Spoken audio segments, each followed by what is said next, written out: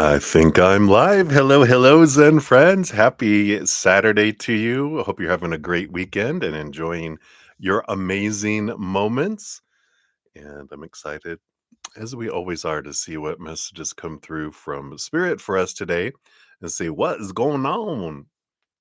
So, as we do, we will start by calming down, right? We're coming back to the now through a deep breath, getting out of the future and getting out of the past and getting out of the chaos of the outside world and coming back to this wonderful place where unconditional love and peace and gratitude exist. So we'll start there and then we'll bring in the singing bowl. So if you want to join me coming into the moment, we're going to take a big deep breath, hold it for as long as you feel comfortable, and then slowly release, and then we will bring in, like I said, we'll jump into the singing bowl. We'll jump into the bowl. All right. So big deep breath in. Here we go.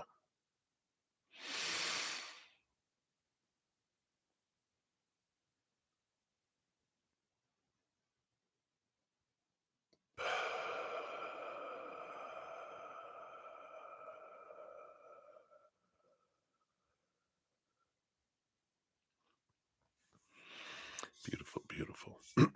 So I will hit the singing bowl 3 times. And as we do, just let that love flow in. You can let it go into your mind and transform thoughts to higher vibration, move into your heart to help transform and transmute emotion to higher vibration. We let to go into our bodies, go into our cells, our bloodstream, our organs, whatever, to help raise the vibration of our body, our physical body, and then through our energetic system, through our chakras and the meridians throughout our body, our auras. We just let it do what it wants to do, filling us up and flowing out to the world, allowing it to do what it wants to do out there to help raise the vibration of the planet and the human collective and all the other collectives that are here. And something we can do in the moment to help us raise our own vibration is to think of just one thing that we're grateful for in this moment. And as we are sincerely grateful for it, we immediately open ourselves up to receive from spirit, but also we become a magnet to receive what we're grateful for. It just allows things to come easier instead of when we're in lower vibration. Of course, it repels things away. Um, from us that we're wanting and needing and any lack energy. So we focus on what we do want, not what we don't want, right? So I love that. So that's what we're going to do here. So we'll start off. I'm not sure how loud this will be. So mind your ears as we begin. So here we go. Remember, gratitude.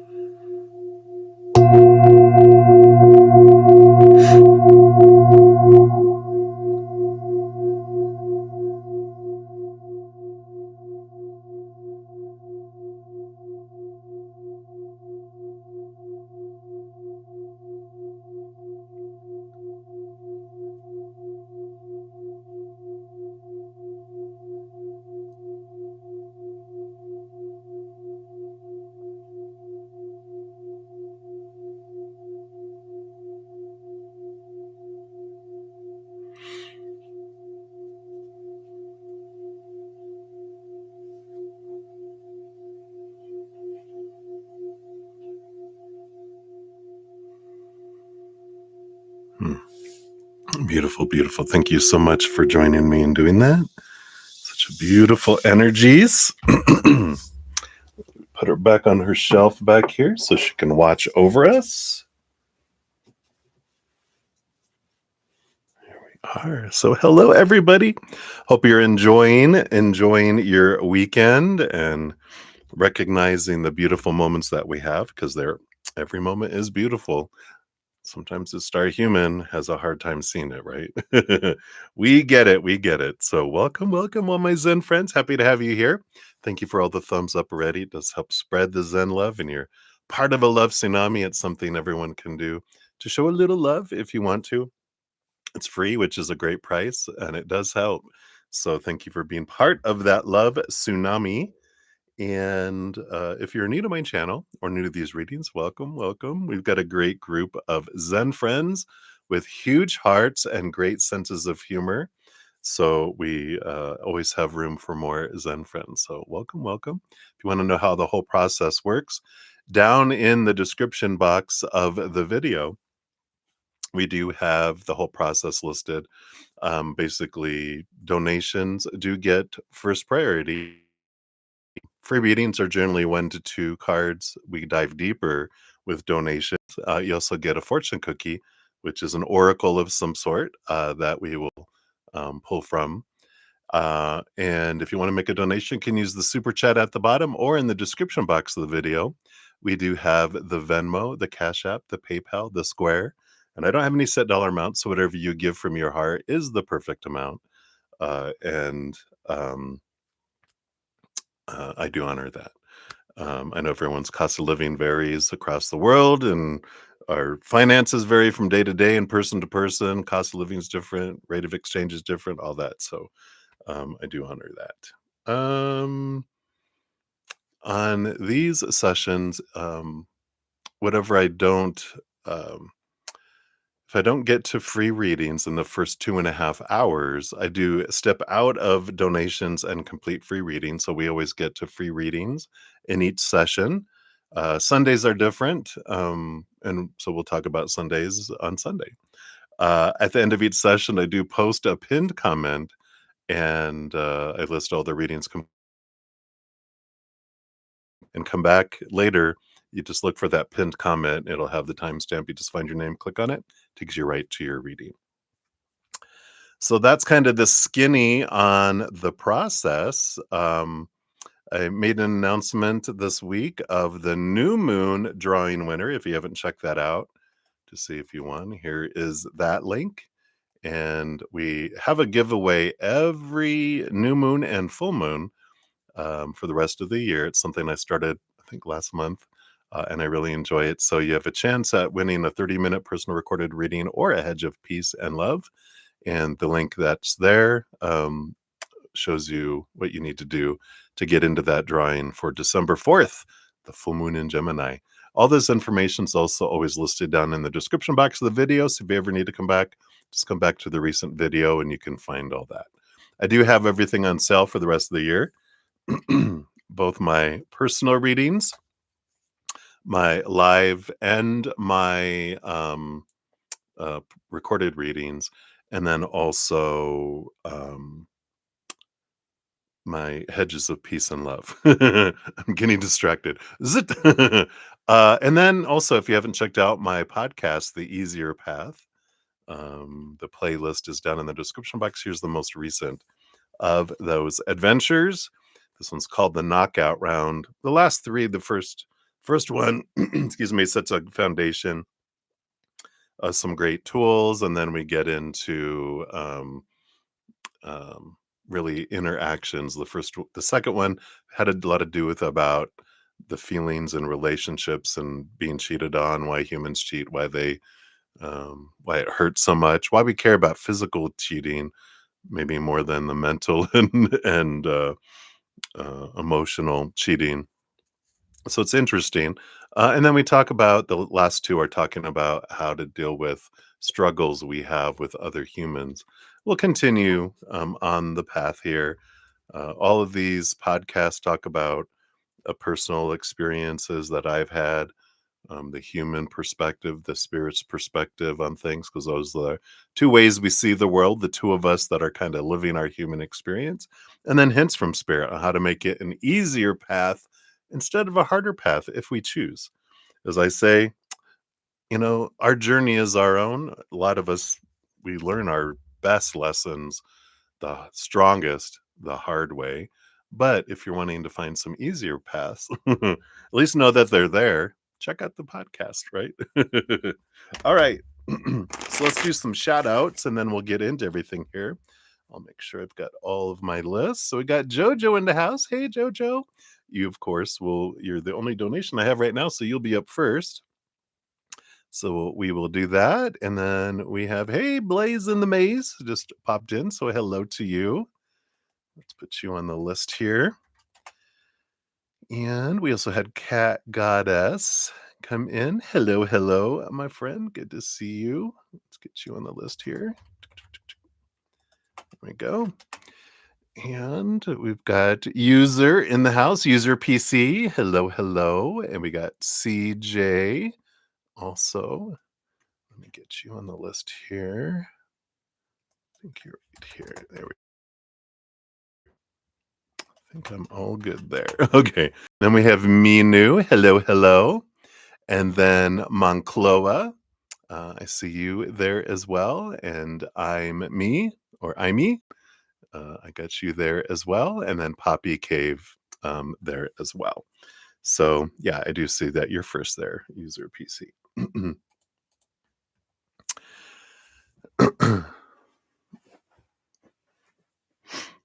All right. And I do appreciate User PC, your comments and things. I would ask that you kind of refrain from doing your readings in this session, because I noticed last night it did kind of throw some people off when I'm giving a reading and then you're giving other information. So I appreciate your comments there, but if you could just, kind of hold back on sharing all of your, um, you know, uh, comments on other people's readings, like you giving them a reading on what you're picking up.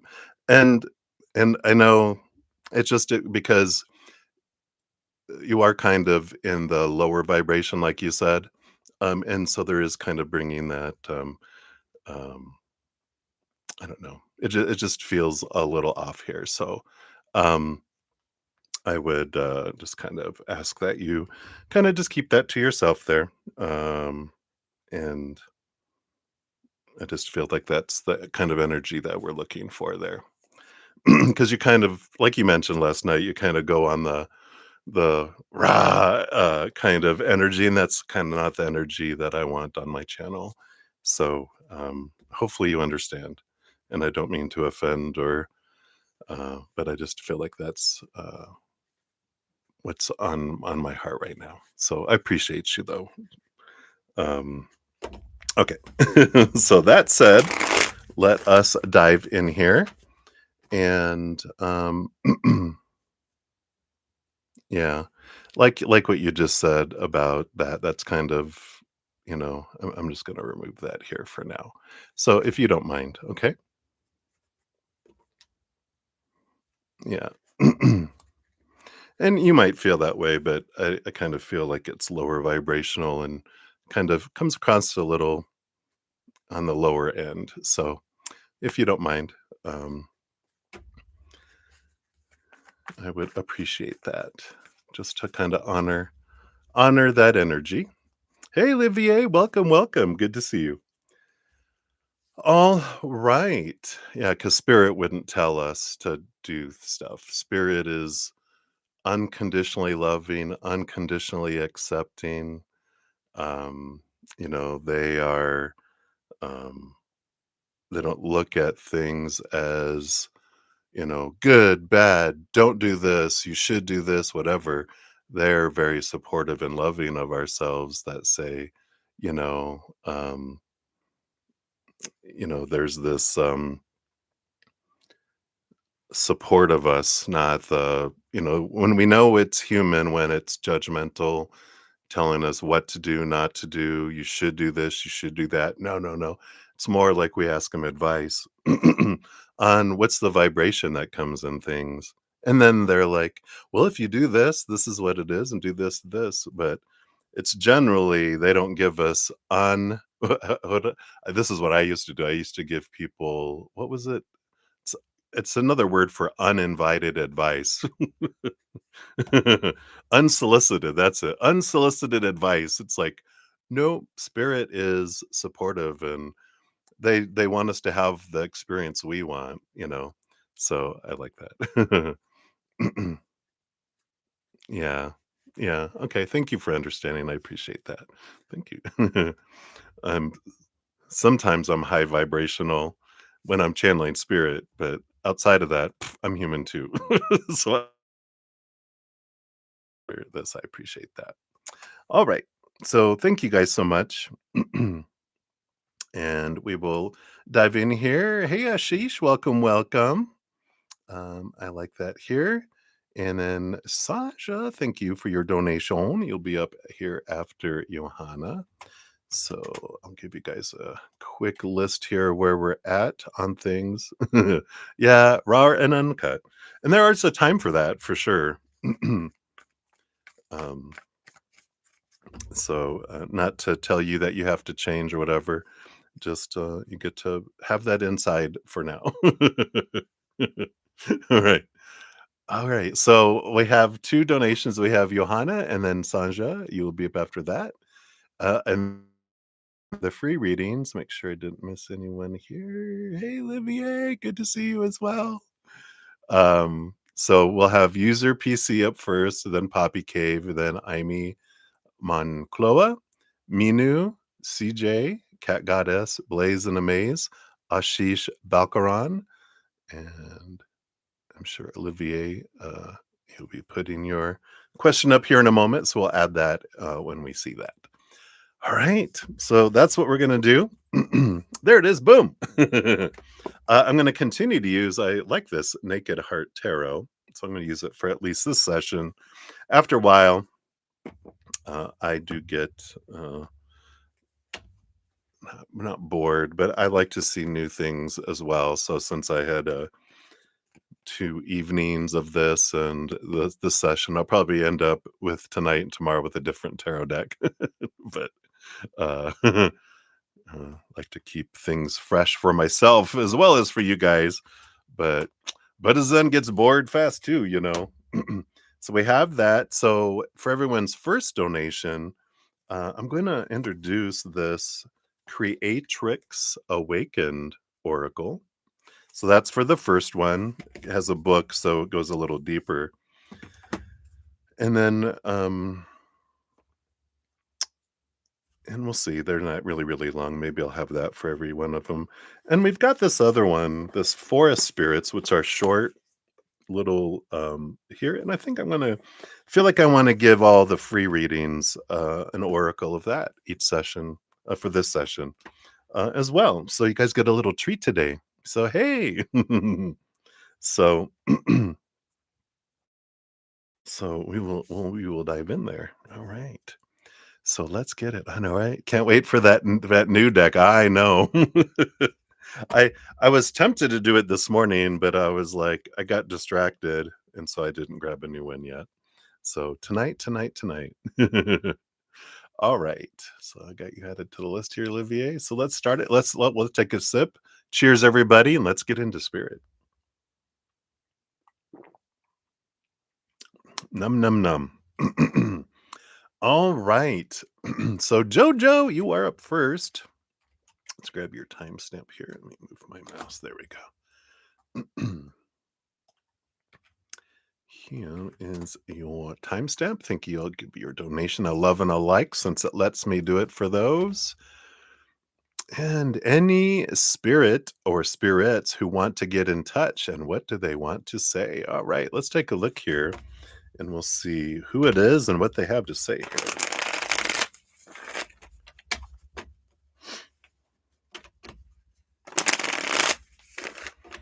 All right, so let's take a look here.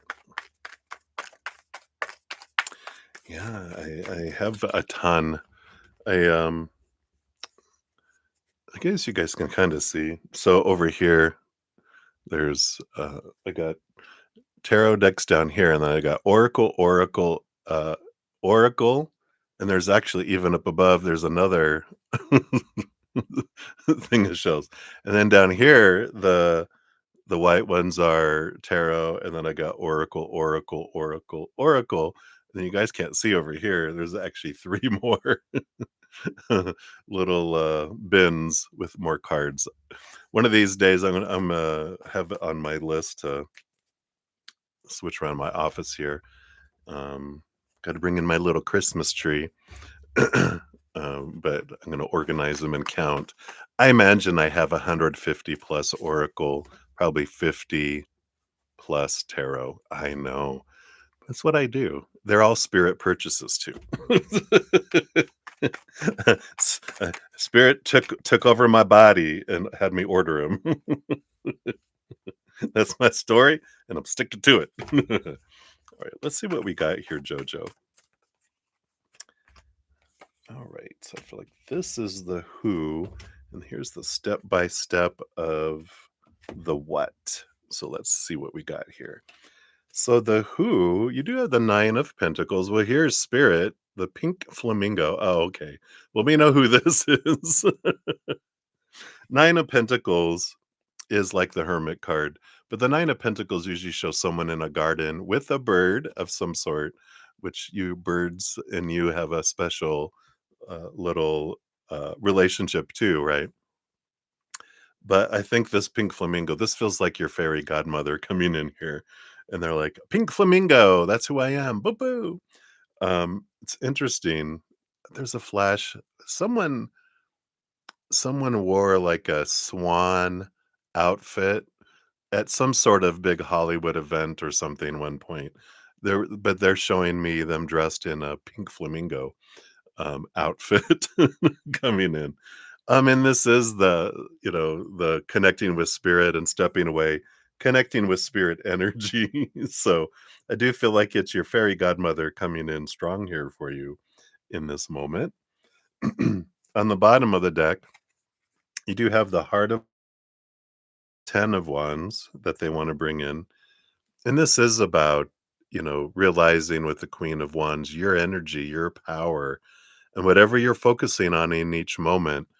They're just showing me like someone in the middle of a field and this energy just pulsating. And this energy, it's pulsating, it's changing colors, you know, and every time the energy goes, bzz, it's drawing in things that match it. And so it's like realizing and experimenting. And with the 10 of wands, it's about kind of like this inventory of where we're investing our energy. It is an ending and beginning energy that comes in with the 10 of wands, which you can look at that as what a burden all this is to carry, but we can also look at it as like what a harvest we have as well, right? And I like this more this awareness of your power. And that's something that when I channel a lot of people from the other side, one of the biggest things they love to communicate to us that are still here is you don't realize how strong our energy is. We're not at the whim of the outside world. We're not, in the back seat of a car being taxied around or a baby in a baby seat. Excuse me. We're the ones driving the bus. Our energy is what's taking us through all this myriad of this map of you know, um, all of this map of possibilities of the human life.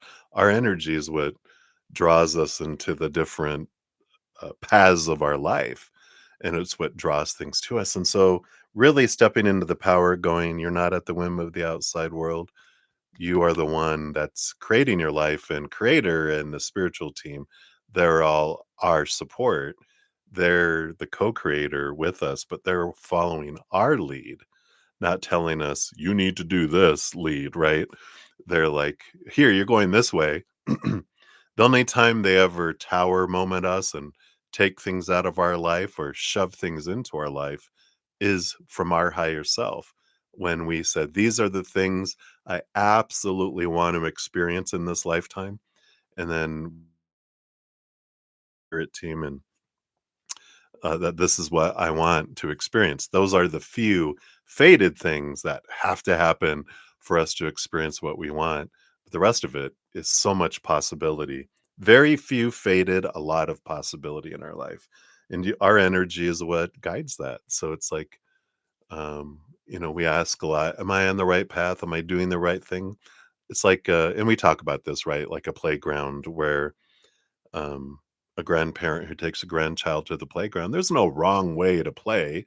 There's some unpreferred ways, like don't throw sand in each other's face and don't eat the dirt clods because that may not be a dirt clod.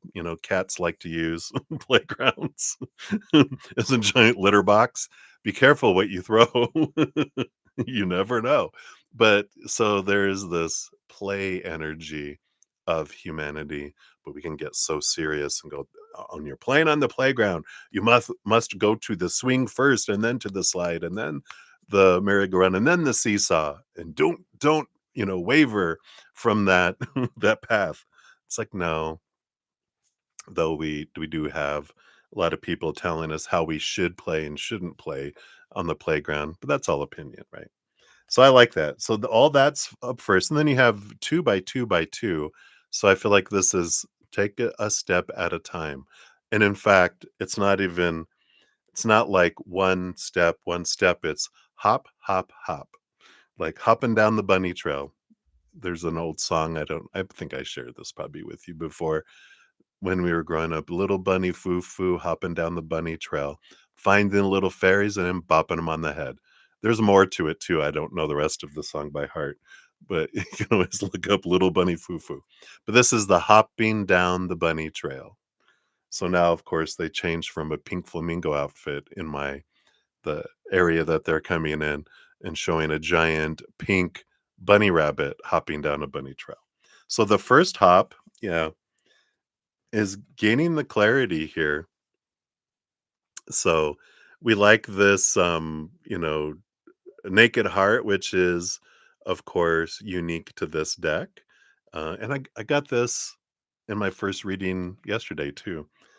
In fact, was it yours? You have the Innocence of Swords, Page of Swords, which is about gaining clarity around what your heart wants, right?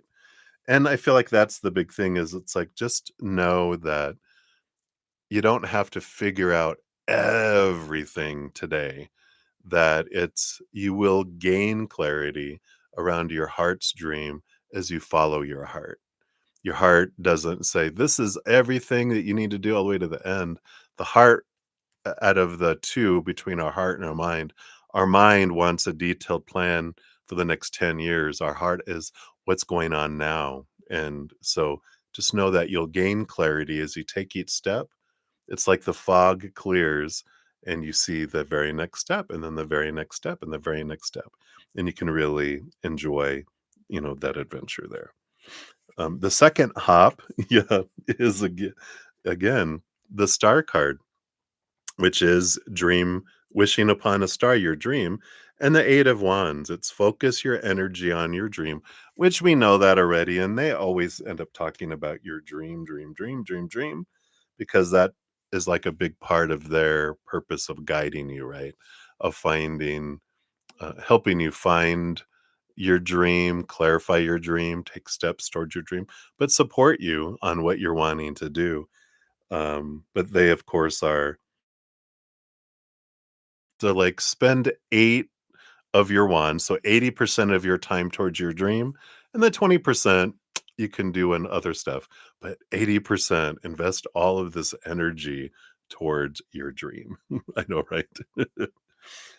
And then the last one here, yeah, again, the magician card coming in like the Queen of Wands in a way that you have everything that you need already within you.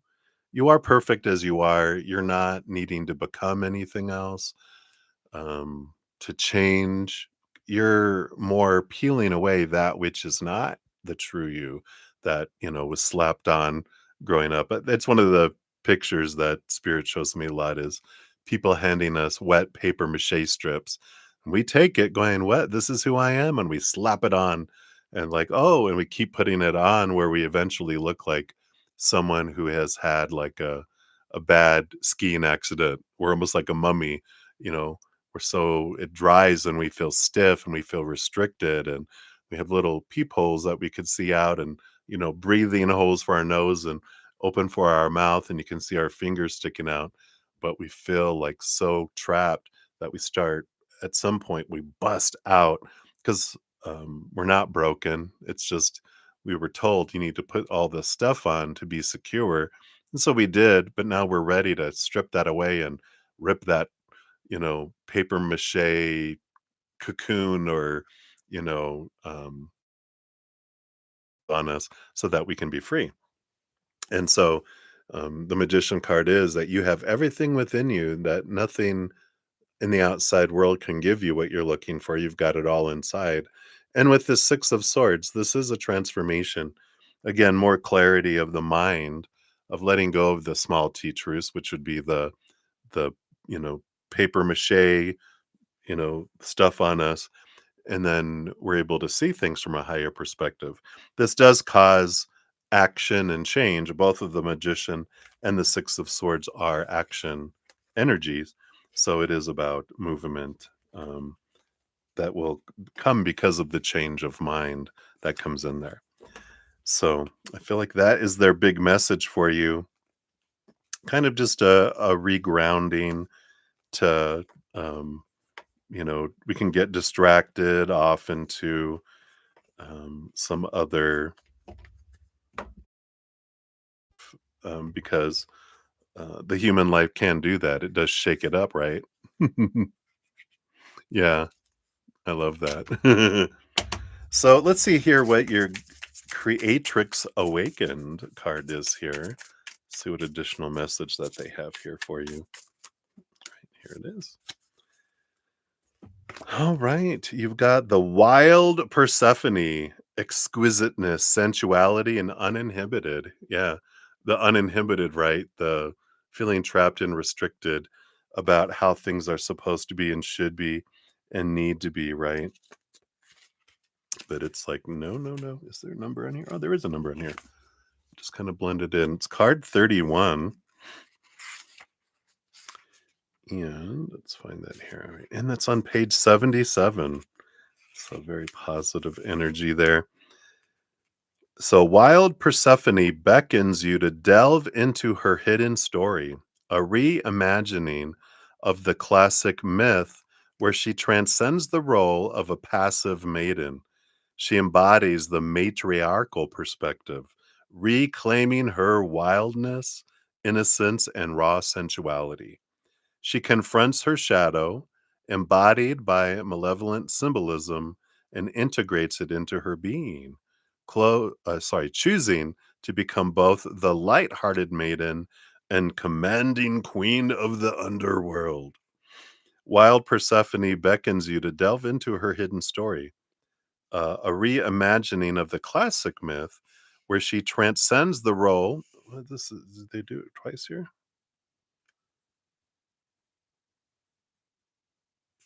Let me just take a look here. She goes, oh yeah, they just it looks like a misprint here.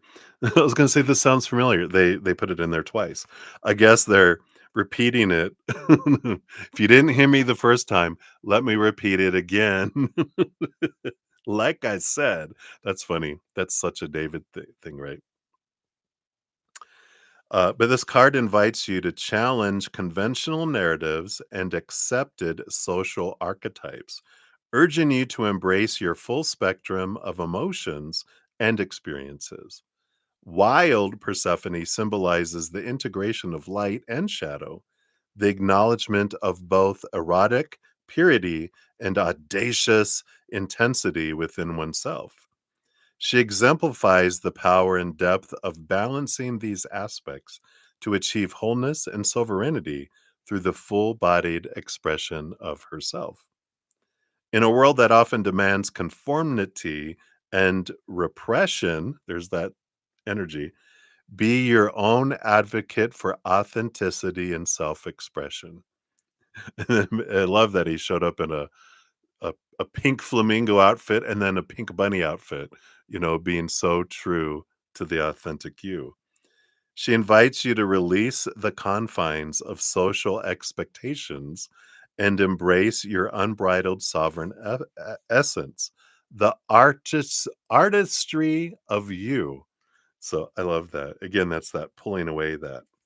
She teaches that it's normal to feel rage, grief, and passion alongside tenderness, pleasure, and elation. You don't have to choose between being a good girl or a rebel. You can embody all facets of your being without apology. So, this card serves as a reminder that you are multifaceted and complex, worthy of embracing every intricate part of yourself. Embrace your wildness, dance with your shadows, and revel in your sovereignty. Wild Persephone calls you to unleash the totality of your captivating self into the world. Reclaim the playful maiden within. Restory handed down feminine and masculine wounding, and restore your inner prowess by embracing both your light and your shadow. Um, Yeah, and there's these good little, and this one's a little longer than some of them, so apologies, but journal questions you can ask yourself. What are 10 qualities of your maiden self? What are 10 qualities of your dark queen? How do you feel about each of these archetypes and how they play out in your life? Write a love letter to your full spectrum self about how exquisite you are. I love that. Um, I don't think we'll do the practice here. The mantra is I rise into my wildness, dance with my shadows, and revel in my sovereignty, embodying the full spectrum of my captivating self. So I love that. What a powerful card. The wildness. So that is what they have. So hopefully that helps. I know such a fairy godmother thing. You stepping into your power, girl. So I love it. One of your faves, and then she showed up for you. So I love that for you. So that is what they got. And thank you again for your donation. I appreciate that. And then Maria P. Got you. Hello, hello, Maria. Let me grab your free reading. We'll add it down here. Oh, and I did get a PayPal. It's probably from you. Yes, there you are. So I'll also add you on here. We just have one more in front of you here, Maria, and then you'll be up. So I'll put you on the donation list as well. All right. So let me take a quick sip here as we're clearing out the path here. So Sanja, let me see here. Did we get your question yet here? Let me just double check. Let me just make sure here. Okay. Whoa. The screen did a little bzzz. All right. So, if you are here, Sanja, make sure to pop your question out there. I don't see it yet. Sometimes I know you might have tried to put it and it might have errored out or something, but I do not see it on my side.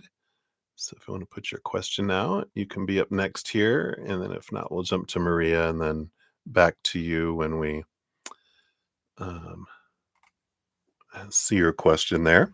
So no problem there. Boom, boom. There you are. Thank you so much. So Sanja, you're at 40 minutes. Wow, we're already 40 minutes. Well, we really went into your reading there, didn't we, Jojo? All right.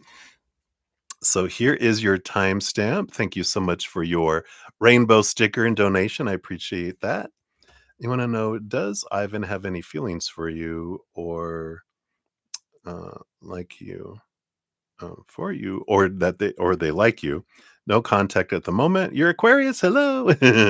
Ascendant in Gemini, Moon in Capricorn, Venus Sag. Oh wow. Yeah, what an interesting combo. So you got all sorts of fun energy.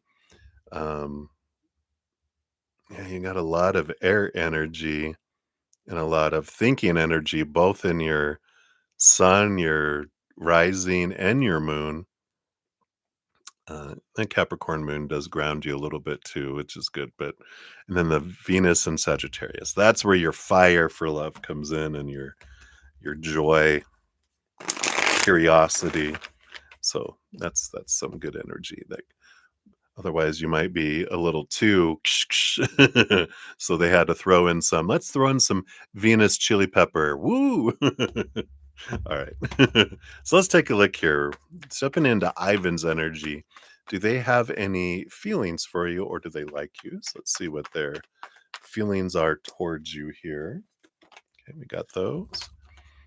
And what else here? No contact at the moment. What else do they want you to know here? Based on current energies, what do they want you to know about this here? All right, we'll do this here. All right. Yeah. Well, bottom of the deck, you have your Aquarius energy with the star card coming in.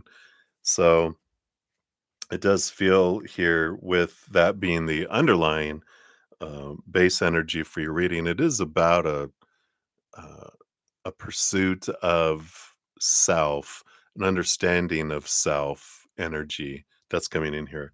Imagine we will see with these other cards here what this is all about as well. Let me just back out of this thing here. There we go. Um, so do they have feelings here for you? You know, we've got this that was a deep sigh. That was not for your reading. That was just trying to catch my breath. uh, we have the Judgment card and the Knight of Swords that's coming in here. Um, and the Judgment card is like this drawing, this pulling away of the higher self, wanting to see things from a different perspective. The movement of swords, the Knight of Swords, is a quest of clarity and understanding. Um, and so this energy feels very airy, which you can relate to. That they're really in their mind a lot about what they're trying to find in their life. I feel like there's this energy of I'm discontent in my current life. It's not making me feel full. So I'm looking at what is going to fill up my life. Where does this come in here? And so I have that um, more the mind than the heart. It feels like the heart is on pause and they're really stuck in their head, really into the supposed to and should and need to and have to must type of energy and caught in what their mind is wanting in life and not so much um their heart. I just noticed my I kept on seeing my you can kind of see my hand going back and forth. I think it's this here. Is there a oh no, that might just be how my computer is showing it to me. I keep on seeing a mirror of my hand over here. It's like it's ending over here and beginning over here. That's weird. Sorry. Got a little distracted, so I think we're good. I think I just fixed it by moving my mouse. All right. So it's clarity. It's being distracted by what we think we see, what we don't think we see, and trying to kind of this clarity. So I feel like there are a lot in here just trying to figure things out and kind of this distracted energy that's coming in. Um Let's see what else with these other 4 cards. What's underneath the surface here, right? Yeah, they have a bit of 5 of Pentacles, which is an energy about, um, beliefs around lack and not being enough, not having enough. And that's kind of what this mental energy is tied to. Because again, they're being um I want to say like their beliefs are pointing them to the outside world to define themselves by the supposed to be, the should be, the need to be, and all this physical stuff that has to happen or they believe has to happen, right? Um, how they interact with everyone, what kind of job they have, what kind of education, what kind of body, what kind of possessions, what kind of money, all that stuff that they have been trying to do all that and they are feeling empty. That's why they're in this reflective energy. So very distracted by all of that. Yeah. Even with the spirit of yeah, Spirit of Swords, the King of Swords, and the Death card. This kind of they're going through this rebirth energy with the Death card. And this illusion I laughed. The King of Swords rolls over the suit of the minds, but all kings get a second portion of mind and air. They're the master of thinking. So again, this affirmation and even the star card, Aquarius energy, air energy being the bottom energy under there too. There's all of this about stuck in the mind. And this could be being a mirror for you too. Are we stuck in our mind of how we think a relationship is supposed to be, who they're supposed to be, what the relationship is supposed to bring to me, who I'm supposed to be in the relationship, all the rules that kind of suck the life out of things. Do I have a lot of expectations around who someone is supposed to be, how they're supposed to interact, and all of that, and question that? Because I feel like they're in that kind of spinning of the mind. And I feel like that's, in a way, a reflection of you're at as well in your life. It happens to us, especially air signy. I think I'm an Aquarius sun too. Capricorn rising, not Capricorn moon, but I got a ton. My moon is a water moon Pisces, and I got a ton of water in my chart, which takes me way out of my head and into the heart, and then my mind tries to bring it all back to. So it's a fun thing. But so that mirroring is there, and then you have the Page of Cups, the innocence of cups. So there is a little bit, there is definitely this emotion that's there that they have, but this Page of Cups is looking for something that feels like a more in our hearts too. And so it's a good reflection when we're seeing it here. I don't let me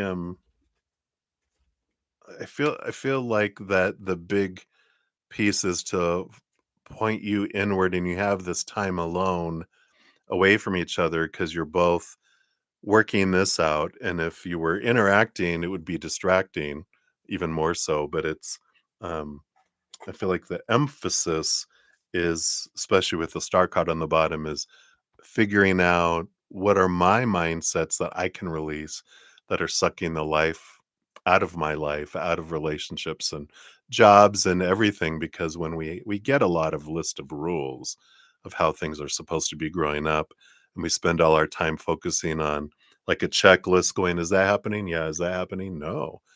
We focus on what's not happening. That happening? Check, check, check, check. Is that? Oh no.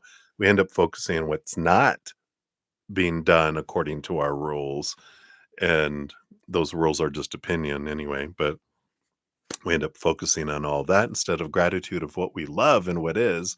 Of course, as we talk about, whatever we focus on is what we draw more in. So I draw more in lack and not happening the more I focus on that than the other, right? Do you need to cut them off? um Let me see here. I'm going to pull from this learning tarot and just see, is there communication coming from them in the future? Um, I don't feel like there's like necessarily a cutting off as to not invest energy in it, invest energy in yourself, and then you're going to draw in that which aligns with your energy. And if we focus on lack and kind of that need and that energy, we might draw them back in to experience, you know, what we need to experience from them a little bit too, right? You do have the Page of Pentacles, so there is a new opportunity coming here in the near future. Let's see here. You got December 22nd to January 19th. So these are all of the earth sign Taurus, Virgo, and Capricorn seasons. The the next Earth energy we have is Capricorn, December 22nd to January 19th. So it's going to be about a month, right, before you'll hear contact from them again. That's based on current energies. But I don't feel like you need to choose, do I need to cut them off or whatever with that? I feel like it's more take the energy of focus on them, realize it's a mirror, focus on yourself, look at releasing thoughts and beliefs and mindsets that don't serve you anymore, then what energy is what's going to draw in. So if it's meant that they need to come back in your life, they will. But if not, then you'll draw in. You're going to draw in situations and people and experiences that whatever match your energy. So as you're turning inward and questioning, what are my thoughts about who people should be, who I'm supposed to be, how a relationship is supposed to be? What's the importance? What fears do I have around it? How do I use relationships to define me? Is that true? So there's a little bit of that reflection energy that comes in with that. And then you'll know what path to go down. You even have like the Two of Swords. Here's the thinking energy, the battle between your head and your heart. And as you look into those things, it will, help you. But I feel like, and we'll see what your fortune cookie brings in here. There might be some journaling prompts for this one. I think they all have journaling prompts. So we'll see what your fortune cookie brings in, see what other, right?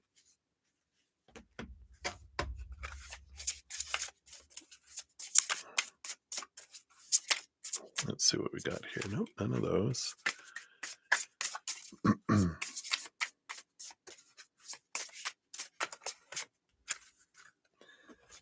So you have Lineage Disruptor, card 4, Truth, Right Relationship, and Legacy. Beautiful card.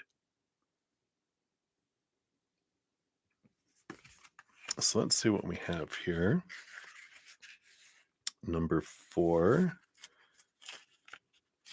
Let's open right up to it. All right. So it says, you, me, and everyone living now has the sacred duty of being a lineage disruptor. This is how we catalyze change on a grand scale. The profound responsibility of disrupting ancestral patterns and shaping a legacy that transcends generations. That begins with you. Reflect on your family's legacy, heal past traumas, and intentionally set a new, enlightened path for your descendants.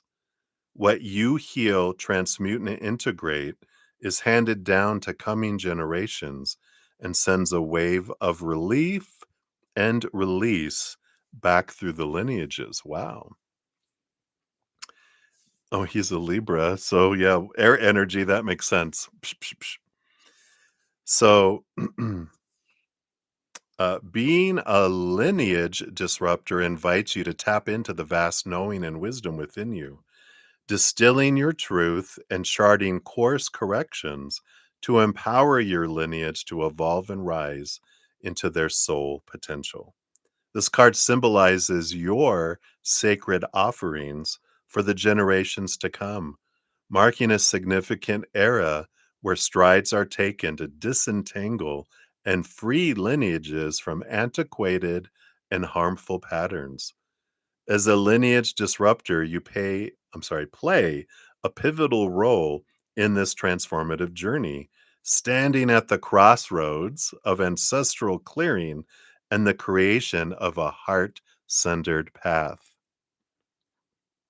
Your life is intricately woven into the tapestry of the greater human journey and cosmic story.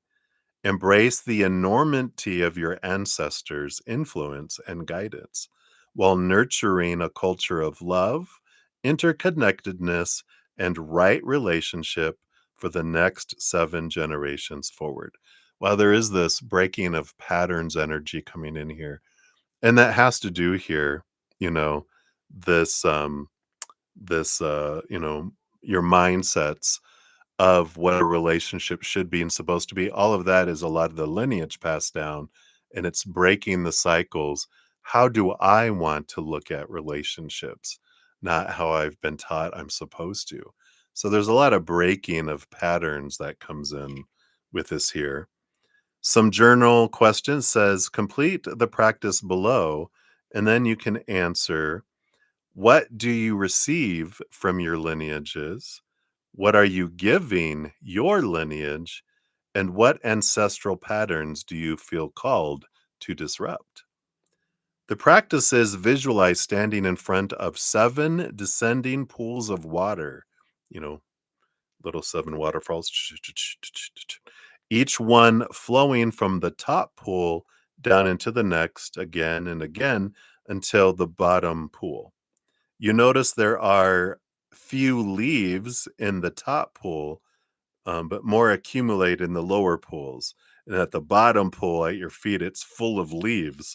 So the leaves that's an interesting way of looking at the leaves that have been passed down and gone all that way, right? Of course, the leaves symbolize the love, the truth, and the wisdom passed down through the last seven generations for you to receive. You are also the ancestor of your lineage to come. So now visualize you're standing at the top pool, looking down, and it's your responsibility to add leaves to the pools to be passed down to the next seven generations as the extension of you. That's powerful. The mantra says, I embrace my role as a lineage disruptor, recognizing my power to heal past traumas, shape a legacy of empowerment, and send waves of love and liberation through the generations. So, the breaking of chains kind of energy here, right? Yeah, interesting, right? I know that, right? He cares, but doesn't communicate it. Um, but the whole separation is for you, because if you will continue to do what we've always did and get what we've always gotten, things pass down from generation to generation too. But this kind of this freedom, and it's like let them do. Yeah. Yeah. Well, you can't um all you can do, because you can't change people, you can't make them change, you can't, um, really do their work and have their journey for them. The biggest thing that we can do is focus on our energy, be an influence by living a life that influences people by how we live, not telling people how they need to live or how they can change, or what we think is wrong with how they're being. We come back to that mirror and we bring that focus to us and go, who do I want to be? Let me question thoughts and beliefs and mindsets and emotions and energy and things in my life that don't serve me, that make me feel restricted and small and trapped. Let me question my own beliefs, and then I'm going to live my life, um, and realizing, if we feel sorry for someone and we feel we need to help them, when we're pointing, three fingers are pointing back to us. So, how do you feel sorry for you? And how can you help yourself? Because that's the biggest thing we can do. The more we raise our love vibration, the more the outside world matches that. Because we don't see the world as it is, we see the world as we are, right? So when we change, then we see the world and we attract different things into our lives too. So it's like, I don't know what I should do with them. You let them be them and you return to you. And there's an old German proverb about um, sweeping in front of our own door. We come back to us. I work on myself and take away the stuff that's not me, free myself from beliefs that don't serve me, and then um, we fill up first and then overflow to other people. And I feel like that's a big piece of what they're bringing in. So hopefully that helps. That is what they have for you, my dear. So hang in there, and thank you again for your donation. I greatly appreciate that. And let's see what happens next, right? All right. But I feel like you start here. This is where they're pointing you all back to. Go back to here. All of that is distraction right now. The pause is to give you time to work on yourself and raise your vibration. So yeah, 2112 mirror. See how the 2-1 mirrors the 1-2? It's mirroring, realizing everything and everyone in the outside world is a mirror reflecting us back to ourselves, showing us what we want to see about ourselves. My emotions are my triggers, my thoughts, my beliefs. I can only choose for me, not for anyone else. So, yeah, in 2002, another mirroring, right? So, it's all about the mirroring. And it's interesting that your timestamp was 40 and your card was number 4, so you got this 4 energy of stability, and your 2002 adds up to a 4. But interesting.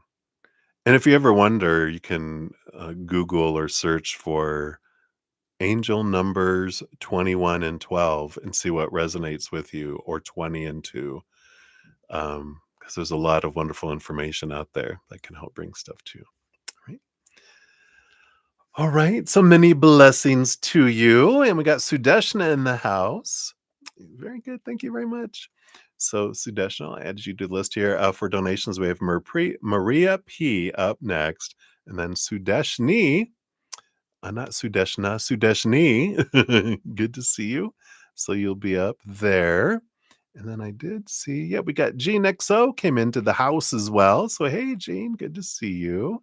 Let's get you added onto the list here too for the free read-ons. All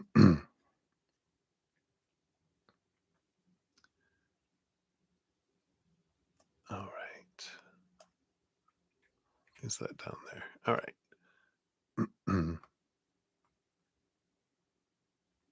Sudeshni. I know I have a Sudeshna that's in here a lot as well. So my eyes, whoop. Read what you're let's see. Yeah, read what you're seeing. Yeah, you know. All right. So let us continue. I'll take another sip here. So cheers, everybody.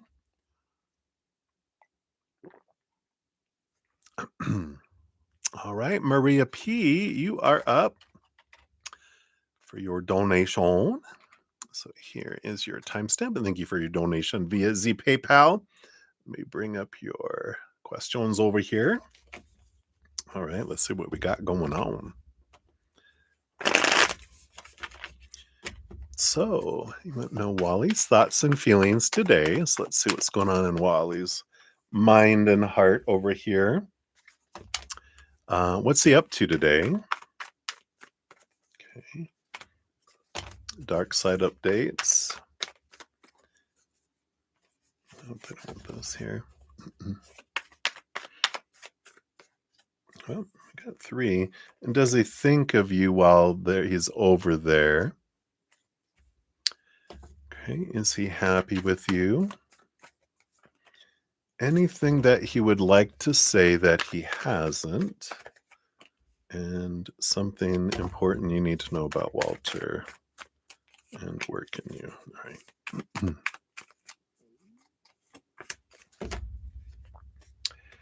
All right. So Wally's thoughts. Yeah, he has the 7 of Pentacles. Today it feels very he feels very slow moving with his thinking. And I don't feel like it's specific towards you though. I feel like it's in every area. So just to know that his thoughts are kind of, I don't know, I just kind of feel foggy, like I'm tired, and um, thoughts are coming slow. So, if that makes sense, it's not a whole lot of fast thinking. It's more of a tired, exhausted, my mind feels fried energy that's coming in. So, nothing bad, nothing, just it's important for you to know if you're not getting a lot of deep conversations and stuff, it's like the brain is gone fishing, you know? Emotions, yeah, there's this emotions feeling this fear. Here's that tower energy of the, fearing that you'll suddenly, leave out of their life here. So I feel like they're picking up energy, and I just feel like they're in this exhausted mental place and emotional place.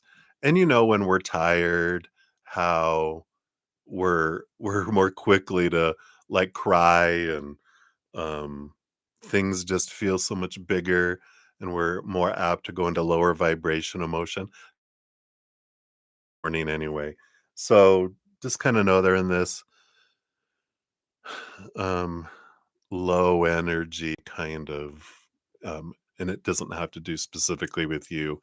I just feel like they're saying just know that there's this blanket of heaviness going on with them. Let's see what's going on. What are they doing today? What are they up to? Yeah. So we do have here conflict and arguments. I'm sure we'll find out here about the dark side here in a sec.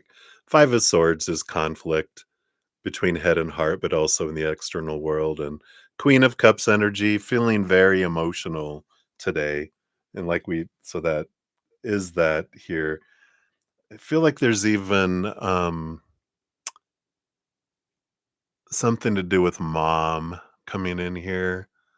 So I just feel like they're exhausted and they feel like they're torn in all these directions. And, you know, I just feel this exhausted energy with them and just being pulled and arguments, and people are no, no, no, no, and people are getting all, I want to say, like, people are in fear around things, and so they're reacting.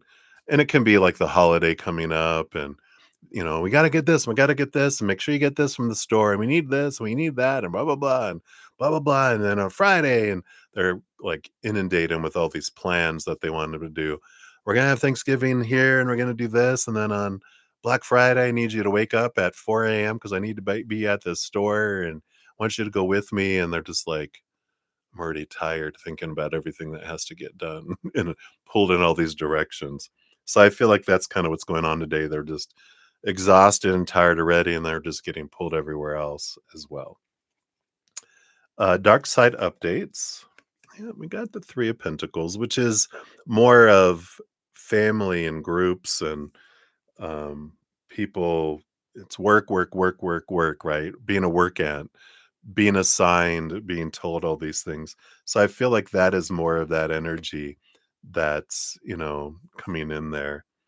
Yeah, a lot of giving and receiving from everywhere, trying to be cordial, trying to have that holiday spirit. Um, and so they're amongst the dark side is amongst the things that need to get done for the holiday. And all right, we put up Christmas lights on, Thanksgiving, and they're just like, got to prepare all this stuff. It just feels like the next week is so much that has to get done that they're exhausted even before, they get into that, right? Um, and then do they think of you while they're over there? Yeah, magician energy, which, um, you know, you're a big part of their life, and it fluctuates. It all depends on, um, it's interesting that it all depends on your energy as well, right? Because when you're in that energy of gratitude, then that draws them towards you. And when you're in those energies of fear and expectations, you actually, push them, um, not so much push them away, but it's not that you don't draw them to you. They kind of drift into all their stuff. So the more that you have an energy of gratitude, the more you are what you're drawing into your life, right? So that's interesting that that came in here, right? Nope, I haven't gotten to free readings yet. Anyone? Thank you for asking that user. I've got Maria, and then I got Sudeshni, and then I have Debbie O. Hey, Debbie. up next after that. So I haven't started free readings yet. All right. So let's see here. Is he happy with you? The naked heart. Yeah. Full of emotion, the heart beating there. So, you know, um, the heart is very happy. You know, and we know when this noodle is the troublemaker with everyone, right? Because you love him and you have strong emotion. When you get into your head with expectations, that's when there's arguments and when there's you feel the stress of things, right? Same thing with them. They also have their expectations like every human. And, they were like, I wish that, you had no expectations on me and were always just grateful for everything I do. Well, that's all of our wishes, right? We wish, like, we would be perfect in everyone's eyes, but humans, we have a lot of conditioning to get out of our heads, but so that is a yes, they're happy, but with clarity, right? Anything he would like to say that he hasn't? 4 of Wands energy. And they don't tell you this for a reason because of the expectations and, um, they fear that it becomes a when.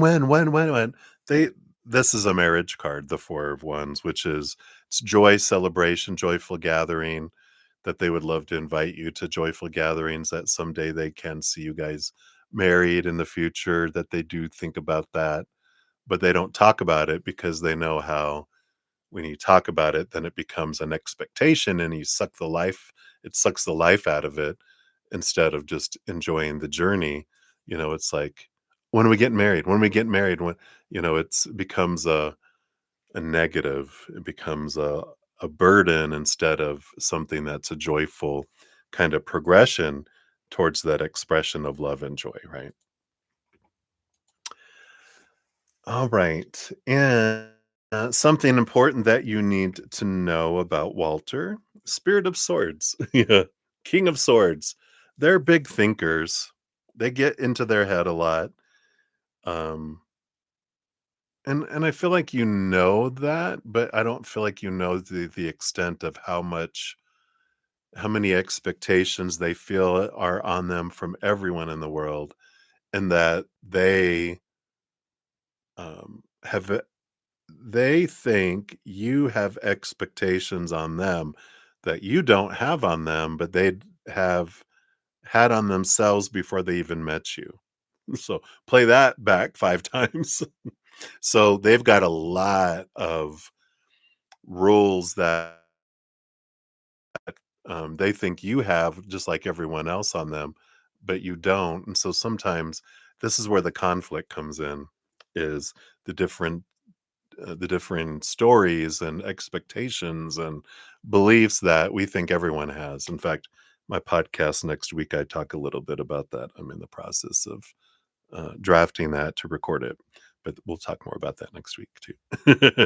All right. And then what about work for you? You have the Sky Father, the Emperor energy, Aries energy, and there's this deciding what you want, going for it, making a plan. What is it that you wanna do for work and at work? And that you're not at the whim of the outside world, that if we're just going with whatever, at our jobs or life even, um, we're just kinda gonna be on autopilot from our subconscious. But when we're like, "What is it that I want to do for work?" Not from the head, but from the heart. And come into this balance between the head and the heart going, what is it that I would love to do with my life? And then put a plan together and then take action toward it, right? Because this other energy of, well, we'll see, my work is, and where I go is dependent on what management and people do. Then you're at the whim of their decisions and what they want to do. But when you make a choice of what you're wanting to do in life, then you get behind the wheel because they're not behind the wheel. If you're not driving it, who's driving the ship? your little 7-year-old emotional inner child and your 7 to 14 mental child and your teenager physical body from 14 to 21. They're all the ones driving the car, and you don't want them driving it because they don't know how to drive. You go off road, you end up in a ditch, right? So I feel like there's that energy of, decide what you want and do that, right? Your fortune cookie is about being compassionate and having self awareness. It's card number 8, and it's the beauty way. So I like that. Let's see what we got here.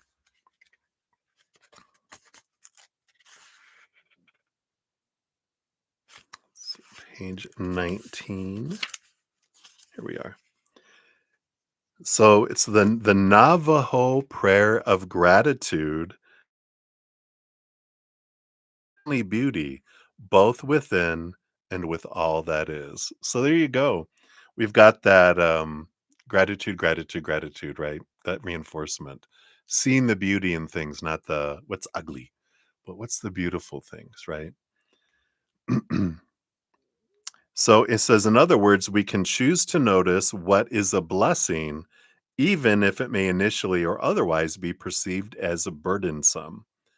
When we create and cultivate an attitude of gratitude, even for those or that which we perceive as having hurt us, we begin to open our hearts to the purity of metta, Metta, which deriving from Theravada Buddhism, it's a meditation practice that focuses on the creation and cultivation of unconditional love for all beings, loving kindness, compassion, and forgiveness, even for the dragon and the dark side, right? Realizing they have their own dreams, they have their own life, and they want love just like everyone else. So instead of seeing them as a threat, you can have compassion and unconditional love for them too and go, yeah, if I were in their shoes, I might be, and having lived their life, I might be a cranky dragon that breathes fire too. And sometimes you are, as we all are, right? No judgment, just information. The universe feels this heart resonance permeating the living cells within us and all around us, and as such, responds to this heart field frequency accordingly. Being in an attitude of gratitude instead of feeling like a victim of life's experiences and our relations with self and others allows us to be in a more receptive and responsive space as opposed to a reactive and constricted state. Wow. When we open ourselves to the multi-dimensionality of our heart's wisdom, we begin to see, feel, know, and believe that we are the creatrix awakened. We are liberated from the limitations that have confined and caged us. Through this sacred activation, we begin to dream bigger, bolder, and brighter for our life and ultimately for those around us too. There's a quote here from Dr. Alberto Violdo. I probably murdered that, but practicing beauty will give you a state of infinity and allow you to touch your own immortality. Wow. A mantra is I am loving presence. I choose to create an attitude of gratitude. I sink into compassionate self awareness, and I devote my being to the beauty way. Wow. I love that for you. So, the focus on gratitude. All right. So, that's what they have for you, my dear. Many blessings to you. I love it. I love it. I love it. All right. So many. And we'll eventually work our way around, most likely to your free reading as well. So hello, hello. So hey, Debbie. Oh, welcome. Hey, Leprechaun Lucky, and good to see you as well. Thanks for being part of the live stream. Yes, absolutely. We'll add you onto the list here for the free croissant. And hey, hey, Debbie. Oh, Yes, let me get you on to thank you for your donation. Well, whoops. Let's try that again. Do I have an undo button? I sure do. Good. Shoo. Just pasting stuff all over the place over here. All right. So up next we have Sudeshni up next, and then you'll be up after that. And I do see um your email here for your other reading. So I will get to that. If I don't get to it intermittently here this weekend, it'll be on Monday for sure.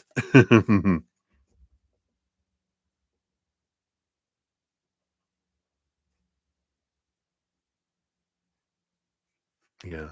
Yeah, I'll do that.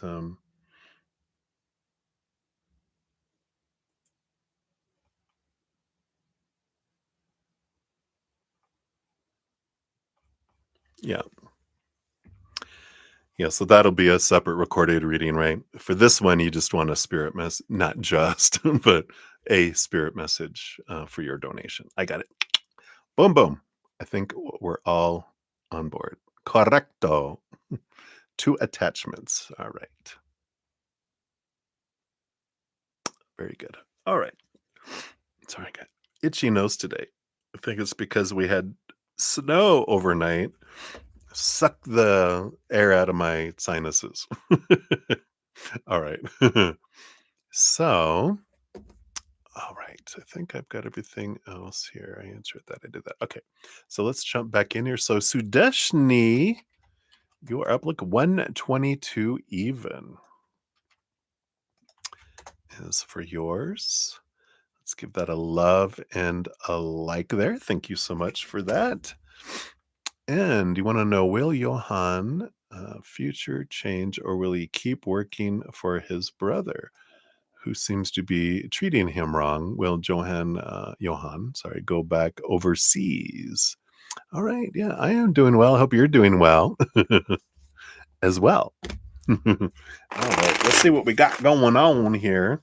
Oh, oh yeah, I haven't started free readings yet. I was like, why I haven't done those other oracle, but I haven't started free readings.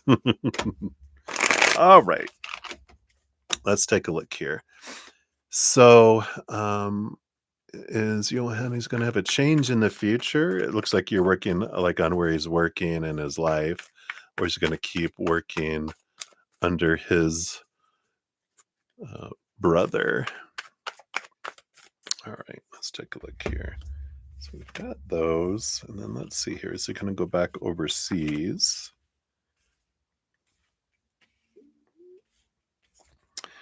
And it's interesting that what I'm getting here with regarding like, you know, it's so how we perceive they're being treated is a mirror for us. That's how what we're seeing in our little Google glasses that we only see the movie that we're playing. Johann sees it differently. The brother sees it differently. Everyone around has a different perspective of what is unfolding. And so when we're like, yeah, why, anything that any emotion of lower vibration that comes up within us, like they shouldn't be treated that way, look to back to yourself and go, am I treating myself this way in some way? Am I treating other people this way in any way? But it's usually coming back to show us how our thoughts and beliefs are treating us, right? So it's like if they're being unfair, overworking them, not paying them what they're worth, then it's like, how am I overworking myself? How am I not giving myself the worth that I deserve? And generally, it's because de- I'm determining my worth by the outside world instead of self love, self worth, self respect. I'm looking for respect in the outside world, worth in the outside world, my value in the outside world. And it's like, oh, this is for me to see about that. Because whenever I'm trying to fix something in the outside world, control something in the outside world, change something in the outside world, that means something isn't being what I think it should be, but that's opinion. And it comes back to going, oh, that's right. Let me come back to me. how are things not aligned inside of me? Because all these mirrors are pointing back for me.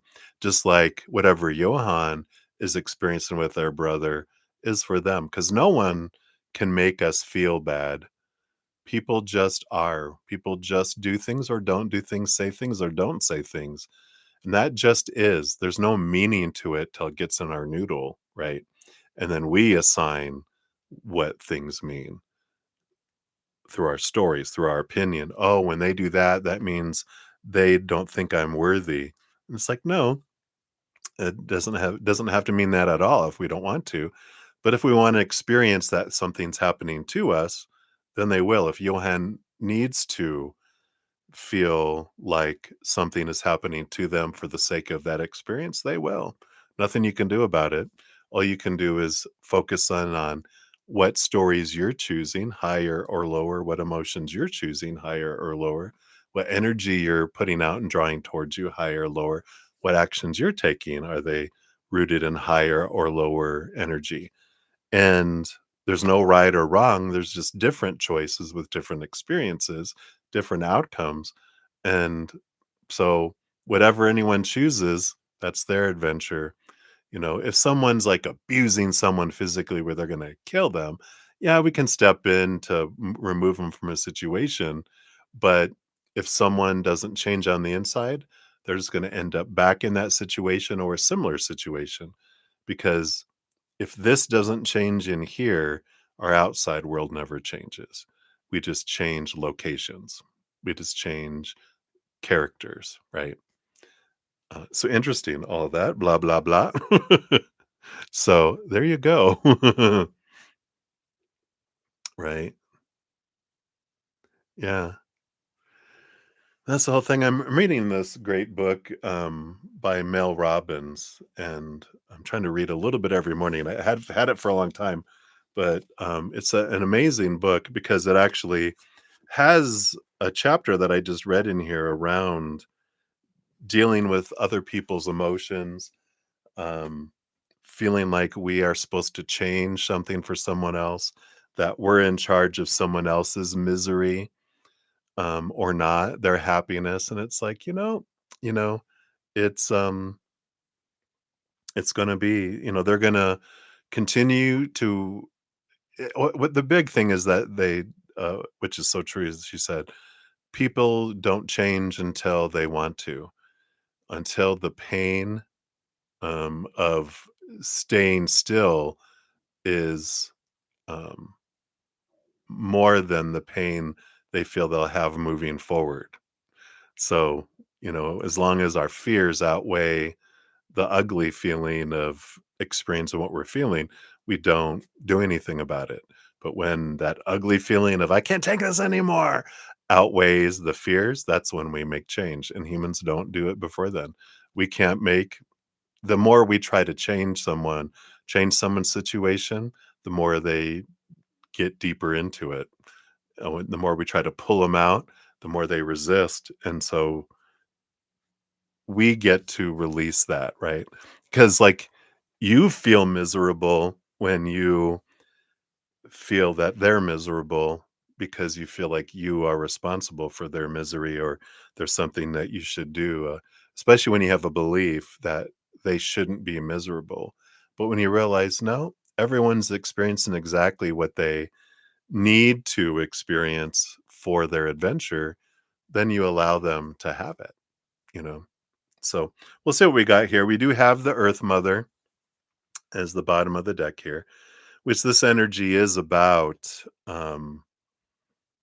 nurturing yourself. Everyone nurtures themselves. It is about new birth and creativity and expression, but they're an adult. As long as there's an adult, they're responsible for you know, their choices and their actions. We can free ourselves from being responsible for other people's choices. Come back to choose for ourselves, right? I know we're taught growing up, you made mom mad, you made dad sad, or vice versa, or whatever. And so we feel like we're responsible for everyone's emotions. But that was just adults not being responsible for their own emotions, blaming other people. So we learn, oh, I get to blame other people for my emotions, but I'm also responsible for everyone's emotions. When you realize that's all a lie, it's not true, and, if you, like, um, release that responsibility of everyone for your emotions, taking responsibility for your own emotional choices, you're also freed from everyone else's emotional choices, and it's so much more empowering. The other ones, we feel out of control, right? We're people are supposed to make me happy and they're not.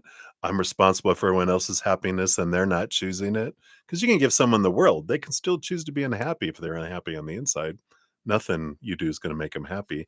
So we feel out of control and we feel like a puppet and right. And we come here for that experience. But when we're tired of that, we realize I cut off all those strings of people are responsible for my joy and my happiness and my emotions. I get to choose, but also releases us from everyone else's. It's amazing thing. All right, let's dive into the rest of your reading here. Spirit is chatty today, so enjoy everybody. I feel like that's all the stuff that's coming in is not just for us. I feel like it's for others too. So that's what's good there. All right. So let's refocus. So we're going to be here based on current energies. What does Johan's future look like here? Will he keep working for his brother? Yeah, well, the chariot, the power of choice.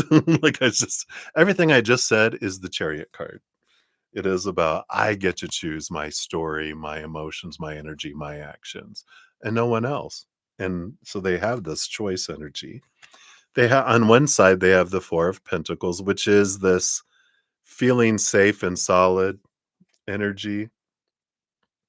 I feel like there's this connection to home that they're like, um, working for my brother feels like the safety of home. It's what I've known. So it feels like a safe 4 wall kind of energy. And then on the other hand, they had the Ace of Pentacles, seeing their worth in relationship to the outside world in a different way, and a new beginning as well. So, there is that, and I feel like they bounce back and forth between the two. There's a little bit of mirroring here going on. So let's see what we have happening here.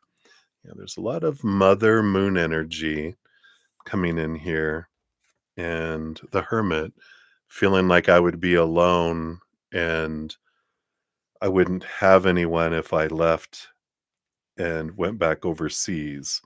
I feel like they belong here, like, not like this is where I'm supposed to be, but while I'm here, I feel like I belong, and I kind of feel like their brother, was kinda like their surrogate father in a way. That's the kind of energy I'm getting. I don't know if they're their older brother, but it feels like I felt abandoned by my mother and father, and my brother, I felt like at least I feel like a part of a family with them. Yeah, and so this other feels like if they went overseas that they'd feel alone, and that's the fear that keeps them there, right? On the other hand, yeah, we have the 9 of Wands. Here's this block energy, and what is this? The 5 of Cups, yeah. There you got this sorrow here. Yeah, okay, so that makes sense here. This fear, and they're stuck in that, that this is where I belong in. And, the how the brother treats them too has to do with how they were treated. Um, and so the way their older brother is acting is, from a place of their own fear and reactionary, and I have to care for everyone and I'm responsible. And they did feel that heaviness of having to be like a young father at an early age, because I feel like they helped have to grow, like they had to take on that responsibility young. the older brother, and that's why they kind of are a bit resentful and harsh because they feel like they have to, right? So I feel like that's kind of where they're at. Let's see what these other two cards are. Are they going to make change based on current energies? They're in this pausing transformational mode here, trying to see things from another perspective. Yeah, this I feel like they're really caught right now in the 7 of swords is the feeling of I don't want to feel like I'm betraying and letting down my brother. They got a lot of their own thoughts and beliefs that steal opportunities away.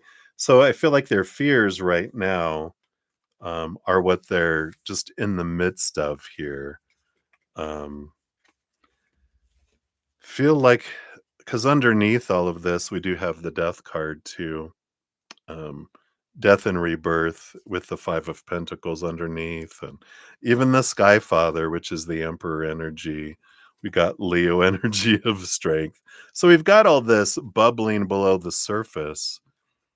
I feel like it's a very slow transformation with the Hanged Man coming in there. And yeah, it's like that it's a very slow transformation. I almost get this impression that the brother would have to end things, um, or the brother would have to pass away for them to make changes. His brother's a Leo. Yeah.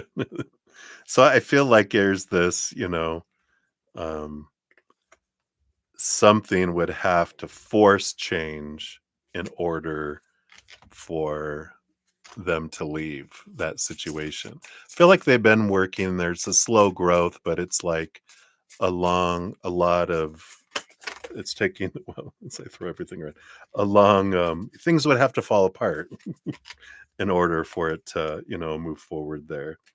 So yeah, I know, right? Their fortune cookie around the situation, they've got the phoenix blessing, something rising from the ashes. So something has to burn down for them to rise from it. Because I don't feel, yeah, new opportunities and new beginnings. Um, so I do feel like ultimately is it's going to take the brother closing their business, um, firing them, or passing away. It's something external. I feel like has to happen in order for them to move forward in it. Um, but I feel like they're in the cocoon. They've been slowly changing, but I feel like it's going to take a lot longer. But I feel like the other stuff would happen first, that would push them forward to, um, something burning down to rise from it. Yeah, end of an integration phase. It is about a rebirth. So it says, um, embrace the phoenix's transformative fire, trusting in their potential, celebrating manifestations, and allowing their soul to shine brightly in its quest to reveal their divine gifts, all within the safety of being their authentic self. So that's what they're building up that courage. They're building up that kind of energy to eventually stand up to the Leo, right? The lion. It's like Simba, right? From Lion King, right? It's like eventually he had to um go on his adventure to grow up to take his place, right? So it says the fire of the phoenix symbolizes a harmonious transformation of body, mind, and spirit, re-energizing the soul path, divinity, and physical being. Shifting frequency brings discomfort as they let go of what no longer is aligned with their highest expression. And so now you're expanding into your potential no matter the scale. Stay connected to your inspiration, focus on self trust, and celebrate your manifestations. Abundance, joy, and play are yours to embrace, marking the completion of significant changes until the next evolution. You've learned that life's treasures lie beyond discomfort and growing pains are natural. Your purpose transcends mere existence. So they are in that energy. Yeah. Johann is the Aquarius and, brother in Leo. Um, it's about learning the universal law and manifesting your dream life. Suppressing emotions and past experiences is no longer sustainable. So this is when the phoenix energy comes, um, it's like what we're talking about here, right? Because they're feeling like they're just existing will only last for so long, because it's all about, it says, live fully, for life involves countless self transformations. Shine brightly. Your soul craves recognition, eager to reveal your divine gifts. Let the phoenix wings envelop you, instilling confidence and ease as this new frequency permeates your entire being. It's safe to be yourself, to prioritize your well being, and to craft a life aligned with your divine nature. Rise, rise. I love that. And then journal questions that they could ask themselves. And I feel I'm going to read these because whoever this resonates for too, we always learn so much from other people's readings. We can ask, where am I resisting my new frequency? How can I anchor my new evolution in the here and now with enjoyment, love, and ease? What is my next step that adds to my abundance and highest divine expression? I love that. I embrace the phoenix blessing within me, is the mantra that we can have. And an affirmation is I embrace the new frequency with joy, love, and ease. I anchor my evolution in the present moment, aligning with abundance and my highest divine expression. So I love that. So eventually they'll have a phoenix moment, but things have to like burn down the house first. So that's what we have there.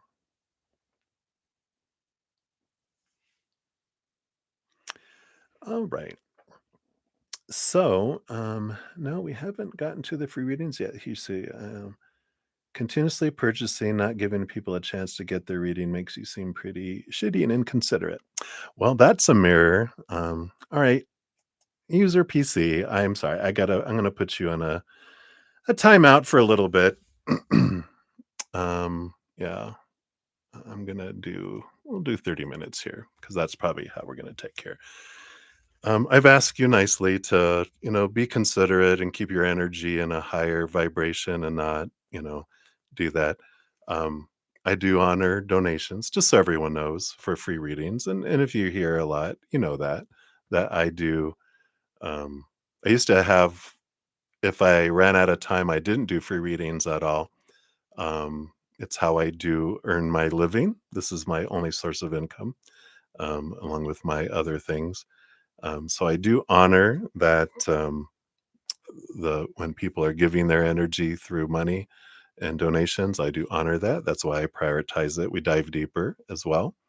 Um, and so, I feel like I have a good balance here. And I'm sorry that you do not feel like I do. And that's all right. So I eventually get to them all. And that's why I have timestamps too. So it's like you will get a reading most of the time. It just isn't in your timing. In everyone's timing. But you can always come back and see the pinned comment, and so you don't have to sit here and wait for a reading. You can put your question, go live your life. After the stream is ended, you can come back and find the timestamp, click on it. Takes you right to your reading as well. So, and I understand, we're all at different places in our life, but I do honor the energy of my channel. And for everyone, I like it to be a safe space of love and joy and support. And, um, and I ask nicely, but when someone doesn't honor that, uh, um, for the sake of everyone else. Every once in a while, I feel bad having to have to do that, but I'm gonna put it in a timeout for a little bit, because I don't wanna have to be watching, making sure that things that are being said are, you know, not attacking other people and lower vibration, so and that's okay. If that irritates someone and they're like, "Fine, I'm gonna reject you and I'm going away from your channel," then that's okay. I'm okay with that. I hope that you won't do that, but if you need to do that, that's fine too. But I'm gonna focus on love and joy and higher vibration in our channel here, and I know everyone um, appreciates that. So, all right. That said, hey everybody. Yeah, I get it, Sudeshni. Yeah.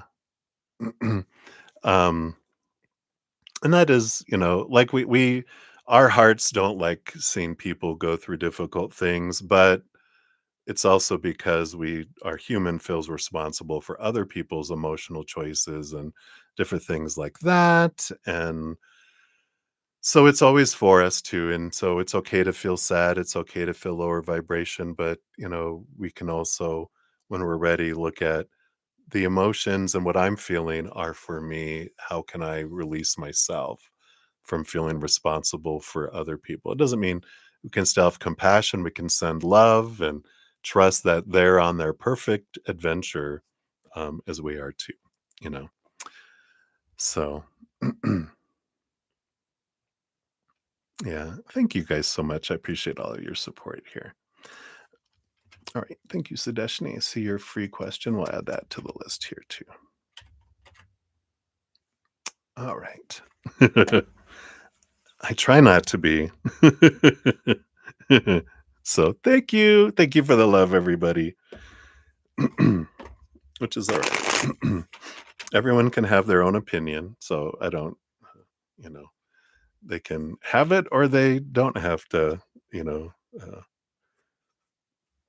Anyway, you know what I'm trying to say. Everyone can have whatever belief they have toward me, but really I'm a mirror. So whatever anyone feels towards me is really what they feel towards themselves too, in some way. So I get it. Anything that comes up within me, like that would cause a lot of fear before someone thinking I'm being unfair or whatever. I'd be like, "Oh god, I got to please everyone."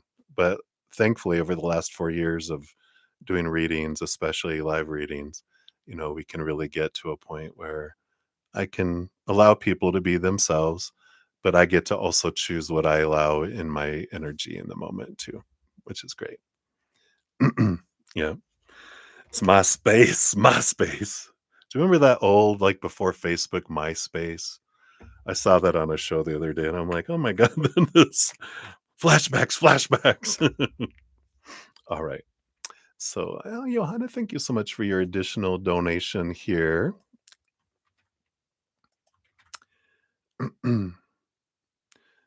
And uh, we will circle back around to there. So I'm going to, I need to run to the little boy's room real quick because all that coffee has gone through me. So I'm going to run there. Let's all take a big breath. I'm going to come back and we'll get back into high vibrational spiritual energy. We'll have donations. Debbie O is up next, and then we'll circle back around to Johanna. And that's where we have right now. And if I don't have any other donations, then we'll start into free readings. But so that I can focus, I'm gonna go to the little boy's room, the big boy's room. I'll be right back.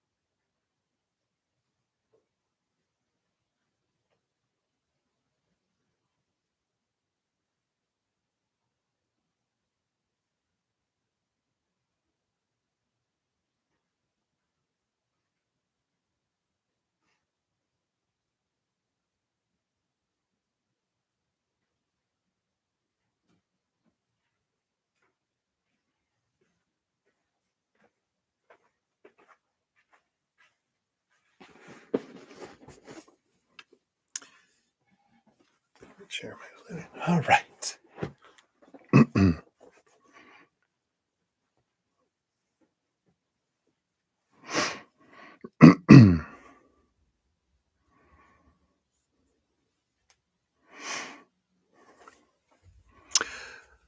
Yeah, I put them on mute because they called someone else's or my accents shitty, and we try to keep higher vibrational energy here. And they've been saying some other things earlier too, and I asked them to, not, you know, have that, not attack people, not have those types of energies. Um, so, and that's quite all right if you have those opinions there. Te Patel. I don't think you've asked a reading. In fact, you might just be another. Yeah. Well, any calling anyone shitty here, is not there as well, which is all right.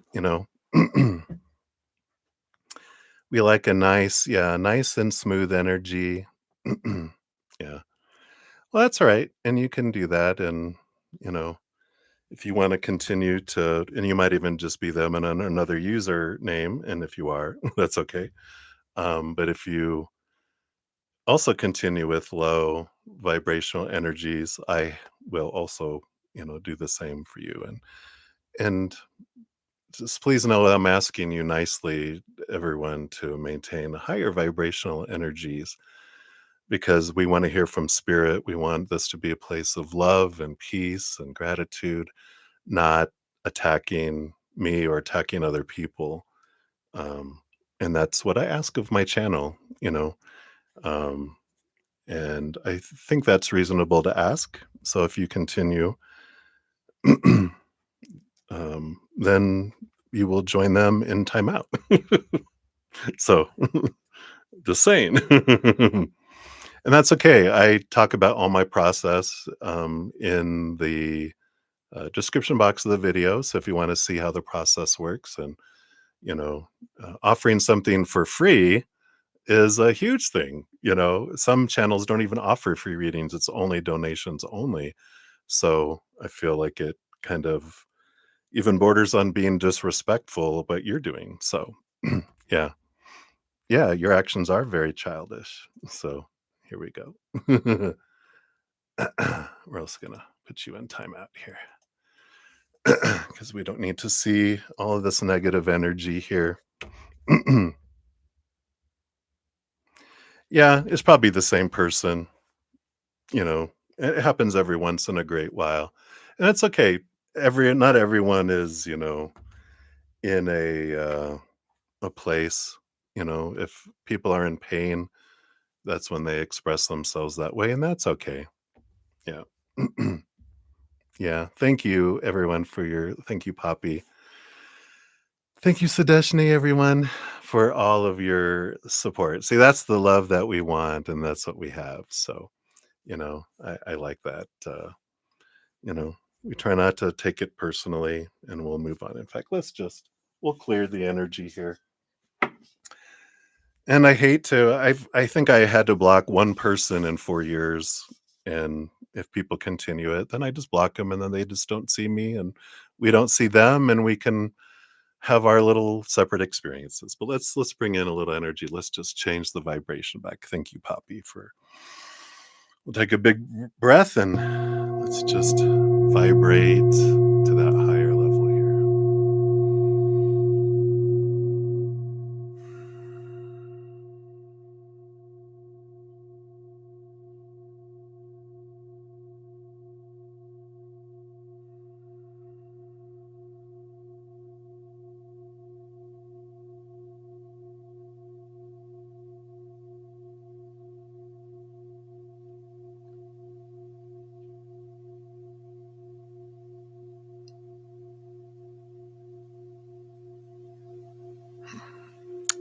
Much better, much better. Thank you, thank you, thank you.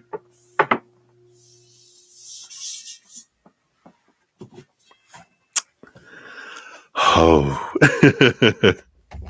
So thank you guys so much. Appreciate all the love. I can feel all your love, and thank you. Thank you for that. All right. So let us jump back in here and we will get started. So let's take a sip of coffee and we are back.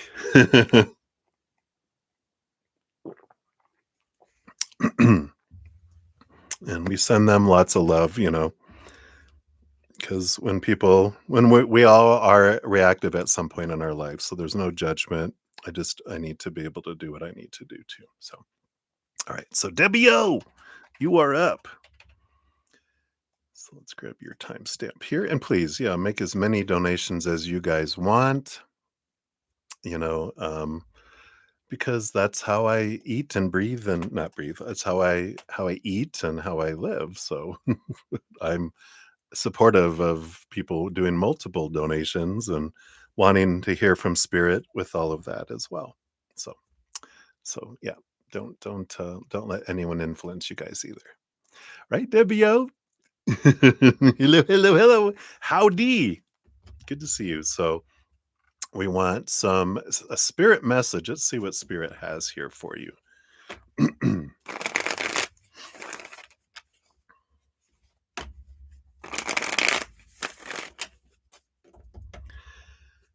Right. So Debbie O, what does spirit want you to know right now? Tapping into your beautiful big heart. I love that energy.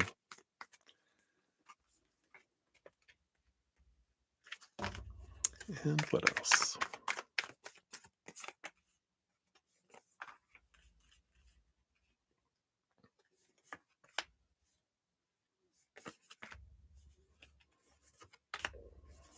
All right.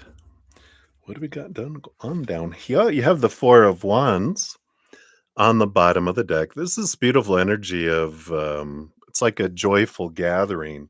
It's a celebration, joy, energy that's coming in there. Oh, yeah. Definitely, it can feel like the message is a lot about, you know, um, like a celebrate life, right? Because we know that, it's almost like we can have a funeral and a memorial, or we can have a joyful celebration. And I feel like your dad is much like, celebrate. I'm having a blast. It's a party over here. So I know we miss people when they go, they're not here physically, but they definitely are around you, and you know that, you pick up on them and they bring you messages, but it's still like this time of year around the holidays is like, "I want you to be here," right? He was jolly. Yeah. So let's see what, else they want here. Yeah, we got the 8 of Swords, a celebration of a lot of these thoughts and beliefs and mindsets that you've been letting go of. There's this flow and I feel like this is a bit of a celebration. This joy card on the bottom is celebrate.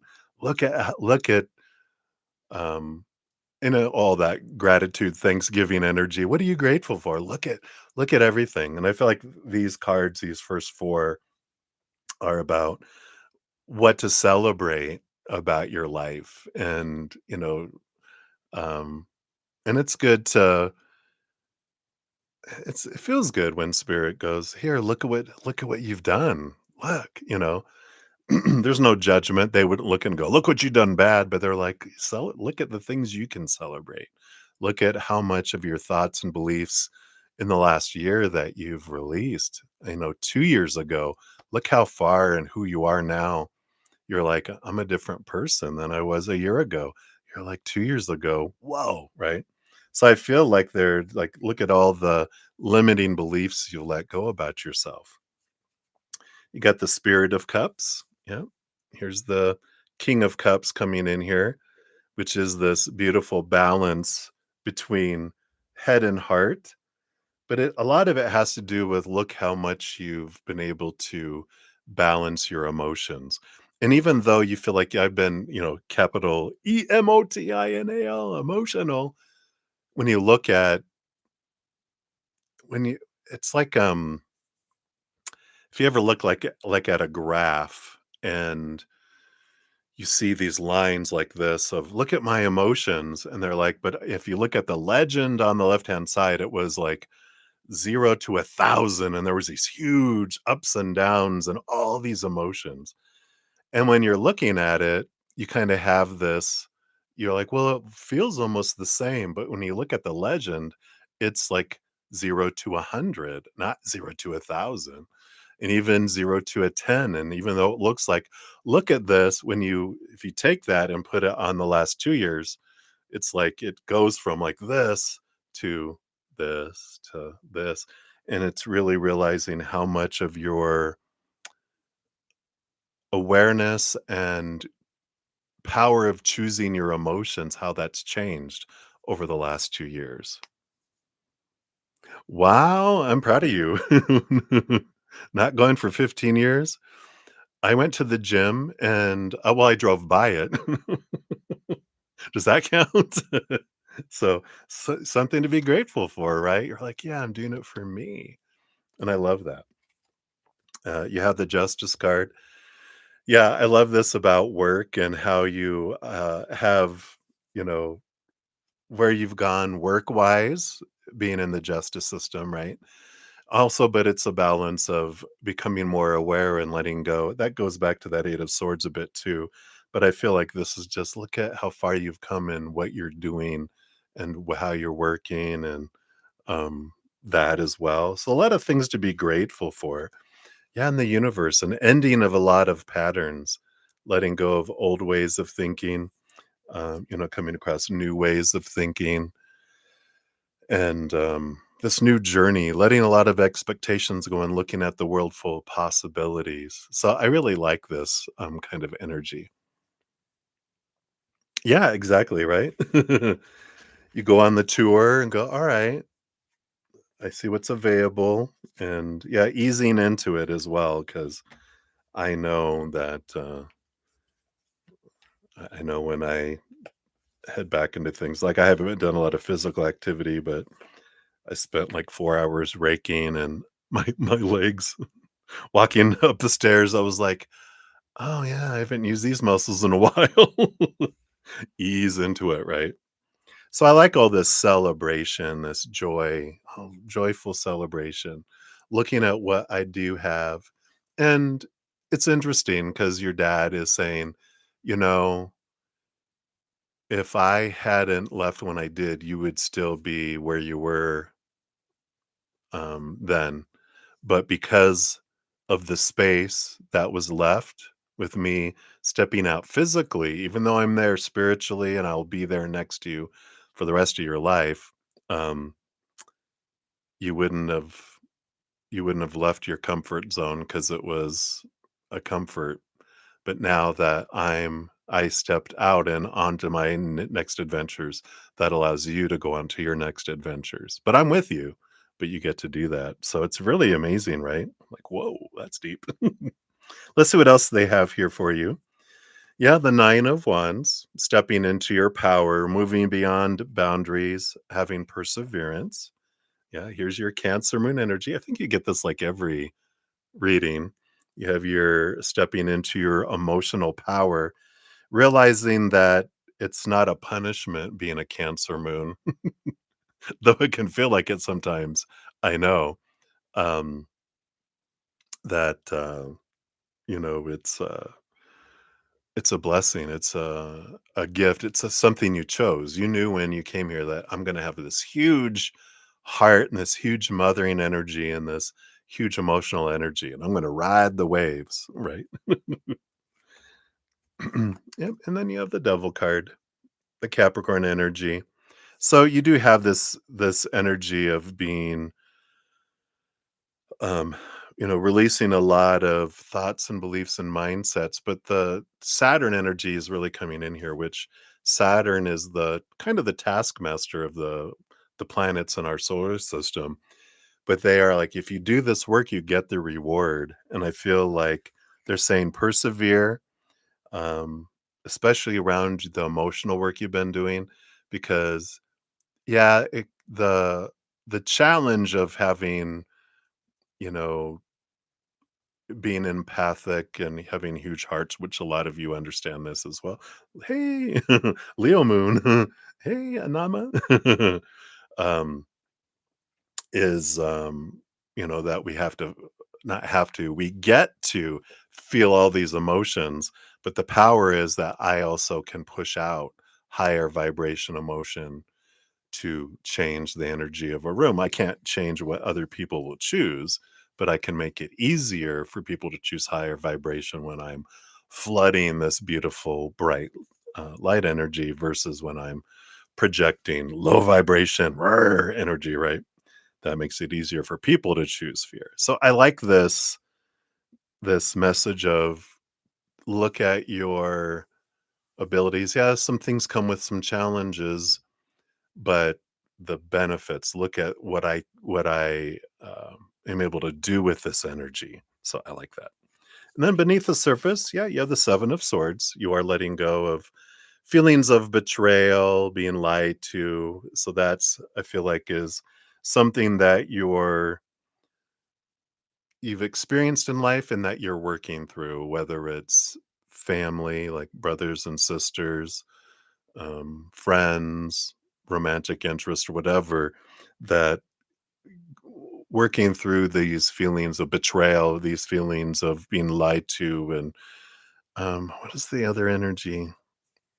Lied to, thievery, betrayal. Yeah, it's just that kind of energy. It's like the unfair treatment is kind of this energy. And it's like, oh, how do I do that to myself? How do my own thoughts about me do that? Because this is a projection for me. And how do I do that to others that I don't see? So I like this, perseverance in this, what you've been doing with this, looking at things and transforming. I love that. Yeah, you got the Wheel of Fortune. So you do have this wheels of fate are turning. I do feel like they're like you've, especially with that world card that you got, the universe card, it's that you've reached a pinnacle, you've reached a stage. And again, it's like celebrate, turn around and go, wow, look how far I've come because you're moving into a new stage because of what you've done already. So I like this progression. Yeah, the 10 of Swords. Here's the letting go of a lot of people pleasing, a lot of that, "I'm sick and tired of trying to be what everyone else wants me to be," and a lot of that doing things for you and the boundaries and different things as well. So, I like all of this here. Yeah, and the Spirit of Swords. Got the King of Swords. With all this swords energy and the Devil card Capricorn, you've been really looking a lot at your stories and your thoughts and your beliefs and your mindsets.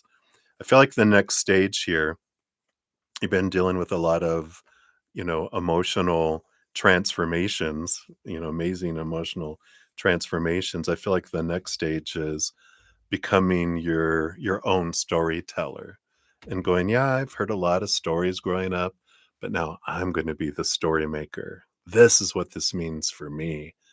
Yeah, this is what the popular opinion or what I was raised to believe. When people do that, that means blah, blah, blah. But I'm creating a new story, and I like that for you.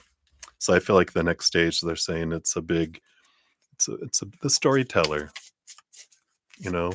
What stories are you going to read to your inner child? Let me tell you a new story, inner child. I like that. Let's see what your fortune cookie brings in here too. You've got the celestial awakening, self-love and connection. Look at the DNA. Card number 5, which is the card of change. So, and you're ready for some big changes in your life. You're like, yeah, I'm sick and tired of the old. I'm ready for new, which is what you've been doing so much, right?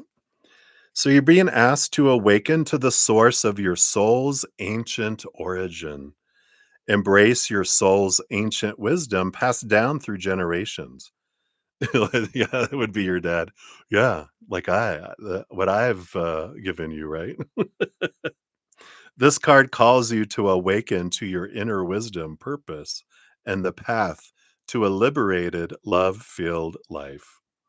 Reconnect with self-love, free from fear, and share it with the world. It says, choose self love as an act of compassion, aligning with your purpose, unconditional love.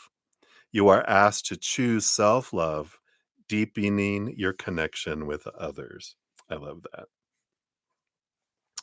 And it says, you're being asked to choose you as it is the deepest love you can offer to yourself and others. Wow. Says, remember, you're part of a greater whole, interconnected through the threads of life, nurturing universal love. Reconnect with Mother Earth and co create your life with intention, which is what you're doing. Awaken your inner wisdom, embracing freedom. Unleash your high frequency through meditation and spiritual connections, delivering the teachings of unconditional love and igniting the light within others. You are the messenger of light, empowering those silently programmed with fear. Embrace your soul's awakening and set your inner light free. Wow. One journal question: how can I fully awaken to the source of my soul's ancient origin? Something to contemplate. Your mantra: I embrace the awakening of my soul's ancient wisdom and origin. And the affirmation is, I am open to the profound awakening of my soul's ancient origin, connecting with the wisdom encoded within me. Wow. That's a powerful message. So I love that for you, Debbie O. Hopefully that resonates for you there. I love that. And like I said, I'll get to your other purchased reading um, either intermittently sometime this weekend, but for sure Monday at the latest. All right. Thank you so much. And thanks for all your love and support. I appreciate you. All right. Take a look here. I think I saw Anima Bravati. Let me add you to the free reading. So a general read. We'll put you on the list here. I do have. There we go. So I do have one more donation. And if I don't have any other donations, we will start on free readings. So let me move this here. So Johanna, thank you so much for your additional donation to 1332.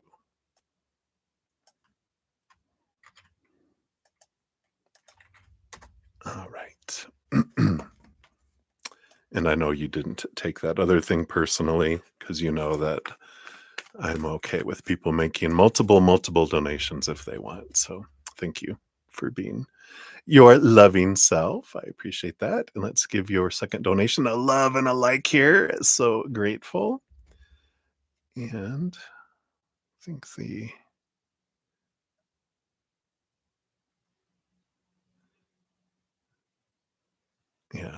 my space. That's right. My space. That still cracks me up. All right, very good. So,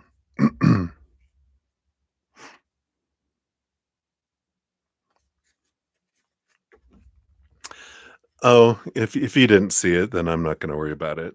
Just someone was making a comment earlier about multiple donations, and just we're not going to go into that energy again. So I like that. So is O doing a hermitage, a hermiting adventure, and how is he? All right, we'll take a look here. We'll tap into O, see what's going on in their life here. Yeah, yes, that thing. So let's take a look here. What's going on with O here?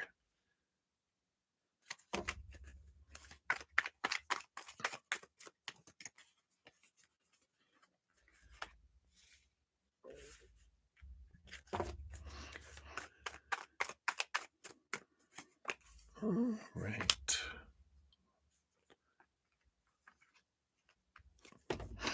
Getting Oreo, Oreo, cookies, cookies. Well, bottom of the deck, we do have the Innocence of Pentacles, which is the Page of Pentacles. Does represent looking at they're discovering something about their worth in relationship to the outside world. So that is kind of that hermiting energy. They do have a tower energy underneath that, and the 10 of wands, which is the endings and beginnings energy. So I do feel like they had something that happened in their life that, something removed, something going on, that either someone or something that just made him put him in this space of, um double stuff Oreo. It's like boom boom, but it's allowing them to see their worth in a different way and going, I'm fine. That didn't that didn't kill me, and I feared if this ever happened that this would, you know, but I'm like, I'm fine. So I feel like there's that kind of energy. But I feel like they are in a regrouping type of energy. Let's see what else we got here. Yeah. So they had some conflict with the 5 of swords. And right next to it, the 4 of wands, taking this to joy though. And it's like something, and there is like I'm getting this relief energy. Like there's something that was really worried about, but when the situation got removed out of their life for them, yeah, I kind of feel like it's a someone kind of energy, because they were like suddenly all the it's like the not knowing and the conflict and everything with it being gone. It's like suddenly quiet, and they're like, it does feel that. I almost thought with this 4 of wands, I'm like, was there an engagement or a marriage that got called off? But I don't know if it's that. But it felt like there was conflict, and now they have this joy feeling of, all right, well, all that is gone. It was you. Well, let's see here. What else do we have here going on? Yeah, the 4, the Wheel of Fortune, the Tune of For Me. So I feel like they're seeing here. Yeah, it does have to do with lovers and betrayal or feeling lied to or deceived kind of energy coming in here. I don't know if that's necessarily you. I don't feel like you deceive or were leading them on or anything like that. I feel like it does have to do with a relationship. It doesn't have to be a romantic relationship, but it does feel like they're realizing that I feel like there was this conflict that blew up and someone's out of their life, and now they're feeling the peace. Um, and they're realizing this was I didn't want it to happen, but now that it has happened, I see that it's the best thing kind of energy that's there. Yeah, they have the 6 of swords. So this is kind of a reflective energy. They're letting go of old ways of thinking, moving into new ways of thinking, and going in that direction. And it is movement, because mindset changing to movement in the outside. So whatever this was that happened with this person, I really don't feel like this doesn't feel like you type of energy. But it feels like because of it, they're like, now I'm changing mindsets, and now I'm changing things in the outside world. Yeah. They have movement of cups. I feel like they're moving differently romantically, but it's also they're looking at their self-love differently. This is like the quest for their self-love has changed. And I feel like they have had this bit of a change of, instead of looking to the outside world to fulfill them, they're realizing I'm the one that needs to give me what I want, and it's okay for me to choose. And so I feel like there's this little little switch that went off in their mind, and like a little aha moment. Um, and it's allowed a lot of little small changes that are going to be culminating in bigger changes in their outside world. Feels positive here. Yeah, 5 of wands, a change of their energy from all this conflict energy, these fives and these sevens. Yeah, and they're moving into this emotional stability. Interesting with the 4 of cups, because the 4 of cups can be an energy of like, um you have conflict to get to the next level, then we feel balanced for a little bit, and then we'll have shaking and rattling to take us to the next level, and then we get stagnant there, and then shaking and rattling. So I feel like they had become kind of stagnant in their life, and this all this five energy, this conflict energy, is what's helping take them to a new level and doing that. So I feel like they're fine here. I feel like they're doing a lot of reflection. I don't feel any um extremities of sadness, like, and they're not gonna um like, take their life or anything like that. I feel like it's more I'm making some changes. I've had some I've had an epiphany, and I'm making alterations with that. So, interesting. Let's see what the fortune cookie brings in for them too, since I put this other card back in here. Okay. And we're gonna give them a creatrix awakening, because I do feel like they are here. New romance. I feel like they're definitely, um, yeah, the way life is can definitely drive you to that point. Yeah, I was there. I was suicidal. I almost killed myself when I was 22. That was like 30 bubba years ago. What, 36, almost 37 years ago. But it's an important part of our adventure to get our I'm so grateful, because it made me get out of the loop that I was in, and it helped with the transformation too. Yeah. It's not an easy breezy. We definitely can make it harder. Thus, a plug for my Easier Path podcast, which the playlist is in the description box. But there is that easier path where um, we can make it easier if we want to, or harder if we want to. There's no wrong choice, right? Yeah, we got Women of the Jaguar, trust, courage, and fierceness. Card number 2. So I definitely there is this movement forward, but I feel like that they are more so not so much like they're seeking another romance, but that's kind of this self-love energy, that they're kind of looking at. Um, because they want to keep doing what they've always did and get what they've always gotten. It's like they're ready for, you know, why is it that I keep repeating old cycles? Why does it keep happening? Hmm, I'm a common denominator. So I feel like they're doing that was like their aha. In all of these situations, I'm always there.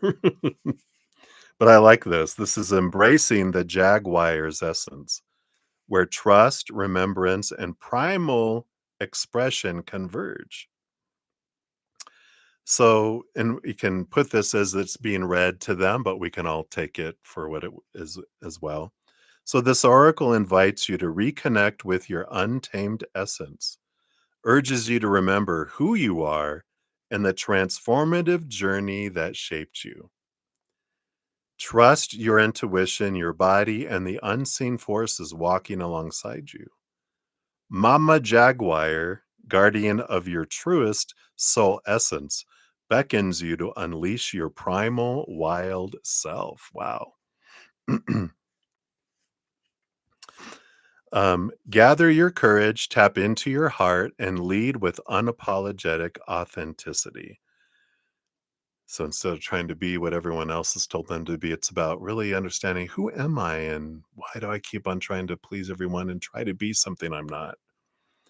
And this card guides you to question societal judgments, shed layers of programming, and break free from self imposed limitations.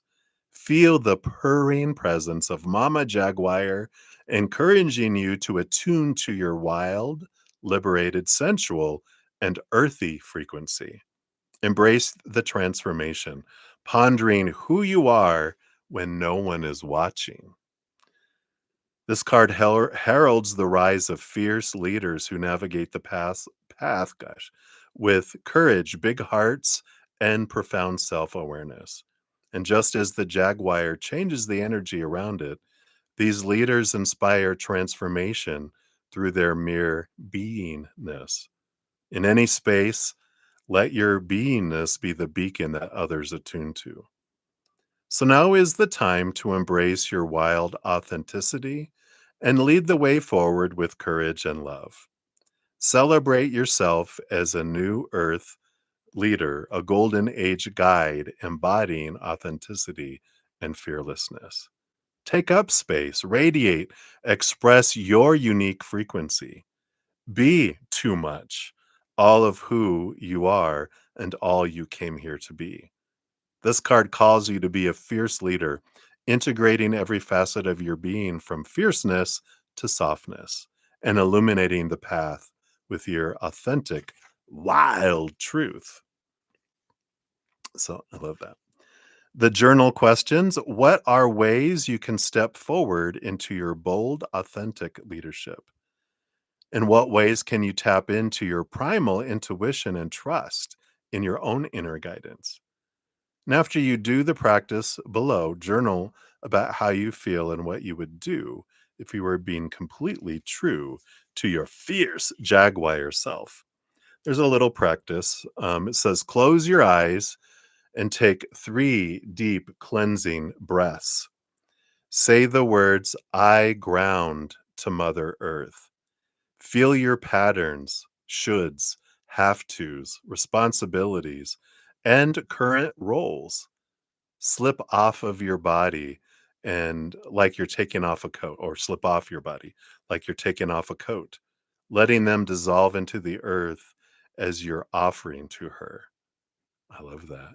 Breathe into remembering the glory and wildness of your primal sovereign innermost self.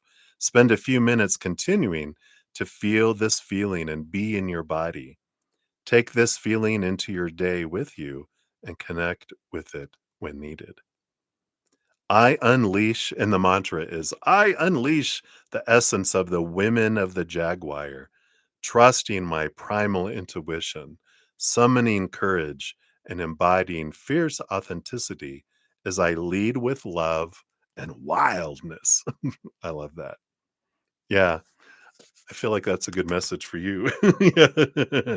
So there's always good mirrors, but I feel like I almost felt like you are kind of the woman of Jaguar for them because of your ability to embrace both sides of yourself, and you have this sense of authenticity that is something that really kind of drew them to you, was that this you aren't afraid to be yourself and to rattle the societal cages and things like I'm going to be me. You still, like anything, you have still some that you're taking off like us all, but you've taken off the big parka coat. You let a lot of it go. You're still peeling off a scarf and a glove and different things here, but, I love that for you, and, so hopefully that helps. That is what they have for you, my dear.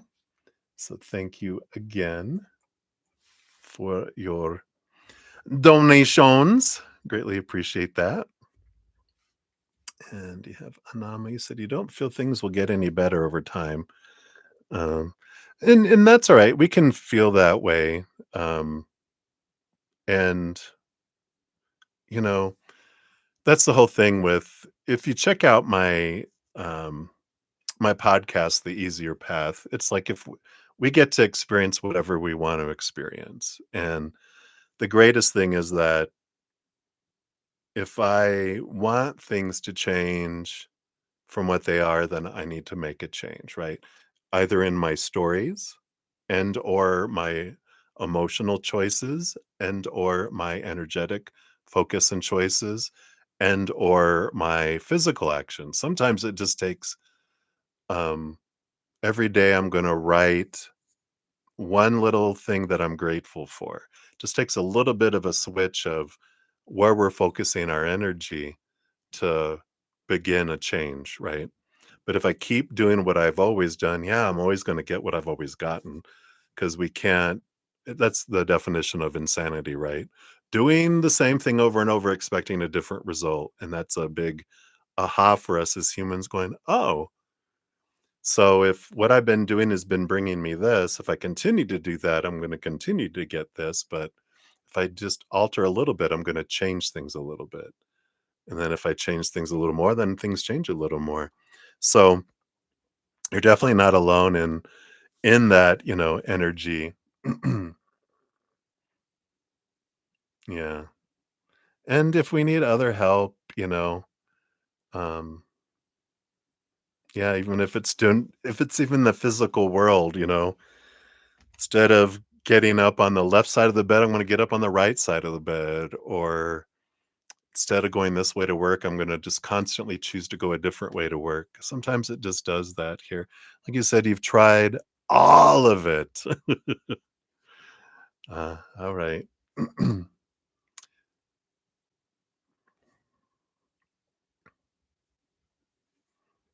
Moving your toe in the morning instead of just getting up right away. See, yeah, it's and it's a initiating change, but don't give up hope. Um, Anama, I mean, trust me, if I got out of my suicidal energy, um, you can.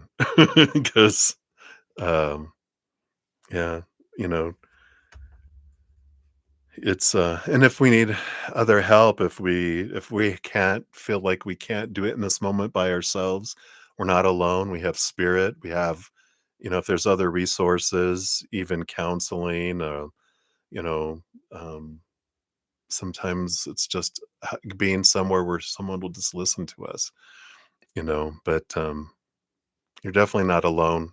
Life can feel like it. Even if you just listen to the podcast, there's energy there within the podcast, and just see what's planted, see if anything stirs within. Um, but I have to say here, fleeting emotions, fleeting pleasure. Yeah, I'm going to challenge your statement that you've tried all of it, because that's not true. Right? There's no way that you've tried everything out there available in the world. So have a hope that there is more to try, and that something's going to be there. It is, click, and something will transform for you, right? So I have faith. I have faith. All right. So many blessings to you. We'll get to your free reading eventually as well. In fact, what I'm going to do here, I just have one last donation. Yeah. Especially the outside world, right? Everything in the outside world is temporary and unstable and doesn't feel like it lasts for long. When we turn inward and upward, that's the only place we find eternal, unconditional love. That's what we're looking for. The thing that's eternal is this love that we can get from the spirit world, from our higher self, through our own heart. Out here, conditional, unstable, temporary. In here, unconditional. Nothing we have to do to earn it, nothing we can do to lose it, and eternal, never ending. It's like, there's that strong foundation we're looking for.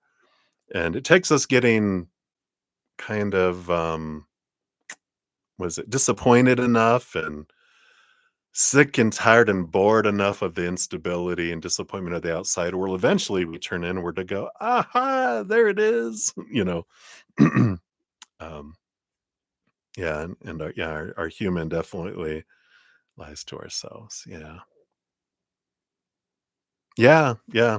It's those lies of the outside world. Oh, the 3 buckets of relationships with humans of all kinds, lovers, friends, family, whoever, situations like jobs, education, situations we get in, social status, whatever, things, our bodies, our bank accounts, our possessions. We're told these things are gonna make you feel full, and they fall short. They fill us up at all. It's like American Chinese food. It makes us full for a moment, but then we're hungry an hour later. But eventually, that's what turns us inward. That's where we find that. At least that's been my experience and what Spirit has told me. So I love that. All right. So I will start free readings here in a moment. I just have one more um, donation uh, to complete, and then I will start free readings here. So, Lauren of Light, hello, hello. Thank you so much for your donation. Look at you. Woo. If I can type right, I appreciate that. I got that via Zcash app. Thank you so much for your gracious donation. And you were at 235.35. Oh, excellent. Thank you so much. Woo woo. All right. Everything amazing you said your last reading happened. Life is so good. Following the path, letting love in. I love that for you. Yeah, you had some great things coming your way. So it has all unfolded. All right. Yay. Whoop whoop. Amazing. Oh, I love that. So let's dive in here. Thank you for I love hearing the affirmations of things that have come forward. So I love that. So I think you were going to be making a move and all that. See, so what do you see as far as us getting engaged soon and meeting the family? All right. And you moving and getting out of your lease. Your new job, you start on December 1st. Yep, that job. Boom, boom. So we'll bring in some when energy here with this other tarot. But we'll start here and see what we got going on.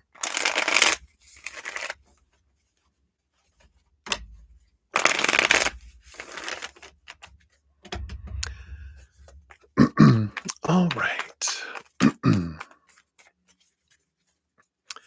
So what do you see as far as getting engaged soon? Take a look at that energy.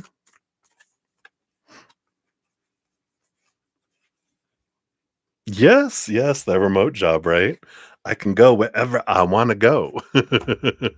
Perfect. Right. And then what about meeting the family? All right. We've got that here.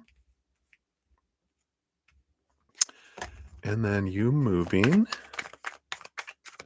What about this move? Yeah, it was like you're moving, aren't you? Is what I what I said a moment ago. I'm like, yeah, there's this move coming. So we'll see what that is about here and getting out of your lease. I feel like these have to do with all of that together. And then yeah, I think that was the big energies here.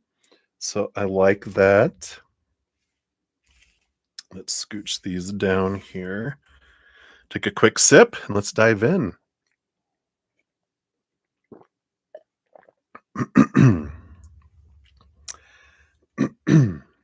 So, the overall energy around this all here, we got the 4 of cups energy.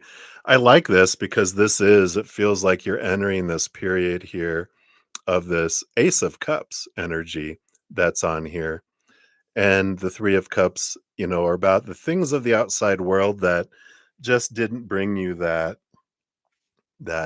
feeling of fullness.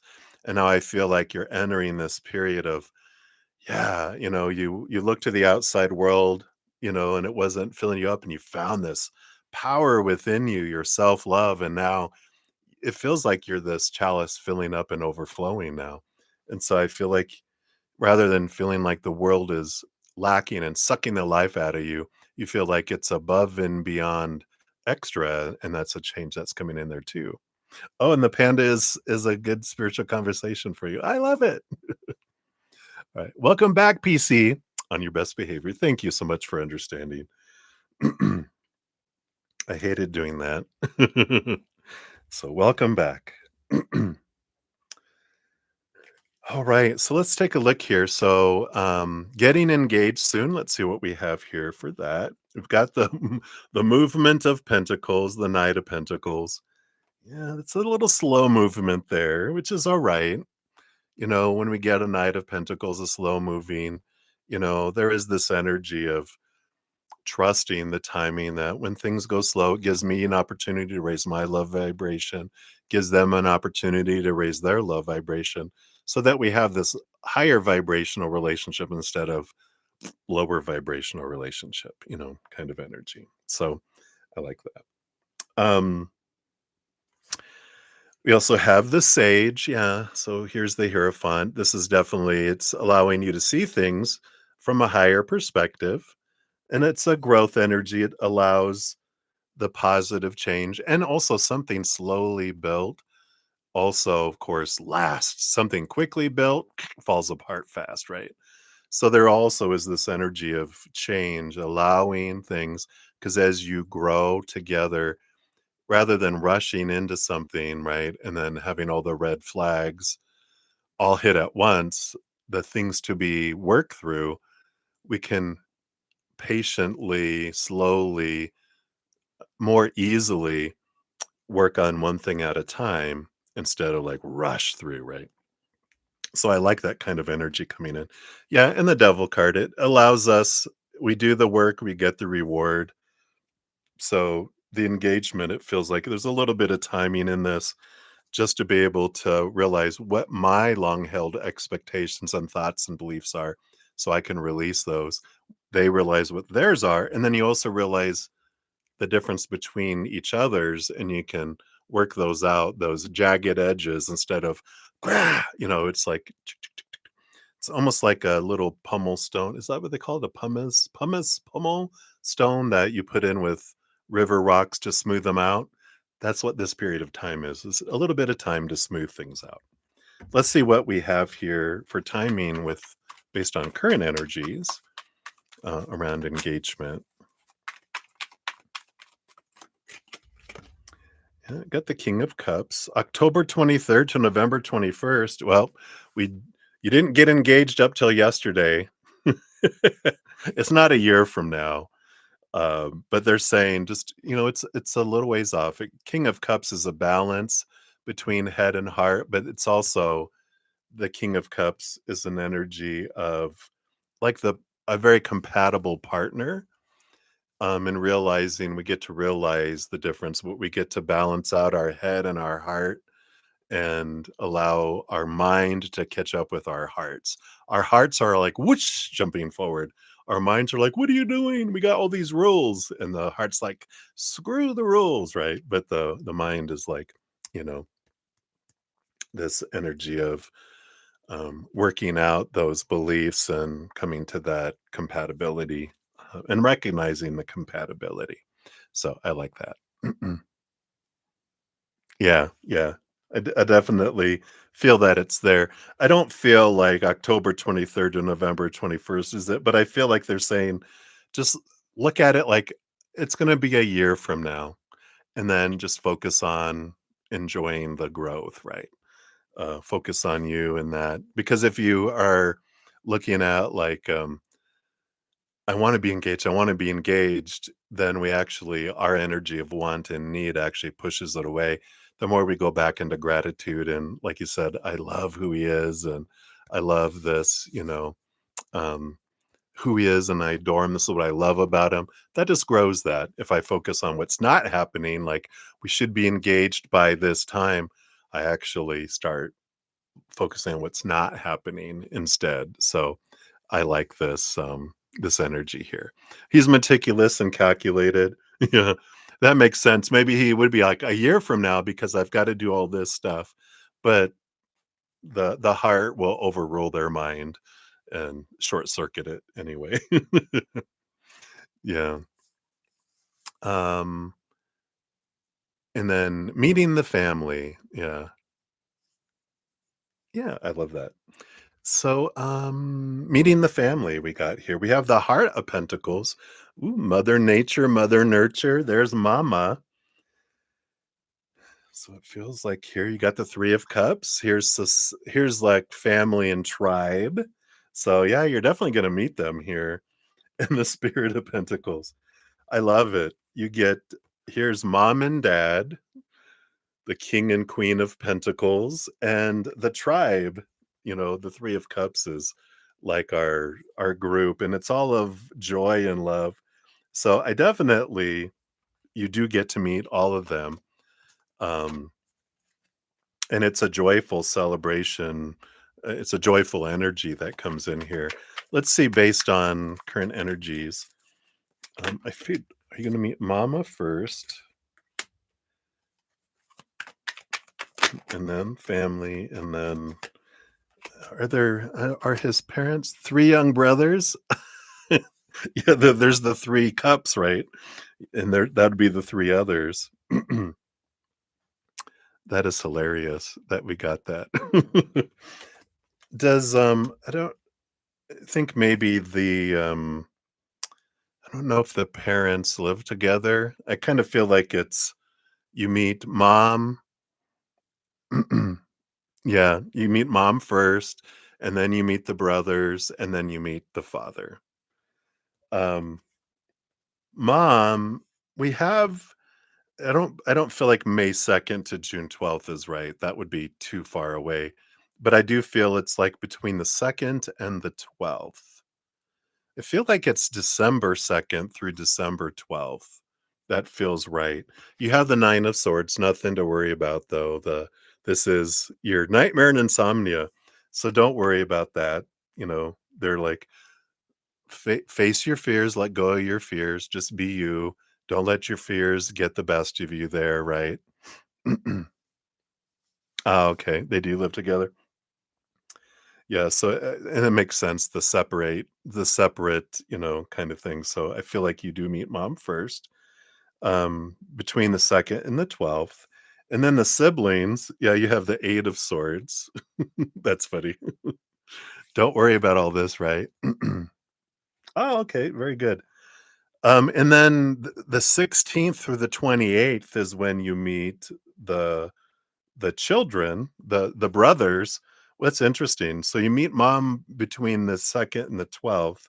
You meet the brothers from the 16th through the 28th. Um, and the 8 of swords is again, don't worry, don't let yourself, don't let your fears and your expectations just go in there being you. Don't expect anything of how they're supposed to act, how you're supposed to act, or whatever. Just be you is really what I get with the swords energy there.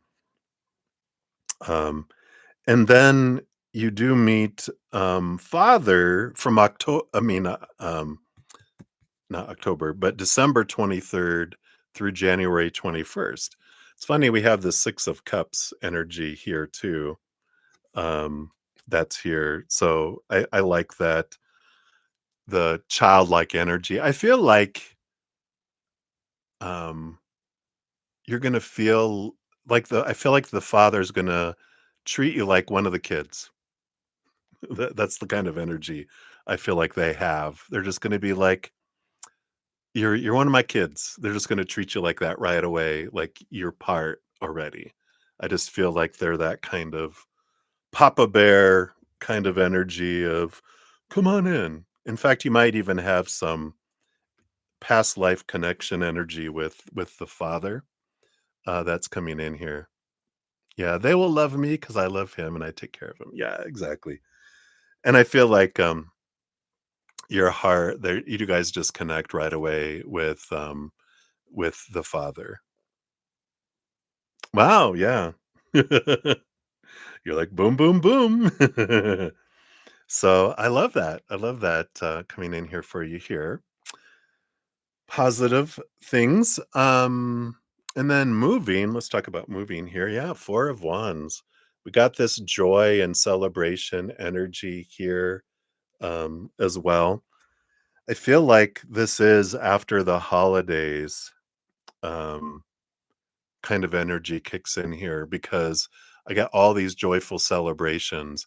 And I feel like you'll be able to get out of the lease, but it's like get past Thanksgiving and Christmas and New Year's or any other holiday, Hanukkah, Kwanzaa, whatever you celebrate. It's getting past this holiday season, it feels like. It's like the beginning of the year is when you're able to start things moving, coming in there. But I feel like there is that getting out and doing that. And let's see what about the lease and about the movement here too. Yeah, you got the Sky Father, which is the Emperor energy. This is you deciding. It's like You decide what you want. Again, you let all the expectations go. This supposed to be, this should be, the need to be. You're like, okay, what do I want to happen? What feels right for me? All right, this is what I'm going to do. I'm going to put this plan together, and then take action. And then it's like, it's funny because this even kind of looks like, if you take the crown away, it kind of looks like Moses a little bit. um, One of the stories, I never verified this in the Christian Bible or not, but my mom, um, she, one of her favorite stories she tells me, or has told me, is like when Moses was taking, the Israelites from Egypt and they were gonna go across, the movie where the waters part. It wasn't until they stuck their toe in the water that it started to part. So it's like as soon as you start taking actions, that's when things just part and things open up there as well. Another synchronicity, Moses. So there you go. As soon as you stick your toe in, going, all right, I know what I want. I start to take action. Things just flow. Isn't that great? Yep, you have temperance. So you have patience and balance, with the move. Again, it's that trust the timing, trust that things will unfold, things will go through and move forward. So I love that, energy there. And the Seven of Swords. Just to be truthfully and honest, the Seven of Swords is about thievery, betrayal, deceit, but it's a lot about our own beliefs, So there's a lot of this get out of our head about what's possible, what's not possible. Like I said, believe in miracles, right? How miraculous. um, that we can. It's like, well, no one ever gets out of that lease. And you're like, what? I'm going to go and I'm going to say, hey, this is what's going on. This is what I need to do. And da da da. What can I do to, end this lease and get out of the contract and stuff? And they're like, you won't believe this, but I just had someone ask me this morning. I really would like to move in, but I don't have anything available. I have someone that will take over your lease and we'll just do it that way. I'll just need like this much for cleaning and blah, blah, blah, blah, blah. Yeah, even if you don't, it's in April, but I feel like it's trust your, you know, get out of your head and allow it to go. I trust that things are going to flow when I move forward. But I like that kind of energy here. And, but don't like, just be truthful and honest and, um, with it. And, let's pull another, um, timing card. Let's just see what that is here as well. Yeah, creator is amazing, aren't they? I love spirit. It's just crazy. Yeah, Six of Pentacles. Yeah, they have every 2 to 3 days. Whenever I get this kind of card coming in here, it's an energy of it can happen anytime. Um, whenever I get that kind of like not a specific date, it's like it's all about your energy, baby. So, I like that here. I don't feel like anything is holding him back. um, besides the meticulousness, there's nothing about you that's holding them back. We'll put it that way. So sorry. I feel like this thing is the only thing that holds any of us back, right? Same with like your Seven of Swords and all that, right? Anything could happen. The I feel like it's just that the need to have things structured in, like you said, in that meticulous energy. Like I get big Capricorn energy from them, which is a very I need things. I need structure to feel safe and in control. I just need things to kind of unfold this way. But yeah, the throat chakra, right? I like that. There's this beautiful. Oh, he is a Capricorn. Oh, well, that makes sense. Well, there you go then. So it's that structure energy that That's the only, and I would even call it like, it's holding him back. Well, it's holding the heart back because the heart would be like, "Let's go to Vegas," where you know, it's like they have their heart on a leash. No, no. It's a long leash. It's not a tight leash where they hold their heart in a cage. I feel like they've done a lot of work in allowing their heart at least more expression than they used to. So I like that. You both are. I'm both a Capricorn. I'm a Capricorn rising. Yeah, I agree. User PC. Can always trust the creator.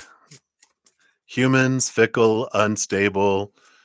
When a human goes into fight or flight mode, when it feels unsafe or out of control, whoop, it does stupid, unloving, uncompassionate things. So I feel like if you allow them the space to progress, that you'll be fast too, right? You're like, yeah, I like structure too. We can go forward with structure. Um, my structure. That's the whole thing of allowing. All right, that's that timing and the patience thing too, right?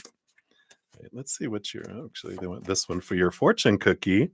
Let's see what else we got here. Yeah, we've got the is that the Inanna Queen of Heaven? Vulnerability, power, and wholeness. Look at that. Powerful, powerful energy. The secret sauce. Card 23, page 53. All this three energy. Yeah, right. That's the hard one. I get it. I get it. So, Inanna, the embodiment of profound self discovery, invites you to unravel every shard and fragment of your being. This journey takes you deep into your heart to collect, accept, and reintegrate these pieces from this lifetime and beyond. You are encouraged to gaze upon them without the pressure of fixing or reassembling them. However, if some shards fit and can be restored, embrace that process as well. Often we engage in shadow work, acknowledging various aspects of ourselves and our life's seasons, but we never fully release and unbridle ourselves. Inanna teaches us the art of standing soul naked and confronting our existence at a profound level, examining how we've compartmentalized, repressed, and conformed. She encourages us to liberate ourselves, unleash our ultimate power, and embrace the knowledge that our strength derives from both broken, ancient shards and our present bodies. I know, right?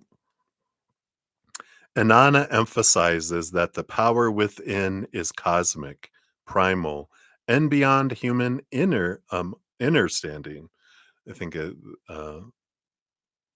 meant understanding, but still, understanding is an interesting word. Society has conditioned us to believe our power is limited. That's all those swords, right? Yet Inanna shows us that it is cataclysmic and cosmic. To access this power, we must shed societal disconnection, distractions, and submission. The heart, a reservoir of intelligence, holds memories and rememberings from generations past, both human and star lineages. Gazing at your heart, you can cherish its brokenness, its shadow, and tender vulnerability.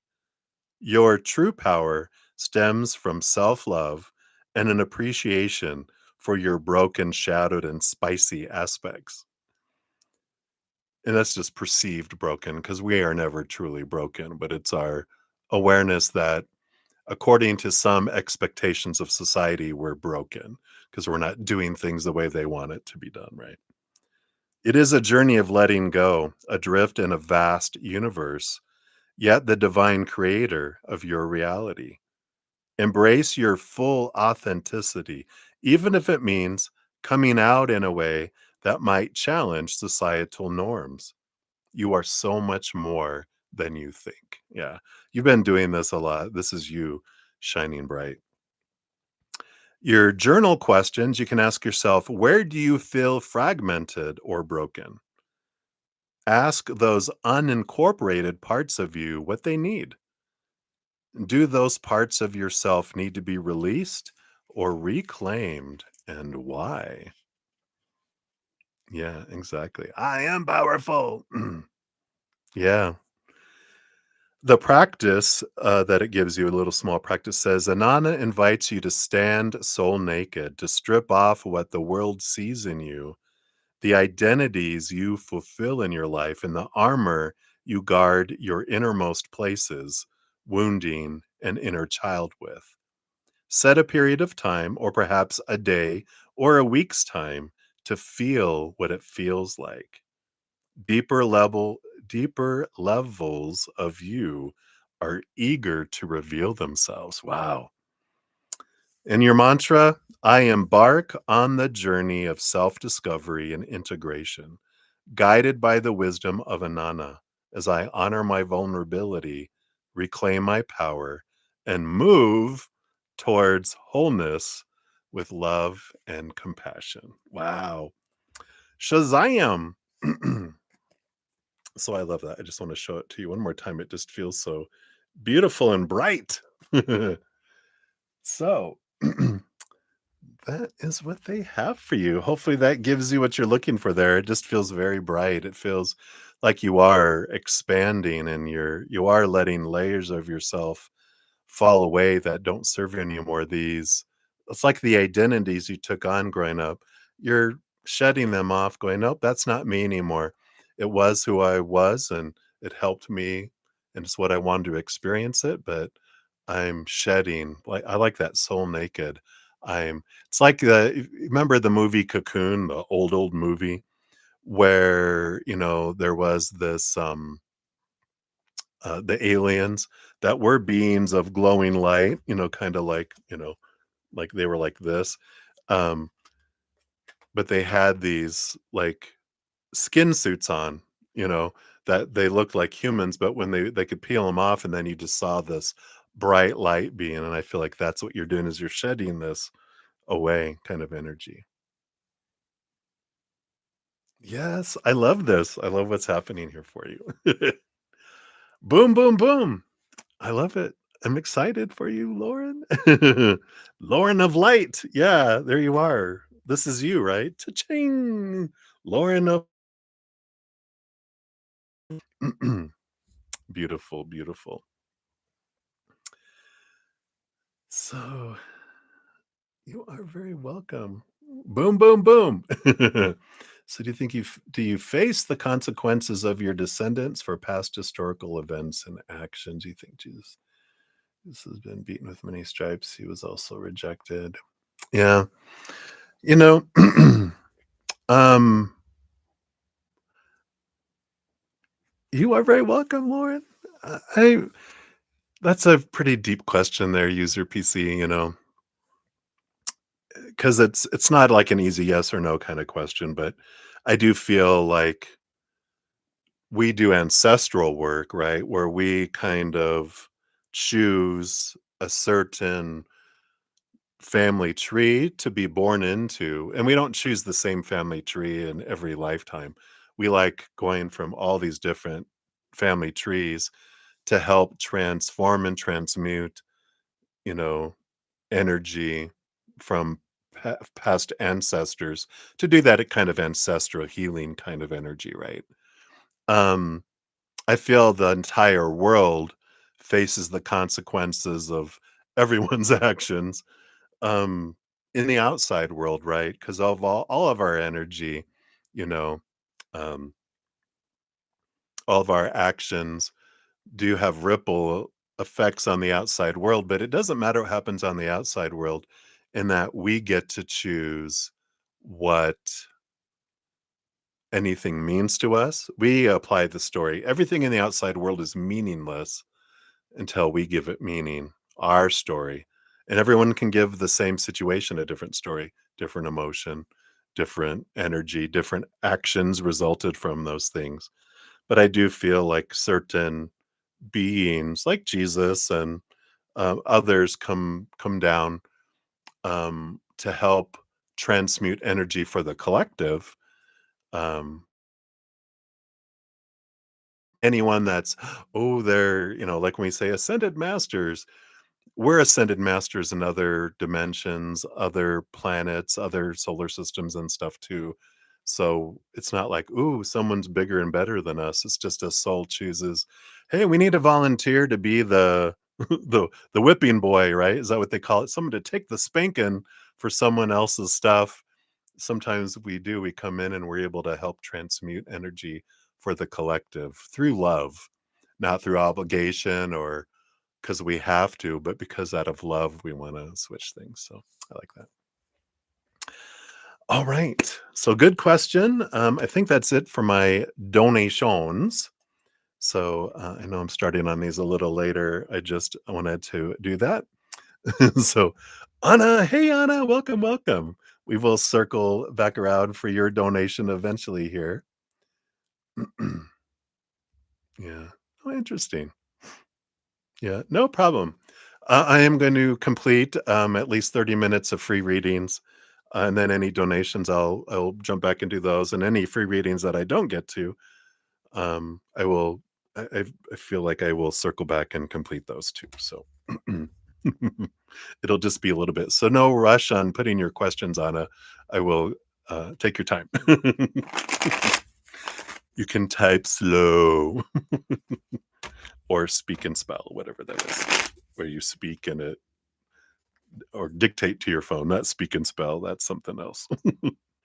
All right. So let's take a sip and we'll dive in. I know you use your PC. You're going to be up first here. Thank you for your love and thank you for saying you are loved and please know you are loved as I'm so grateful.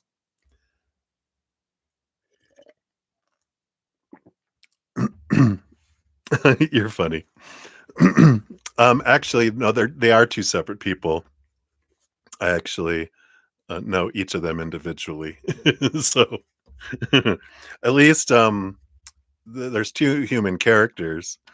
Ultimately, we're uh, all of the same being, right? We all are all one.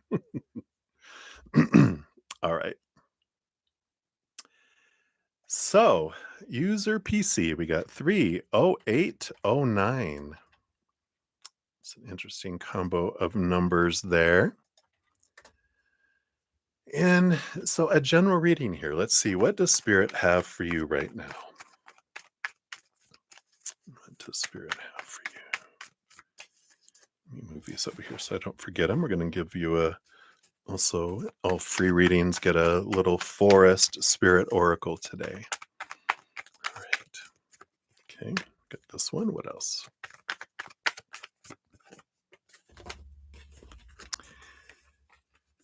Wait. I laugh because we got the conflict energy here. The 5 of swords progressing to the 6 of swords. Swords energy, of course, is all about mental energy. It's about beliefs. It's about story. And the 5 of swords, so it starts off, there's like this, I would say, a celebration of progression that comes in here. And because it's some of this is about our how our mind battles with our heart, right?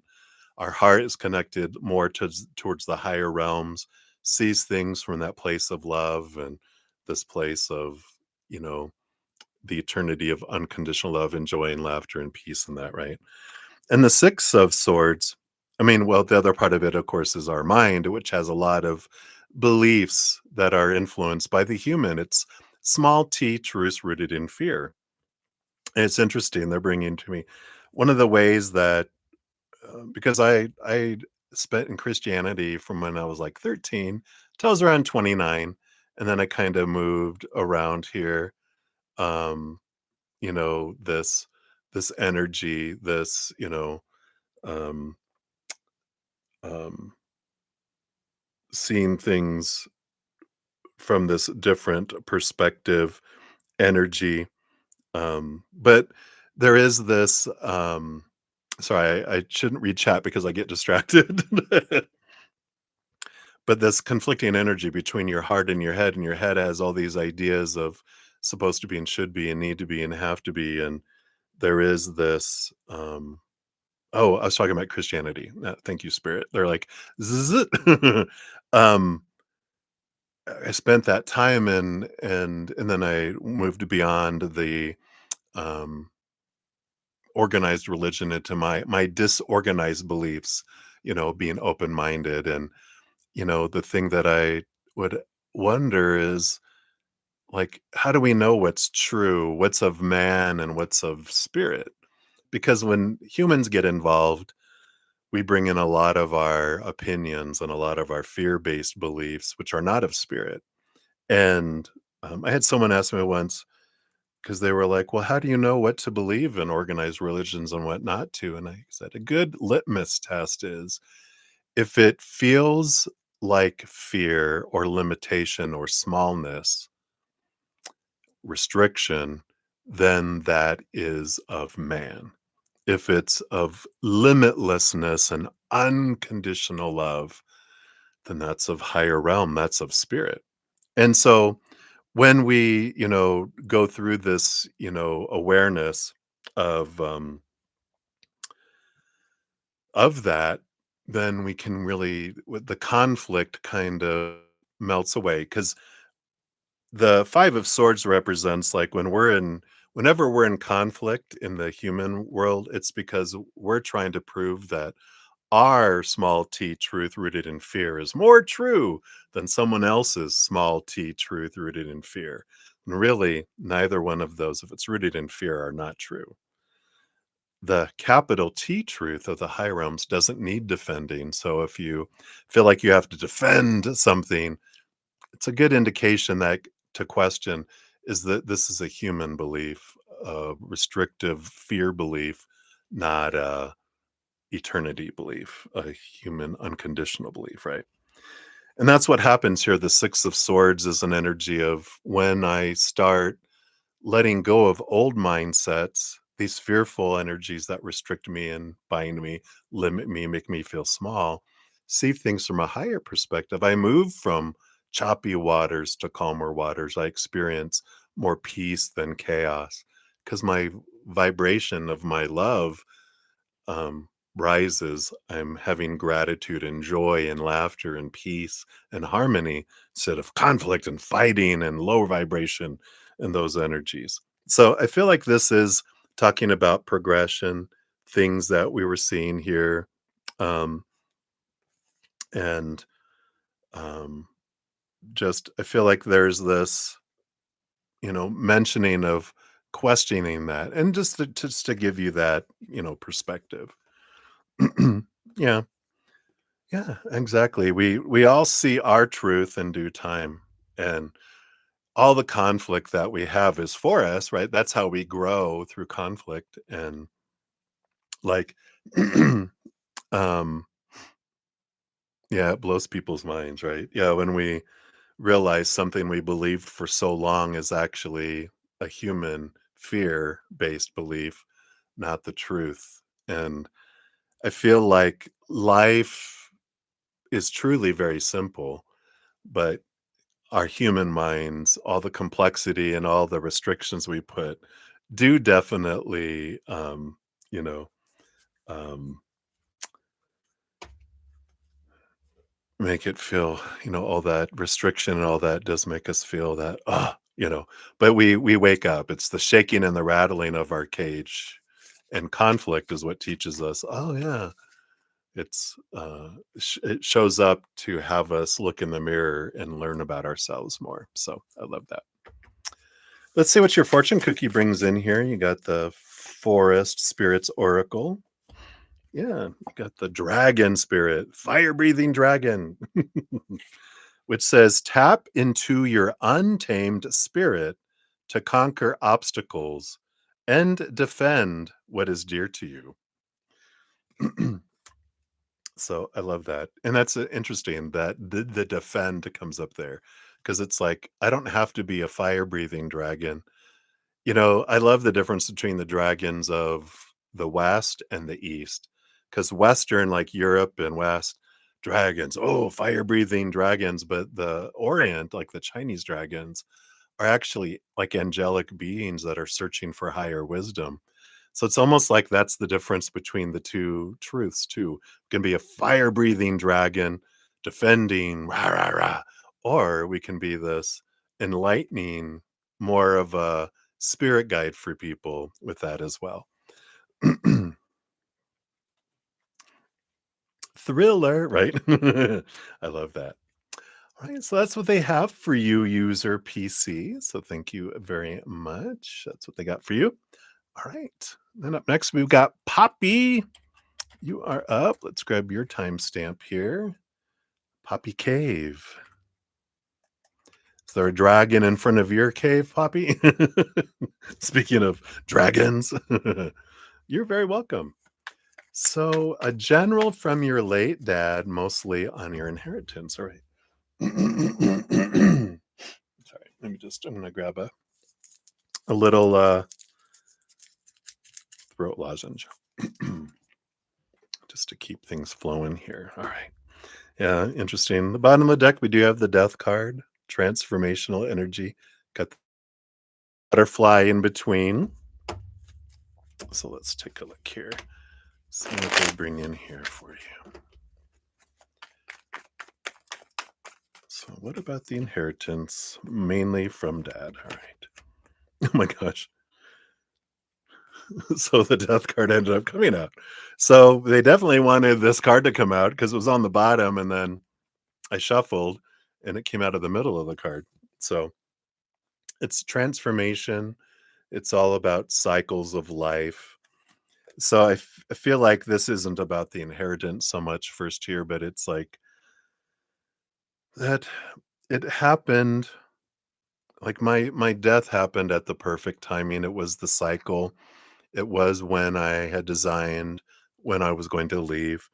So, you know, we have, I feel like they want to tell you that, our births are very predicted, as far as chosen from above, because we know what astrology, everything we come in with in that moment, we choose. So our births are one of the few fated moments that we choose when we're arriving. When we're ending, there's actually different exit points. Let me just take a quick sip here.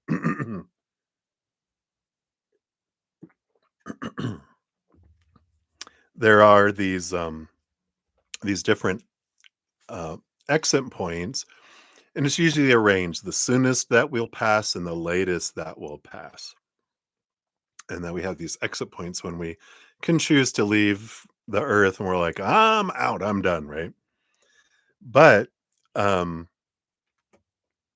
it's not predetermined in most cases. Sometimes, some lifetimes, like there's no exact always things always happen this way. It's about variety, right? But in most cases, and in his particular life, he's saying, I could have left earlier at different times, but I chose. This was the last exit point. So in this lifetime, sorry, I got a frog in my throat. It's like I want to speak. Oh no, is he gonna? Am I gonna channel him? He's gonna take over my body like Whoopi Goldberg in Ghost? No. That doesn't happen. But, but I do feel like they're saying this was the last exit point, and I stayed here as long as I as I wanted, but this was the last of the points, and I stuck around. I feel like there was a couple times before he could have left either physically or that he was gonna take his life, in his life, but he chose, and this was like I stuck around as long as I could, and I like that, kiddo. That's funny. So, around the inheritance, wow, very powerful energy. You got both the Ace of Wands and the Page of Wands coming in here. That is a This energy is all about possibility. and our own energy. And I mentioned this like earlier in the session here, how when I channel people from the other side, one of the biggest things I want us to know is like your energy rules your life, because I think with our mankind, we really definitely are taught that we're influenced by everything else and that we are kind of like being drug along in life. We're on it, sometimes feel like we're on an out of control drama train that's about to leap off the tracks and explode. But it's like, you know, when they come through, they're like, no, you're the driver of your own party bus. Creator is your co pilot. All of your spiritual posse and all of your beings of unconditional love and support that are surrounding you all the time. They're in the back of the bus like puppies, just happy to go along for the ride. They're just like, let's go. Ride? Yes. And so, whatever we're focusing on with our energy is what is being plugged into the GPS and what's driving us in our life.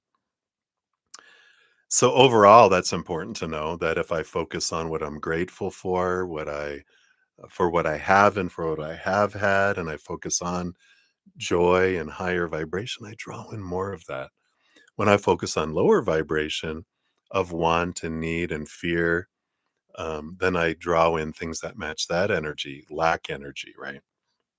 So, as regards to your inheritance specifically, it's like if I'm feeling like things are going too slow or other people are it's unfair or anything lower vibration, the more I focus on it, the more unfair it becomes, the longer it takes to happen. The if I'm not we can't find paperwork, the more I try and try and try, the more I push it away. The more I come back to now and I sit and I breathe and I'm in gratitude, the more um, it just flows toward me instead of me pushing it away. I make it harder for it to come to me instead of more easier. So I feel like that is a big piece of energy that they have around that. Hopefully that resonates there, and it can help draw things in. Um, let's see what your oracle card is here. And you've got choices. You got the Jaguar spirit. Want to do? Meow.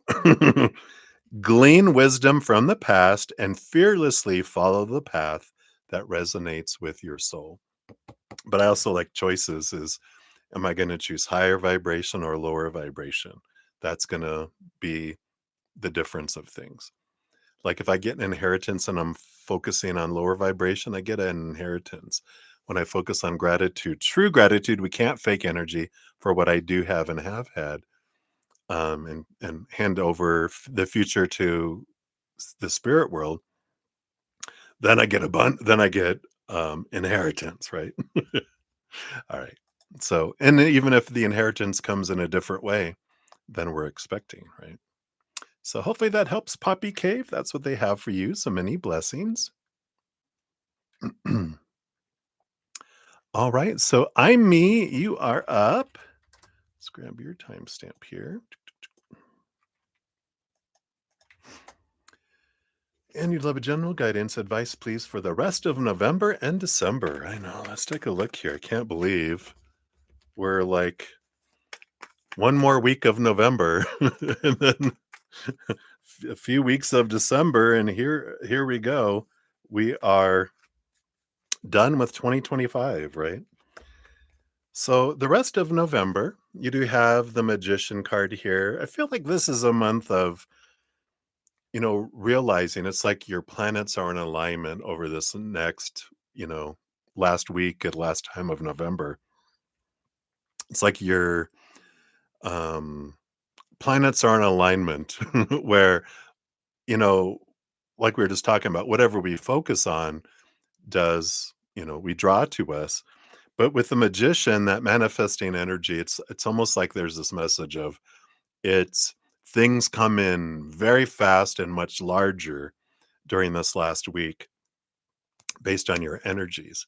So if I focus on what I'm grateful for, like we were just talking about, it usually comes in faster. Higher vibration usually moves faster than lower vibration. But it comes in even faster and larger, but so does lower vibration because the universe doesn't see things as bad or good. It just sees things as lower or higher, um, and different experiences, different outcomes. But if we focus on lower vibration, we get things move in fast and huge with that too. But the good news is that if something comes in huge and large and I'm like, "Ooh, I don't want that." Simply stopping, focusing on that, focusing what I do want, this comes in and this drifts away fast too. So I like that for November. December looks like a month of really focusing on your dreams. The Eight of Pentacles is about putting in the blood, the sweat, the tears to see the reward and to move forward. Feel like you already are starting to see in December a little bit of the productivity, the fruit of the labor coming in. But the star card does represent like the North Star, um, and the compass heading to guide you to where you're going. And if you're focusing on your dream, you bring your energy back to your dream, then any energy that's being kind of thrown into the black hole or down the toilet because it's just going into nothingness instead of towards what you're wanting. There's a good awareness that comes in here. You're putting energy toward that dream, but you can reroute some energy that you're putting in other places. And in fact, there's some things that complete that you're also able to take that energy and reroute it in as well. But there's also some conscious choices of going, yeah, why am I doing that? Why am I watching Netflix 5 hours a night instead of taking an hour of that to work on my dream? You can still watch it for 4 hours or 3 hours or 2 hours or none at all. But we don't have to get crazy about it. It's just rerouting energy towards your dream in December. That's funny. I know sometimes I get into that binge watching a series and I'm like, just one more, just one more. And then, oh, time to go to bed, you know. So we all do that as humans. No judgment. All right. Well, your fortune cookie came flying out. Yeah, you got the crystal spirit with communicate. Says express yourself authentically and vulnerably to strengthen your relationships. So I feel like this is important, especially around that dream energy. It's about communicating what your dreams are and communicating with other people that are important in your life what your dreams are, because I feel like everyone is investing energy in things that aren't the dreams. And if you clearly communicate it with each other, you can kind of support each other. Like you both can take this energy that's not helping. It's almost like it's funny what they're showing me. It's like Christmas. I can buy you something that I think is what you want. And you're like, oh, lovely. A bunny rabbit outfit. Thank you. And you're like, what is this for? Um, and you buy them something that they're like, "Oh, thank you," instead of giving them a gift card to what they can buy what they want that aligns with their path. That's kind of what it's saying. This energy invested but it can be combined where it benefits both of you too, like 2 or 3 of you kind of energy. So, hopefully that makes sense there, Amy. So many blessings to you. All right, and then Moncloa, you are up. And you would like a general reading. Yeah, I would like me too. I've mentioned bunny rabbit outfits. Can you imagine me in a giant bunny rabbit? It could be happening. So let's take a look here, Moncloa. What does Spirit want you to know right now? All right. You do have the Spirit of Pentacles, King of Pentacles, and you have the Three of Cups, which is this energy of your social group. You're in this. I feel like this is your physical tribe. You have a spiritual tribe, of course, that's always around you, always supporting you. But I got this energy here that it's been a while that you've been looking for trying to find your people, to try to find like your tribe. And I feel like this is coming in the physical world for you. And just know that things have been going slow for you to understand more about yourself, to let go of some old things, old mindsets, old emotions, different things like that. And there was this, movement into um, higher vibration, and you're drawing in a tribe that matches who you are now. You've been going through a bit of a transformation in your life, and I feel like, there's always this example of caterpillar to butterfly. And when we're a caterpillar, we're hanging around caterpillars. And then we kind of go off and we go into this cocoon. We feel a little isolated. People think, why are you being off by yourself? But you feel like this need to be alone, or you kind of feel alone in the crowd, but you're going through this cocoon. And you end up coming out the other side of as a butterfly. And you look at the caterpillars, and now as a butterfly, you seek nectar. You can fly 1,000-mile migration.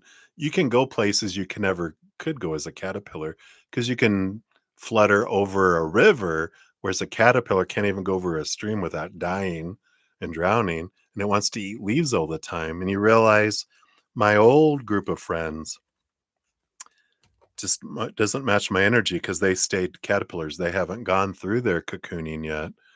Um, and so, it's time where you're finding butterflies.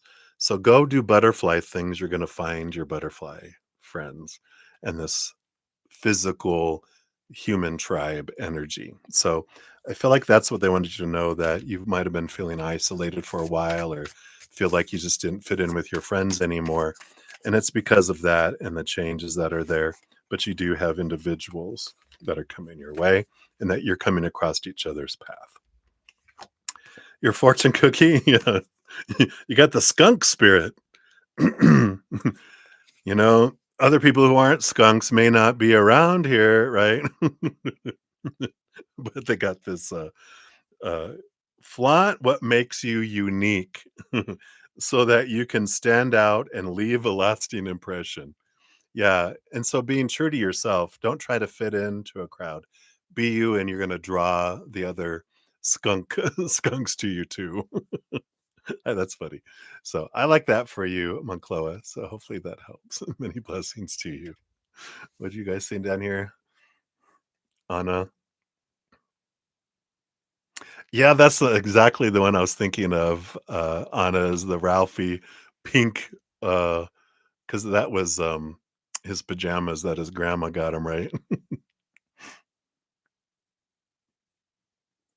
You think a zombie's more fitting?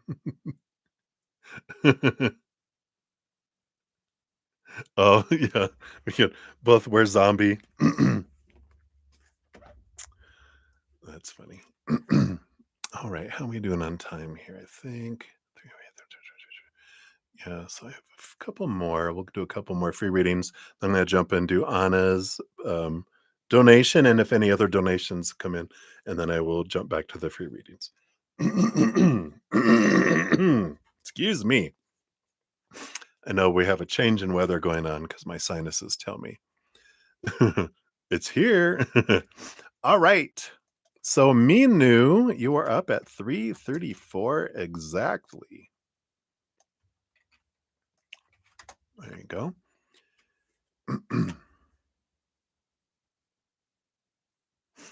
All right. So what's coming towards you in your love life? No contact situation. All right. So based on current energies. Okay. And here. Yeah, right now you have the Ace of Cups energy that's here. So you do have new love that's headed your way here after this focus on self-love. I feel like your spirit team and your spirit guides are just encouraging you not to, you don't need to focus on the no contact situation. Don't need to focus on the future situation. It's kind of be in the now and kind of reflect on, what have I learned through all of my past relationships, including the no contact?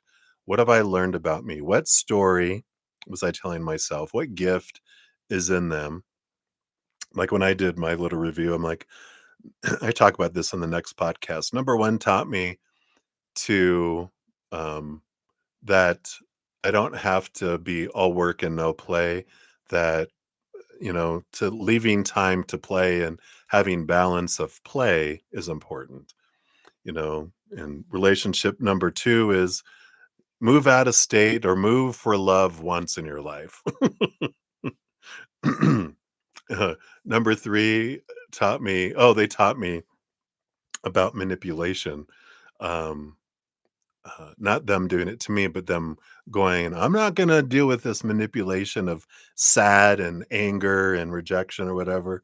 They were like, because they would do, you're going to ride that lip to town? Here, cry me a handful. Because I know I'd get, when they wouldn't do what I wanted to do, I didn't know I was doing this. So I'd be like, oh, what's the matter? You're gonna, because you're gonna pout, right? You're gonna ride that lip to town. Boo, boo, boo, boo.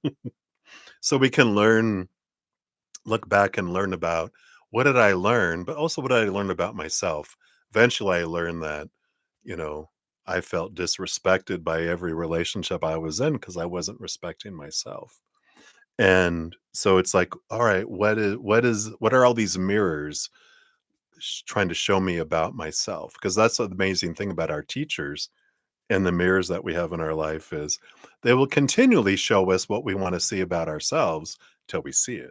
So I feel like this is the period of time around love is it's a time to go, what have I been wanting to see? Because I don't want to keep doing what I've always did, get what I've always gotten, good English, but I want to find out, that. Yeah, and the naked heart too. So being vulnerable coming in here. I want to read this. I haven't read it today, but this is a special card for this deck called the Naked Heart. And this is about connection and purpose. And it says the Naked Heart here has a message of I radiate at a pure vibrational level, calling in all that I need at this time to stay in alignment with my path. The universe is highlighting my gifts and asking me to trust myself and my intuition. As I listen to what my heart needs, my natural essence comes forth to be nurtured, and I innately connect with my calling and my purpose. Comparing myself to others does not serve me and will only knock me out of my flow. I was given the exact proportion of amazing. Otherwise, I would not exist. My path may not always feel easy, but it will feel right. When I shine bright, I'm the spark to someone else's light, and I inspire others. And the little Luna moth at the top here, they whisper to you. I'm not going to whisper because you won't hear me, but they say, you are brave and beautiful. Fly out of the darkness and into your light. There is I don't read this often, but there's a reversal meaning, which is when you feel disconnected from your heart, which we can at times, we can ask ourselves, is my ego leading my path instead of my heart? Good question, right? So I feel for now, that's what they're saying. Leave the old relationships, the no contact, leave that behind, you know, look forward to this, um, I mean, not looking to the future, like who's next, whatever, but coming into the now and reflecting on who you are. Let's see what your fortune cookie brings in here too, through the forest spirits.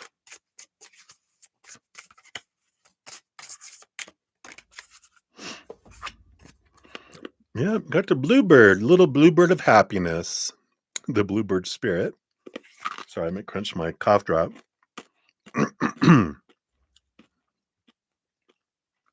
So sorry. There was a lot left, evidently. I thought there wasn't that much left. It says, let this message of hope inspire you to keep going and lend your support to others. There's that. You're learning to shine bright. And when you shine bright, then you help other people shine bright too. So I like that for you. So many blessings to you. Yep, life is definitely not easy, I know. But, the more whatever we focus on the most, right? And we talk about that a lot on this channel.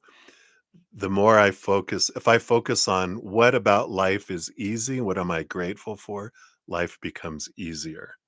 If I focus on how hard life is, then it becomes harder. It's like pain. I witness this myself, like, sometimes as you get older, sometimes you can get out of bed and go, "Why does my foot hurt? Was I running in my sleep or what?" But if I focus on the pain and I tell everyone about my pain and I'm like, "Oh, my pain in my foot. Can you know how my foot is in pain? Oh my god, the pain, the pain, the pain." The pain gets bigger and bigger and it lasts longer. But if I'm like, "Thank you, pain. I recognize it. Thank you, foot, for telling me what are you trying to tell me? What do you need?" I You soak it, you do whatever you need to do, and then you move on and you focus your energy on what you want to grow, right? So it's an important energy that comes in with all that. So, pardon me. All right, so I am going to step away for a moment, not away, but back to um, we're going to complete Anna's donation, and then I will go back to free readings. Thank you for your patience in getting to your reading there, Anna. I usually get immediate priority, but I did delay it for the sake of free readings. When I come back, just so you know, free readings, we got CJ, then Cat Goddess, Blazing Amaze, Ashish, Livier, Maria P, Jean XO, Lucky, also known as Leprechaun, Sudesh Ni, and Anama is where we're at. So that's who I have so far. Actually, we had another individual come in. I'm so sorry. I did not say hello to you. Let me see here. Magnetic field. Hello, hello. You will be after Anama. And I think that was it. Yes. Thank you so much, Ada. Love you too. All right. So let's grab your timestamp. 3:42:48. So thank you so much for your donation. We will give that a love and a like there. All is well in the host world and my world asking. And let's see here. So please have a deep dive, nosy read on what's fun and exciting, non-work related to come into the new year. All right. You'll accept anything a wee bit naughty. You're so funny. Funny, funny, funny. All right, I think that was it there, right? All right. So let's take a look here at 2026, which God, I can't believe. I feel like we just turned into 2025. Whoosh, whoosh. All right. So, how do you want to present this here? Just exciting stuff. I feel like they're not giving you a month to month. They're just kind of giving you a few exciting things coming in here over this next year. Um, it does feel like the year kind of unfolds in a, right? In a peculiar way. Is that a good way to say it? Let me explain, because I don't think that word kind of defines it, but it's like things don't unfold the way it's like, well, this will happen and this will happen, this will happen. It's like, no, we start off with in the middle with a two cards, and then you jump to a three, and then you start with a one. It's almost like your fiscal year, your fiscal year is different than the calendar year. Like your life fiscal year, you're already in your next year. It's already started because your year starts like in September of each year or something like that. You ever have that where, the end of year for a company is in the middle, not at the calendar. And that's what it kind of comes in here, which is funny, which is a funny way to present it. All right. Well, you peculiar story of your life. Bottom of the deck, you do have the chariot card coming in here, which of course we've got that power of choice energy coming in. Um, there's so much about so many possibilities when you look at the map of 2026. They're gonna zero in on three things that are gonna happen regardless of your choices, is what I feel they're saying here. Um, because it's not so much that they're faded as if they're what's a word for them? Like you can't avoid them. Unavoidable. That's a good word. What's a word for you can't avoid it? Unavoidable? Yeah, that's it. So they're like unavoidable. It's just like it's in the path. You have to go through these things just because of energetic choices, that are coming in, right? So I like this. So let's take a look here. The first peculiar thing was there a movie, The Peculiar Events of Nickety Spickets or something? So anyway, the first one here, yep, you definitely have this, I know, alone time, the hermit energy here with the sun card. Now, I feel like this is Virgo energy that has to do with your health. And you have the sun card, which is an energy of abundance and goodness. So I don't feel like this is hermit as much as because they're bringing in strong Virgo energy, which the Virgo's journey is all about body. It's like their life journey. It has to do with physical body energy, whether it's physical things happening to it and overcoming things or situations or you know um, beliefs around the body, whatever it is. But the sun card, I love this for you because they're telling you this is the year that you feel and get a lot of beautiful solutions around body. And that was not a fart, that was my shoe, if you guys heard that. Squeaks here. Wait, now it's not doing it. It's the bottom of my little shoe, my slippers. Just telling you. I don't know why I'm getting silly, but so I like that energy of that this is the year where you finally feel like your health is, so a bright light shining on your health. Underneath the surface, yeah, overcoming the fears, the nightmares, the fears we have around health underneath the surface here. So there is a bit of correlation, a catch 22 when it comes to it, because you're facing concerns and fears around health and but you're overcoming them and a bright light shines on them. So there's a strong correlation between mindsets and fears and medical knowledge connected with health. And it's funny because it is true. The more you know about medicine and medical field, the more we have all these beliefs and awareness of things. Case in point, like my host, she used to be an EMT, and then she worked in clinics, and then she works for medical insurance now. But so she knows all this stuff. Like she's gone through a lot of medical stuff in the last 4 years. Such a trooper. But when they all start talking their lingo, and I'm just kind of like, I make up words. Like, they call it some sort of thing, and I'll make up some sort of, "Oh, you mean the squirrel nut?" And they're like, "What?" The da-da, and they're like, "Oh, you mean and they say the medical term. I'm like, "Yeah, that." So, I love that.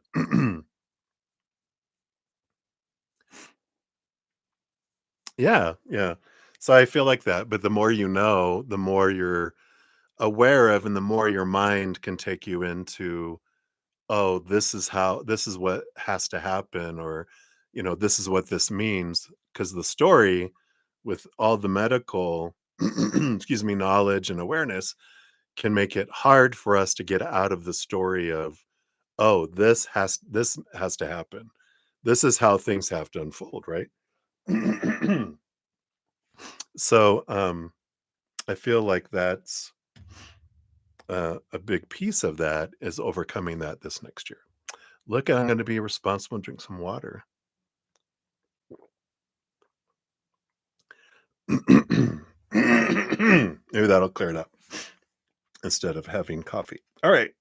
So that's number one. So that's a good big event. Number two, so we have a little something slowly growing here next year. And the Eight of Cups, energy, and the Justice card, balancing energy here. We'll see what the underlying energy here. But I do feel like there is a bit of I know, I hate to tell you this, but a uh, slow roll regarding relationship energy. We'll see if there's any wands energy that pops in your last cards here. but but this one is, it's like it's a slow process. Whenever we get a slow card like the Seven of Pentacles, Knight of Pentacles, etc., it's giving you the opportunity to let go of things that don't serve anymore, to raise your vibration, to draw something in.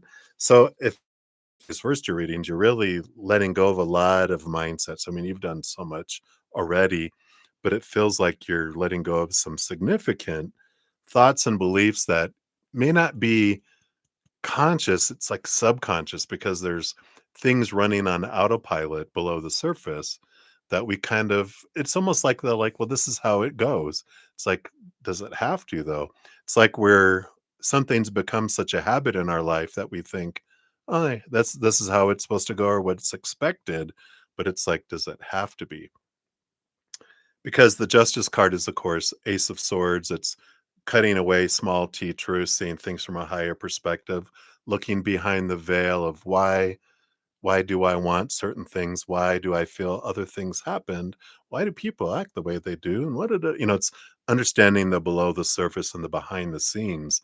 A lot of even more understanding of why humans do what they do, and why you wanted to experience things and why other people wanted to experience things.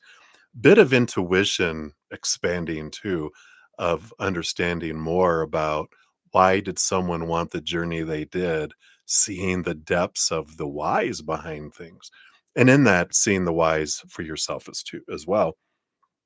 But this Eight of Cups is about, you know filling up your emotional bank, realizing where all your emotional energy is going, and bringing a lot back, filling it up. Because I feel like the more that you fill up your emotional bank account, the more you have to spend on emotional situations. That's when your heart allows love to come in. It almost feels like you're emotionally bankrupt, like your funds are low, because there's a lot of emotions that you're pushing down from your past, that are down there, which we all have, but you have some down there, which we all do. As long as we're human, I feel like we will always do that, until we become an ascended master in a lifetime or something. But also, there's a lot of maybe relationships with people that we're extending a lot of our emotional energy into other people's business in a way, because we're concerned about other people. And it's okay to be have compassion, and but I feel like it's really becoming aware of how much emotional energy you pour into everyone else. Kind of that mother energy of, I need to help people. People need help. People need this. And that's not necessarily true. If you have a chance, if and you've read, well, you've followed Mel Robbins. I'm reading the Let Them book, and it's a very important thing of realizing how when we become a crutch, when we try to help people and people won't change until they're ready, that the balance of things. And I feel like there is that just that awareness of some things of, yeah, I'm giving like 80% and I can back off and give just 50 or I can find different ways. But this is about bringing a lot of emotional energy back so that you can invest that going forward there, right? So I like that. Underneath the surface there, yeah, you have the Two of Pentacles, the balancing energy coming in there. And then the Six of Wands, more balancing energy. So underneath that, all of this is about, yeah, even the Justice card, balance, Eight of Cups, balance, Two of Pentacles, the Six of Wands, all these even numbers is that looking for that love. It's bringing it all and filling up first. Then your heart will be like, all right, we can budget in a relationship because we have the emotional energy for it. It's so funny. It's so business-like. Your fiscal year, budgeting your emotional energy. Such a Gemini thing. I don't know why. All right. And then your final one. Yay. So you do eventually have here the movement of romance. I feel like these things happen first that allows this thing to happen here. And the Three of Pentacles. It is here from a friends group with the Three of Pentacles. I feel like it's something that comes from your friends community. It feels like you become part of a group, maybe a boating club. No, I'm just kidding. We're not gonna go there again. Shut up about the boat. But they must be your Aunt Dixie coming in. Don't forget the boat. But there is this type of community with the Three of Pentacles, which is the foundation where we have that, right? The boat. So I like that, that is something that comes in here. I don't have here, we didn't get any wands energy. I don't feel like that's I feel like they wanted to focus in on those others. I feel like um kind of that hermity energy. It's like you're focusing on your body, you're focusing in on your heart, you're focusing in on um those things more in 2026, but not getting a big passion energy coming in there. It's more towards the end of the year, before the end of your fiscal year. Next year. Which I feel like it's by I feel like, what really stands out is September, because I feel like that first step happens in, like, the first 3 or 4 months, and then that other journey happens the next 3 or 4 months, and then I feel like it's like 3 quarters almost. Again, a fiscal, there's just not 3 quarters, 'cause it's split into 4 months, which is not quarters, that would be every 3 months. It's like 4 months, 4 months, 4 months. So I feel like it's in the last part. The relationship is like August to December, but September's really standing out. See what your fortune cookie brings in here too from the Creatrix Awakened. What else for 2026 for you here? Yep, you got the soul earthing. Ooh, shedding of the skin. So this is card number 9. Here's that hermit's energy again. Consciousness, rooted soul awakening. Let's take a look here.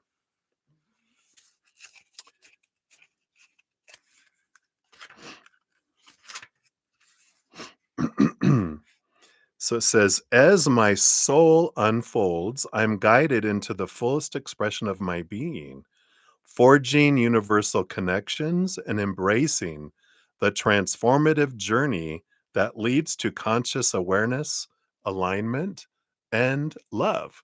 So that's almost like those are your, you know, 3 groups of 4 months. Conscious awareness, moving to alignment, and then love. Soul wisdom transcends religious confines, fostering universal connections and spiritual fluidity. The soul earthing card cultivates conscious awareness, embracing sensual pleasures, transformative power. Pain and pleasure serve as the soul's compass, guiding us towards awareness, alignment, and love. Ooh. So there is sensual pleasure next year. The soul journey, symbolized by the serpent and the infinity symbol, emphasizes reconnection and unity within individuality. Soul earthing encourages multidimensional awareness. There's that seeing everything, that heightened spiritual energy we're talking about. Um, I lost my place. I should have my thumb down here.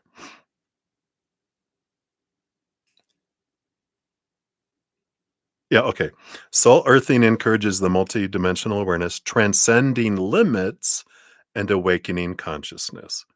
Our earthly existence involves sensory experiences, nurturing self discovery, self discovery absorbed by the snake, reflecting our infinite nature. Through mindfulness, we embody our true selves and gain wisdom. In the essence of soul earthing, the serpentine coil represents the eternal cycle of birth, death, and rebirth, baby. It resonates with traditions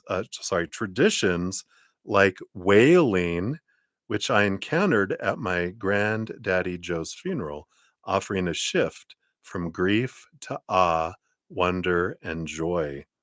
So there is a bit of transformational energy there. What is the fullest expression of my soul? What is the fullest expression of my being? Who am I becoming? I like the who am I uncovering, the shedding of the skin. This process, embodiment, and emergence define soul earthing, enriching our lives with depths and meanings. Your affirmations are: I am guided into the fullest expression of my being. I am rooted in wisdom and awakened to my divinity. My expansion invites transformation. There we go. Then your journal questions, you have three. What is the fullest expression of my soul? Um, I think they put them again down here. What is the fullest expression of my being? Who am I becoming? So I like that. What is unshedding? So I love that for you. Butterflies and snakes, an infinity symbol, and the snake of the medical little little thingy as well. Yeah, I feel like in the first 4 months of the year, your health concerns, like, you really feel a bright light shining on your health concerns. Yeah.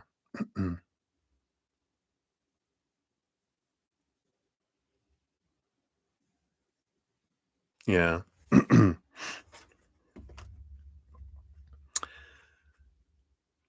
Yeah, well, that makes sense, user PC, um, because that's why people don't change. The human body and we're drawn the human side of us is drawn to easy pleasure, um, harmony. That's why we avoid change because change can feel hard. Things that feel painful and suffering, which changing stuff feels painful. And so we avoid it. That's why ignorance feels like bliss. Because if I don't know something's wrong, then I feel like things are going easy. But when someone tells you something and you can't forget it, then you kind of go into conflict, right? When something we've always done thinking, well, this is the healthy thing to sacrifice myself for everyone else and not, give anything to myself. When we're in that, even though it is hurting us, we don't realize it is, it feels blissful until that. So maybe ignorance feels like bliss, but eventually ignorance hurts more than um, the pain of uh, the unbliss for a moment, if that makes sense. But it's all understanding. Who knows what he really meant, right? Everyone gets to put their own meaning to it. That's great. All right. So, Anna, thank you again for your donation. Hopefully that helps. 2026 sounds good. Sounds like there is going to be some wand energy here and there, but that's kind of just sprinkles. Uh, I don't feel like it's a big important thing that's being there for you. I feel like they wanted to tell you those other things. All right. So let us jump back in here and we'll finish up the free readings. So we left off with CJ at 406 even. Here is your timestamp. And last week has been very stressful. What does next week look like? All right, let's take a look here. I know. Woo, woo, woo. What does Spirit want you to know? Based on current energy, what else do we have here? Nope. Okay, this one here. All right. Yep, you've got the star card coming in here, which is a hope energy. It's also a balancing type of energy. So next week balances out. Here, the Three of Pentacles can be a creativity kind of energy, but it feels like a lot of work, but a lot of support here too, not carrying the load here in the physical world. It feels like things lighten up. I feel like you feel a bit more supported next week. So whatever was bringing stress, I feel like there's relief that comes in the different areas. With Three Pentacles, I feel like there's three different areas. And maybe that's the three different areas of through relationship, through job, education, whatever, and through money and finances and our physical bodies. Feels like every area kind of lightens up and balances out. But I do feel like you feel support in all three of those areas of your life next week. Something that I would encourage you to do here is because that star, it's like this bright star shining light in the darkness. It's like when we at nighttime when you look up at the stars, do I focus on the blackness of space or do I focus in on the beauty of the stars? And I feel like that's something that, if this um, feels like it can help, is look back over last week and go, it was stressful, but put that to the side and go, what did I love about what happened last week? What am I grateful for that happened last week? I know I probably sound like a broken record sometimes, but that's such an important thing to realize. If I'm not focusing on gratitude, I'm focusing on lack. I'm focusing on need and want and fear, and I'm inviting that in. It makes it an easier path the more we look around and go, wow, I mean, I did a gratitude journal. And when Spirit goes, we'd like you to think about doing one of those. And I'm like, oh, they're so overdone. Oh my God. Really? Gratitude journal? Gratitude journal? You know? I'm like, I trust you. Fine, I'll do one, right? And so I did one. I just every morning I just wrote something or sometime during the day. Some one thing that I'm grateful for, not repeating something for 30 days. I'll do it for 30 days. And by the time I got to the 30th day, it made such a transformational energy in my life. Just in 30 days, I decided I'm just going to keep doing it. I didn't put an expectation around how long, whatever. I'm going to continue to do it. And I continue to do that for 4.5, almost 5 months, not repeating a single thing. That's how much you realize how much you have to be grateful for. But also, as you're grateful for things, more things to be grateful came in. And I stopped not because I ran out, but because gratitude became such a part of my regular being and my practice and my just my habit that I didn't feel like I needed to do it anymore. I just would be looking around and have great gratitude. And I'd sit and go, all right, I'm grateful that I can see, grateful that I can see clearly. All right, that's it for today. I'm grateful. I am grateful, and sit in that and be truly grateful, right? Then I'm grateful that I have 2 working arms. I'm grateful I have 2 working legs. Grateful for electricity. I'm grateful for air conditioning and heating. I'm grateful for plumbing. I'm grateful I have windows that keep bugs and animals and things out and keeps things in. Um, I'm grateful for internet. I'm grateful for electricity. I might have already said that. I'm grateful for cell phones. I'm grateful for cameras and for YouTube and for all of you. And, there's all this there's so much to be grateful for that it just goes and goes and goes. Um, and it's about what are we grateful for right now, right? And um, instead of like putting everything into a future outcome as well. So I like that for you. Hopefully that helps. There, CJ. A little bit of and your fortune cookie. Don't forget your fortune cookie. You got your forest spirits here. Let me put these back so I don't forget. Oh, I love this. Colorful chameleon. The chameleon spirit, many colors, blend in or stand out as the situation requires to fit the needs of the moment. Yeah. There's no right or wrong,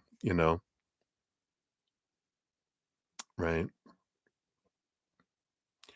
You would be grateful for peace in January because that seems. Yeah. And where that starts there, Anima, um, because there's peace somewhere, or happiness somewhere. There's got to be something that you're happy about, right?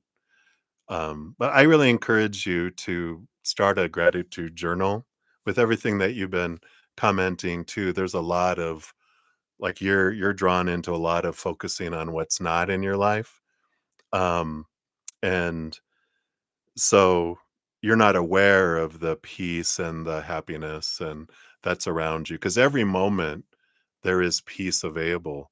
But because you don't have peace here and you don't have peace here, you're not seeing peace in your life. It is there.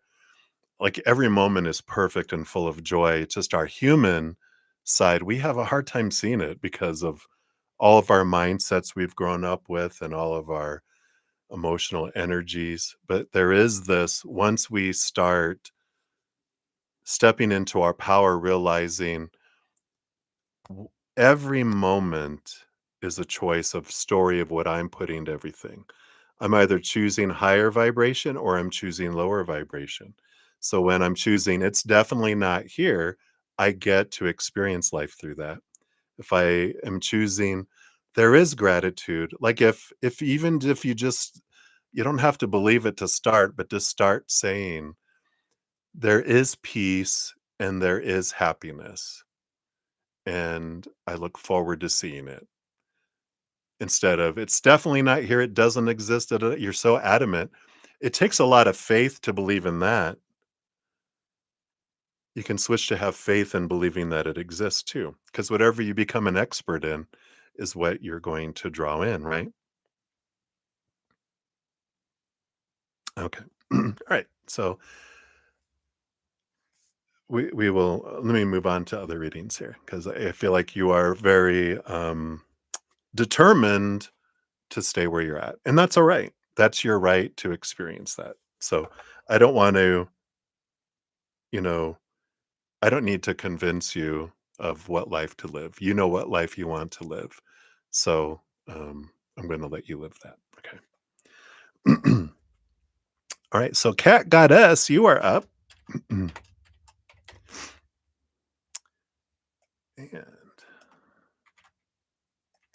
here is your timestamp. So, you'd like to know, hello, hello, what blessing you could potentially expect soon. All right. So, based on your current energies, what do they want you to know that's coming for you soon? What are you drawing towards you that you would consider a blessing?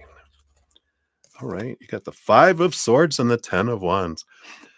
There's this beautiful release of energy here. There's this conflict with the 5 of swords that And I feel like this is an external conflict that you're experiencing out here. And the 10 of Wands is the energy changes from something that feels like a burden to something that feels like abundance. And what what the blessing is with this is that you don't have to do anything around this at all. This is just something that this conflict that isn't directly like it's like let's say two people are arguing or two people are at odds, right? And you are around it, and so that energy just kind of like ugh, you feel like two monkeys are throwing poo at each other, and some of it comes off and hits you. You're like, what is this? Because the energy just feels like it's pulling you down and it's feeling there, right? Um, but I feel like something happens. The conflict is gone. Either someone is gone and only one person is remaining in the situation. Like if it's at work, somebody leaves or they get fired or um, they resolve and peace comes.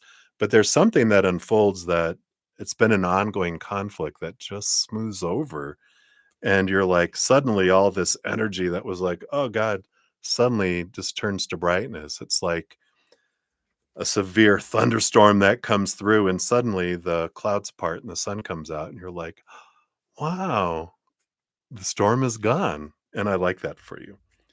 um it does feel like it's people that are around you that are conflicting and you just like why can't they just get along? Or why are they still there? Why don't they just end? Or so whatever it is, it's like it ends and it brings that in there for you.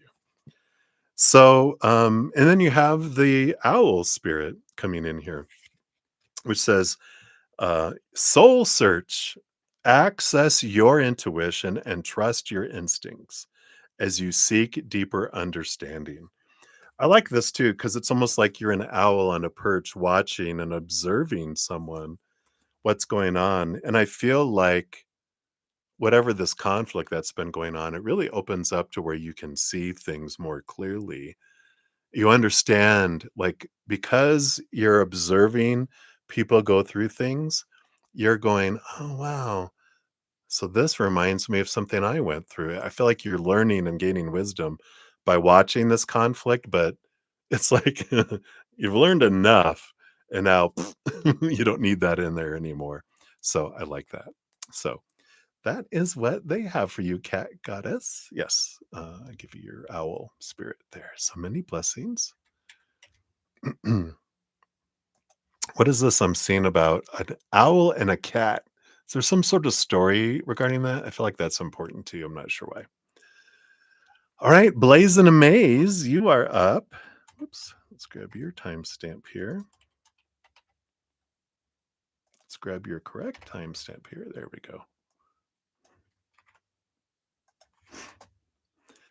All right. So, hello, Neha. Welcome, welcome. So, you lost your father on this 19th. His message for you, please. All right. Yeah, I know that's not an easy, it's one of the hardest things I feel for humans to go through is when someone important to us is no longer here. It does bring up a lot of stuff for our human side, our mortality, the feeling of loss, the loss of support, the missing of seeing their face and their interactions, and feeling abandoned sometimes too as well. So I definitely can get that here. I actually want to go to these spirit messages. These are from people from the other side, is what your father's going. No, no tarot. I want something special. I want her to have a message from this. So you, they're diverting me for a message for you, and they are always around you. They will be around you, and every loved one for the rest of your lives. And they can be 100% present with you as if you're the only one they're around, but they can do that with everyone. That's the ability we have as spirit because we're not bound to time or space. We can be in a billion places all at the same time as if that's the only place that we are. So they're present. They don't drift away and come back. They're always there. They'll make themselves aware to you through different signs and stuff as well. So let's see what we got coming in here. You got the stay connected.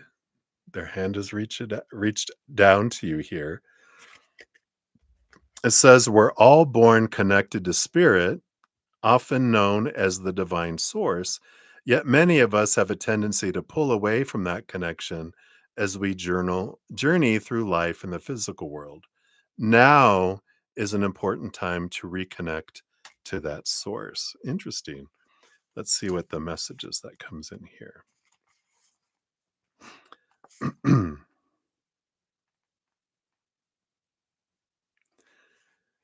Yeah, I like this. So this message from your father, it says, um, so because it says this card signifies, but your father's going, no, this is for me.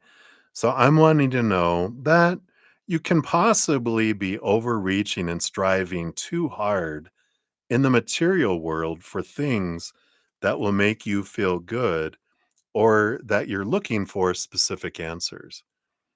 When you're constantly reaching outward to achieve and acquire more and more, it's easy to slip further away from the spark, your life force, and your soul may wander off its original track.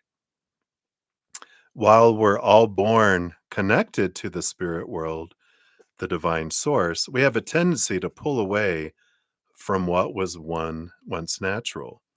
When we become disconnected from spirit, the source that once nourished us will be replaced with another source or substitute, such as food or alcohol, nicotine, codependency to someone, or even work. Hence the term workaholic. I feel like, yeah, yeah, don't do as I did, do as I say. Many of us spend our lives trying to fill the void that was created when the link to the divine was broken. So, the message from your father is that this is a time for a wake up call.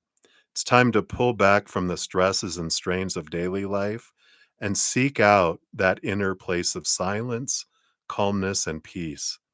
Meditation will help you connect to the source once again and provide you with the opportunity to step back and view your current life from the eyes of your soul.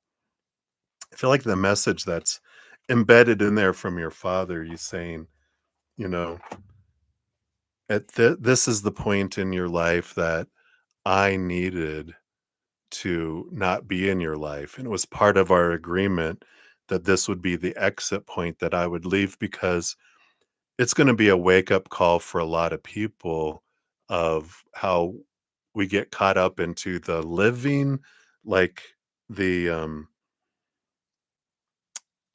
living up to expectations and this and this and this and all these supposed to be's and should be's and need to be's and have to be's of the outside world, and, we need to have these types of relationships and have marriage and children and this and that, and how we have to have this job and this education, this social status, and be in these situations. And we need this type of body and this type of money and these types of possessions. And we get so caught up that we forget that life isn't forever. And when someone leaves our life, it's a big whoa, we're only here for so long. Why are we sweating all the small stuff?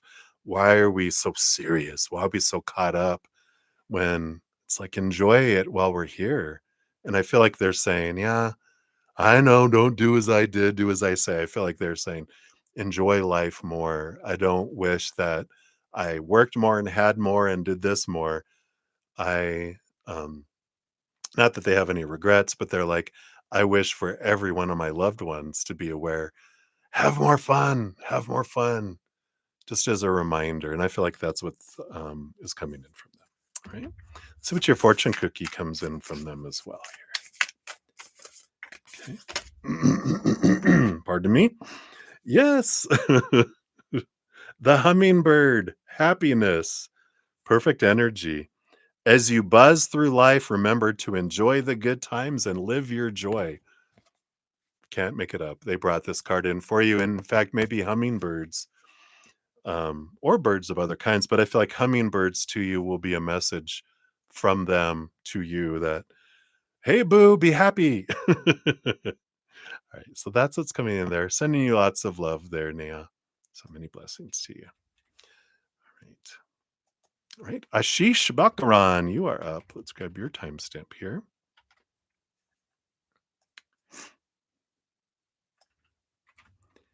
Here is your timestamp. Any good news coming to you? Let's take a look here. So sorry, let me get this. My sinuses are clearing out. My goodness, I'm so sorry.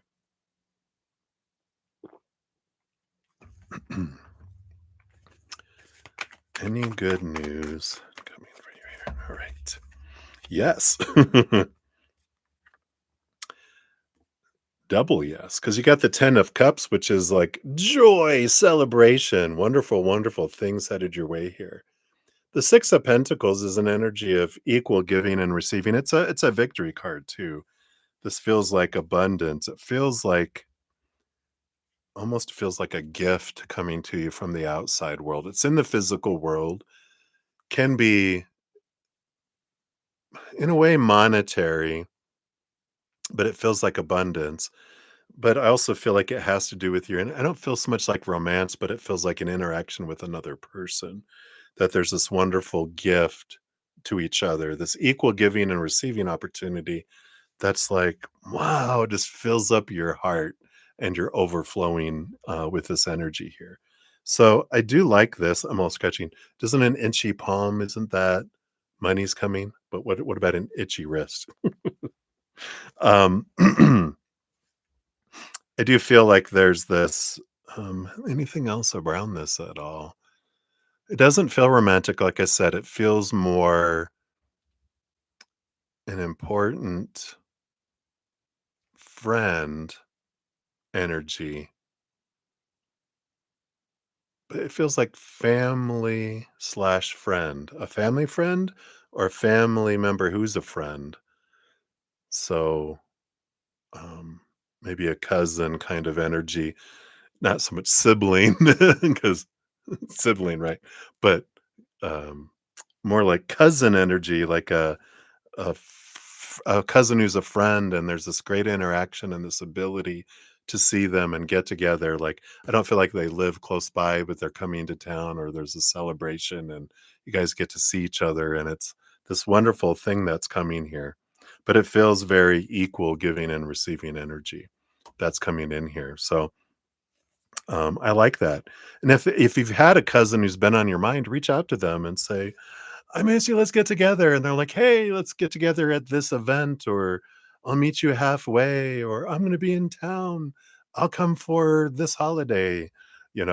I feel like that's the kind of energy that's coming in. So that's what they have for you, Ashish. So many blessings to you. All right, Livieva Vagera. Sorry, I didn't mean to clear my throat in the middle of that. Let's grab your time step here. There we go. So, we want to know, will your job come from an internet seeking, or will it be meeting someone through your path that helps you? All right, let's take a look here. Let's see which of those. I don't think, Ashish, did I? I don't think I gave you a fortune cookie. Sorry. Sorry, Olivier. Delete. We will come back to you in 2 seconds here. But Ashish, if you're still here, if you're watching this still,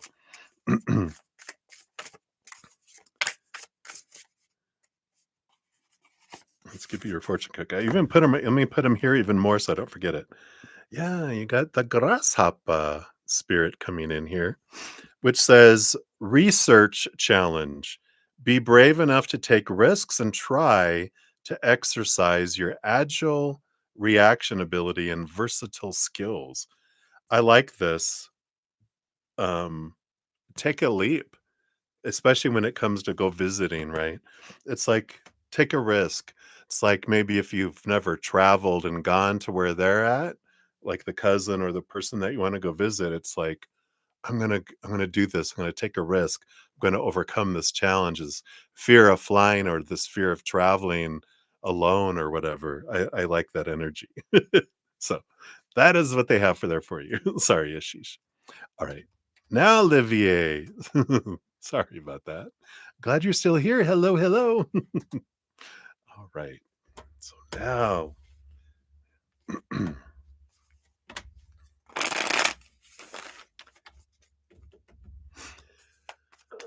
all right. So pull a card here for will your job come from internet or will it come from someone in person? So internet, you do have the innocence of swords for the internet, which is clarity, communication, and then also for meeting in person, you've got the sage, which is about seeing things from a different perspective and being drawn somewhere. It almost feels like both here that I feel like, well, it makes sense that you eventually meet in person, but I feel like at first you get clarity around the job through the internet, but then I don't feel like, do they not have an application in person? I mean, I feel like there's something that you find out about over the internet, but they don't take like they don't have this evolved application status where you can apply online and this whatever. They're like, if interested, um, call us, come see us. So you call to schedule a time to go meet with them or arrive kind of energy. So I feel like you find the job online of like what where it is and what it is, but you have to go in person um, to go meet and to kind of apply, and then they set up an interview or they even interview on the spot. I don't feel like it doesn't feel like a big corporation. It feels like more family, ma and pop kind of place. And they don't have all that, oh, that's just, that's all that process. They're like, just come down and we'll talk. You can come anywhere, come on Thursday, afternoon though, between 12 and 5. And we'll be there. And so you show up and like, hey, I'm so and so. Came here to like, oh yeah, I'll be right with you. All right, right, yeah, come on back. Kind of thing. That's funny. So I feel like that is the next job opportunity coming in there. Let's see what your fortune cookie brings in with that here.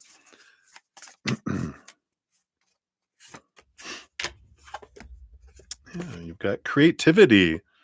The dragonfly dragonfly elf is what that says.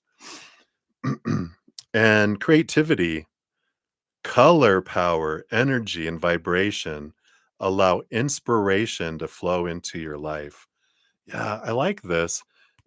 I got this energy that this job, because it's smaller, you have an opportunity to do more. It feels like here. So this creativity energy feels like, it's, yeah, it includes doing this stuff, but you're also able to do this and you do this and do this because everyone has more than like one duty. Like if you work for a corporation, you do this because you do so much of it. We need one person that does this all the time, but because it's smaller, like, well, yeah, you do this like half the time. And then the other half of the time, we split that out between doing this and this and this. And you're like, all right, not gonna get bored, variety, creativity kind of energy. So I like that for you, Olivier. That's what they have for you, my dear. So many blessings to you. All right. Maria P, you are up. Thank you for your donation earlier. Here is your free reading. I didn't put free on there, but this is a general for you. Let's take a look here. You're welcome, Olivier. Let's take a look here. Got this, and we got this.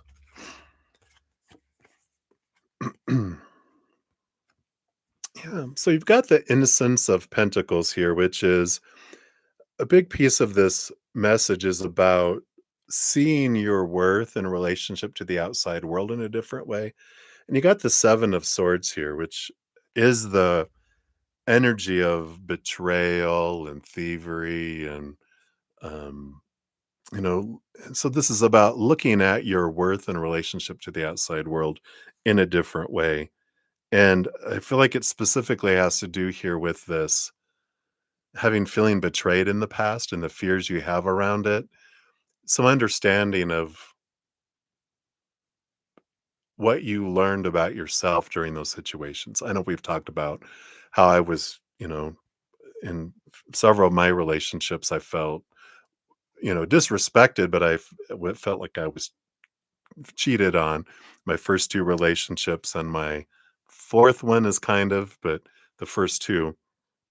And then even with my mom, I've talked about how she blamed herself for her two husbands cheating on her and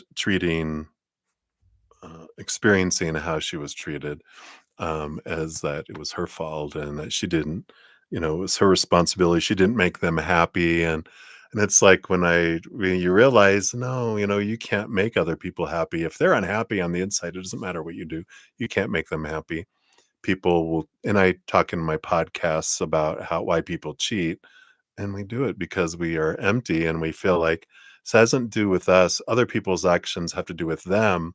What pops up and how it impacts us is about our beliefs about ourselves.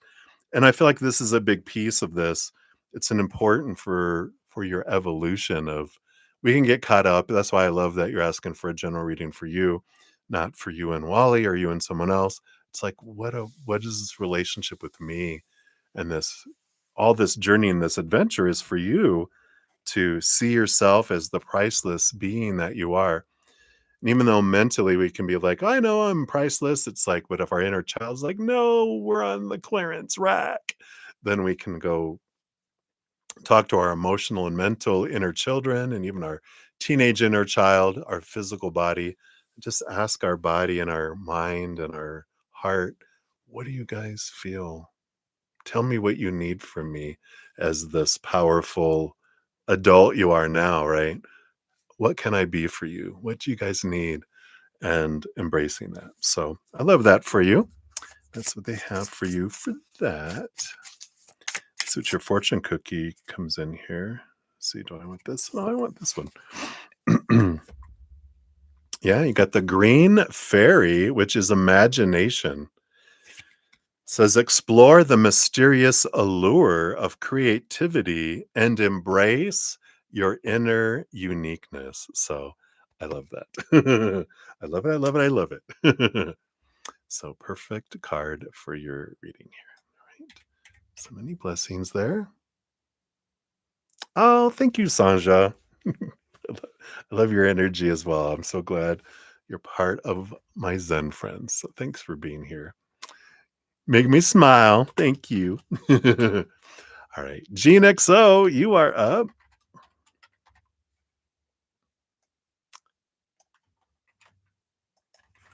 There we go. And you want to ask what eyes, feelings, and next actions are towards you and yes. After yesterday, you may also check out online insurance. Okay, yeah, very good. Let's take a look here. So, what's the current feelings, next actions? And bottom of the deck, we got the full card on the bottom.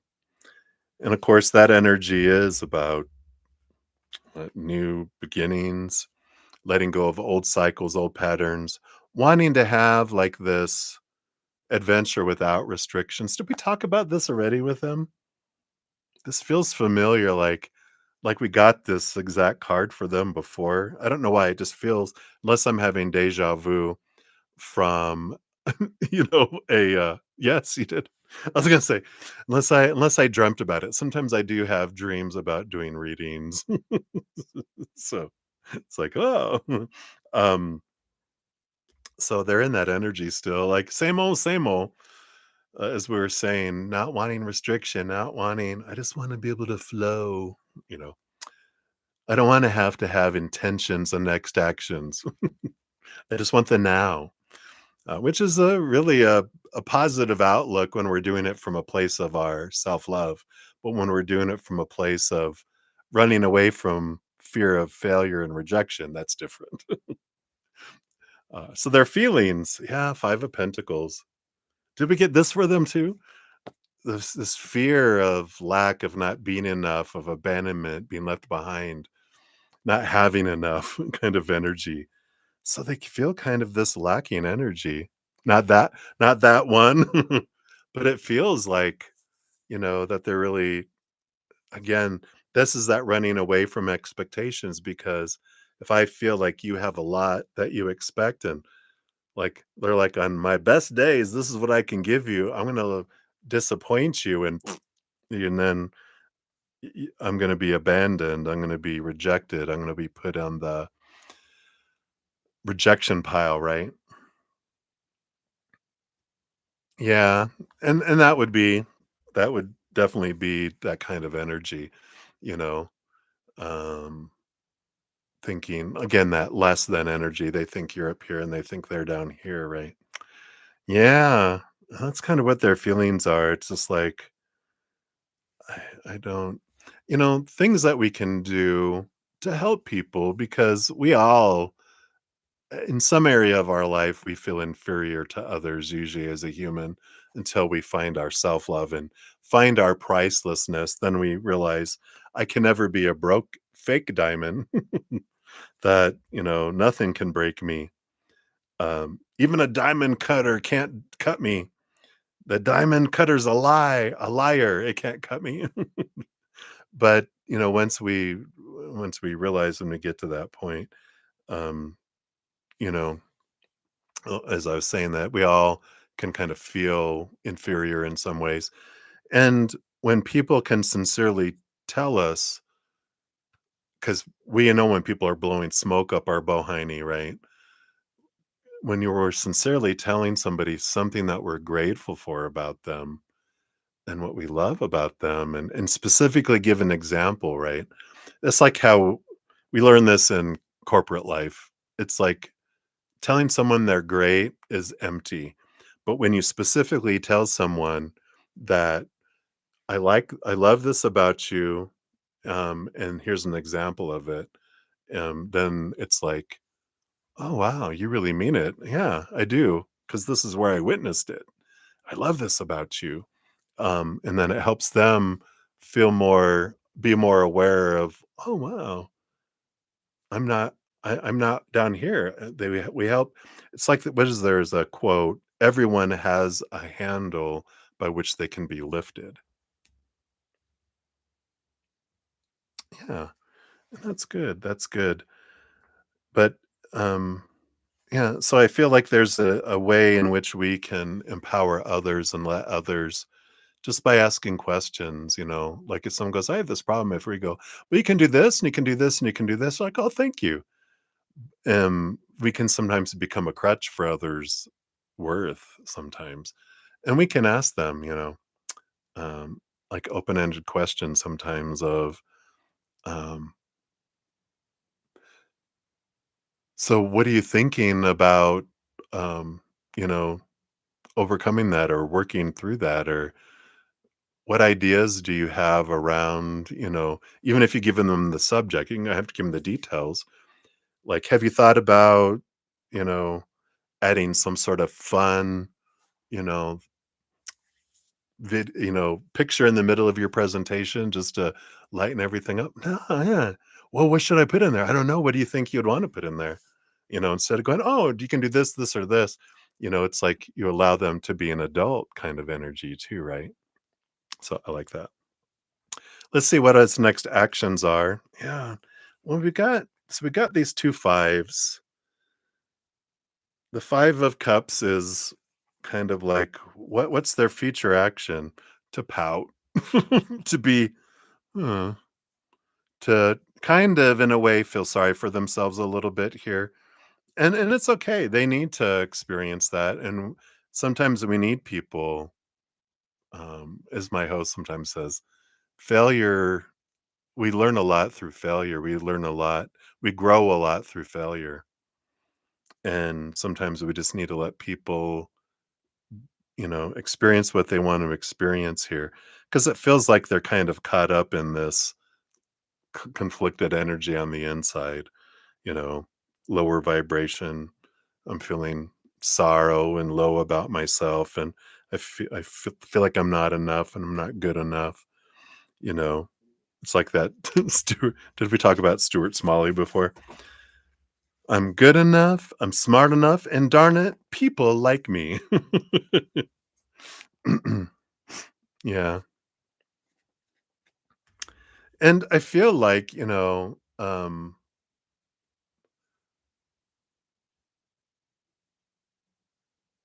because we're talking about towards you, right? Next action towards you, what their feelings. So, they're like they enjoyed it and everything, but then I feel like it's after is the big like after yesterday, it's like they're like, oh, their mind gets in and they start thinking about things, right? and then they're like in the moment they're having a blast, but then because they're in their heart and they're how da, da, da." But after we disconnect, right? The mind starts going, the whispers sneak in, and they're like, you know, um, because we have all these little avatars of little beings in our head that are putting the voice of our negative self-talk in the mouth of other people. So it's like, you're not smart. You don't know enough. You can't do this on your own. You're not this. You're not that. Look at how you need to become someone else. That little whisper, "Da, da, da, da, da," and the heart goes, "Really? That's what they feel? That's what everyone feels." "What?" It's like an older sibling that's picking on the younger sibling, kind of energy, which is true because our emotional body is a 7-year-old and younger. Our mental body is 7 to 14. So it is the older teenage, well, toddler to teenage, not really toddler, young child picking on the little heart. Why are you being so mean to me? All right, let's see what we have here. Yeah, you got the wood nymph for your fortune cookie, which is the magic touch. Use your gentle touch and intention to restore balance and heal yourself and others. So I like that balancing energy because it's realizing I don't have to solve their problems. I don't have to make them be anybody than they are. I can let them be them and let me be me. But if there's something that we want to do to help others, like I said, it's about sincerely telling them something that we appreciate about who they are with example, sincerely, truly, not making anything up. Um, and then that can have them go, oh wow, and make them feel different about themselves here. And and the more because whatever these expectations are that they've felt before, I feel like that is a big piece of what the fear of failure and not being enough that was projected of them growing up is why they have such strong uh, allergies to expectations. So hopefully that helps. That's what they got for you, Gene. So many blessings to you.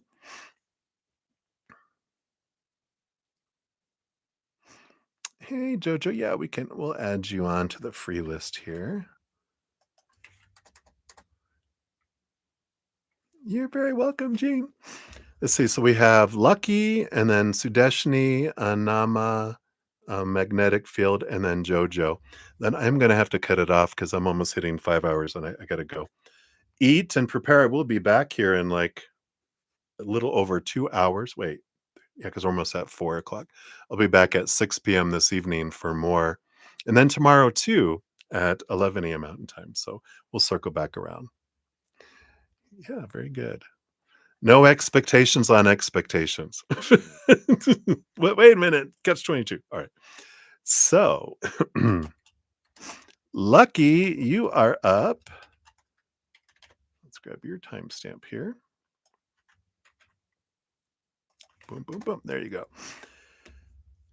So, what should you know for your own good concerning James?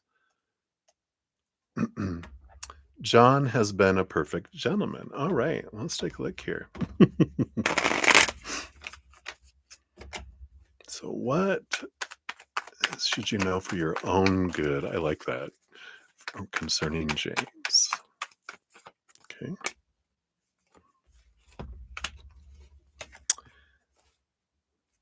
The Eight of Swords. They do have Eight of Swords is an energy of, being aware of your own thoughts and beliefs and they have a lot of kind of like expectations that they're working through, that they've got a high bar on themselves, but they also have a high bar on other people, but they're working on it. And I feel like that's good for your own good just to know that, you know, but they do have these sparks of disappointment and um they're stressed about trying to make things be a certain way kind of energy. Yeah, and we do have here these 2 cards come out together, the 2 of Pentacles and the Hierophant, which is about trying to see things from a different perspective and trying to balance things out here. And I feel here with James, um, the 2 of Pentacles is this juggling between people, and I feel like part of their pressure that they put on themselves, they tend to not fully commit. It's like there's this cycle, which kind of represented by this here, right? This little that they'll pull close and go away and pull close and go away and pull close and go away. It's like they go forward when they're in this mindset of releasing expectations and trying to be this, but then they'll withdraw and then they'll come forward and then they'll withdraw and then they'll come forward and then they'll withdraw. So they tend not to commit fully and wholly because they have these fears they're working through, um, regarding here. But I feel like they're trying to change and they're trying to look at transforming those things and those beliefs and trying to be easier on themselves and being easier on others.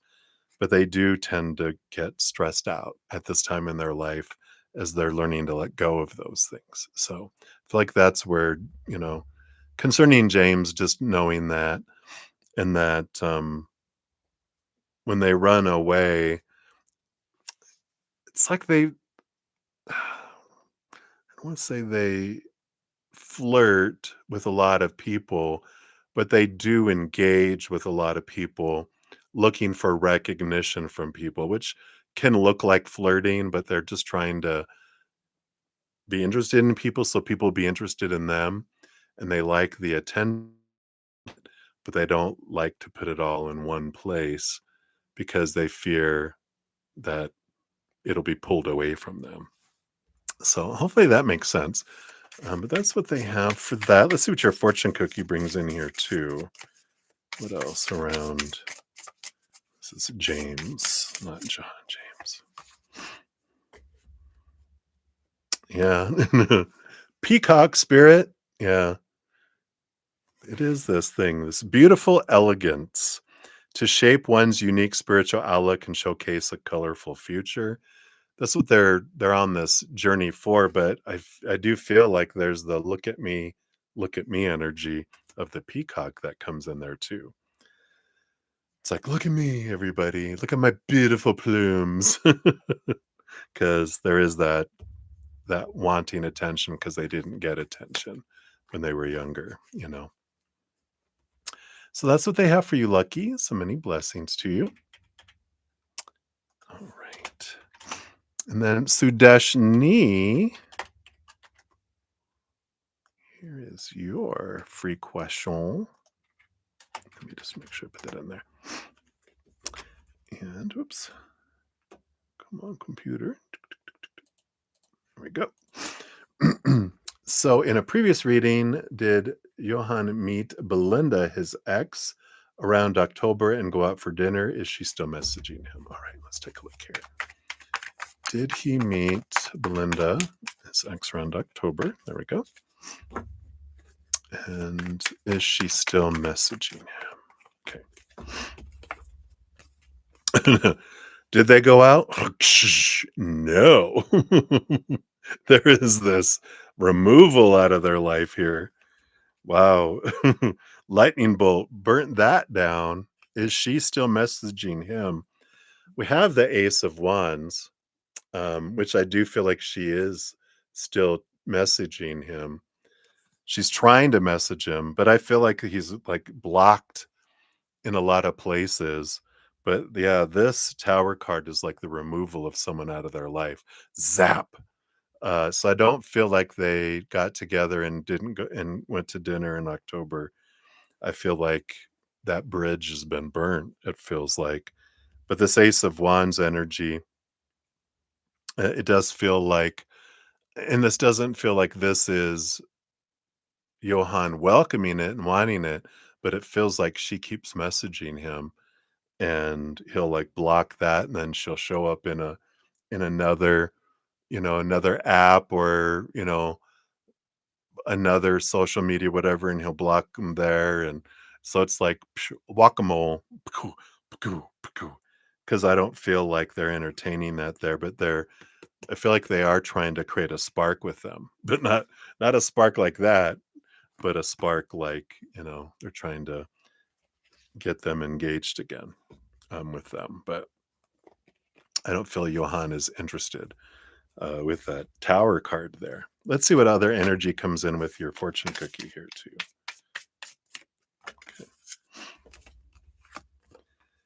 Yeah, we got kindred spirits, magic pixies coming in here.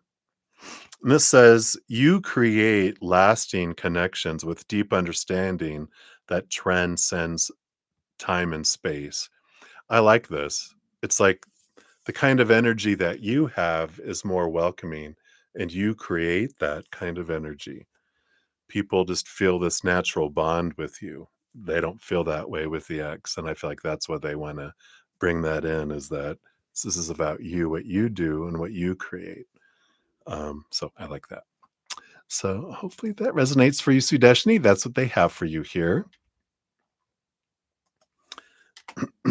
Excuse me. All right. And Anama, you are up. I know it's been a while. Thank you so much for your patience and getting to your reading here.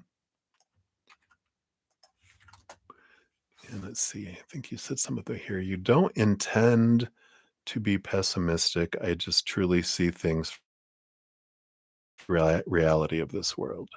So not a pessimist, but a realist. Well, I would challenge you on that definition too, because we all see the world as we are. And so, I see things, we all perceive things differently, right? So I encourage you to, question that and go, is it possible? Have an open mind and open heart going, is it possible that the way I perceive things is based on my history and my experiences, that maybe there's other truth that I could see, see things from that higher perspective and not from the lower perspective? Maybe there is a different viewpoint. If you grow up in the basement, you only think that there's a certain, street level. If your window's at street level, it's what you see. But if you're in the penthouse, you see the world completely differently, right? So there's always different perceptions. But let's take a look here. A general reading. What does Spirit wants you to know right now?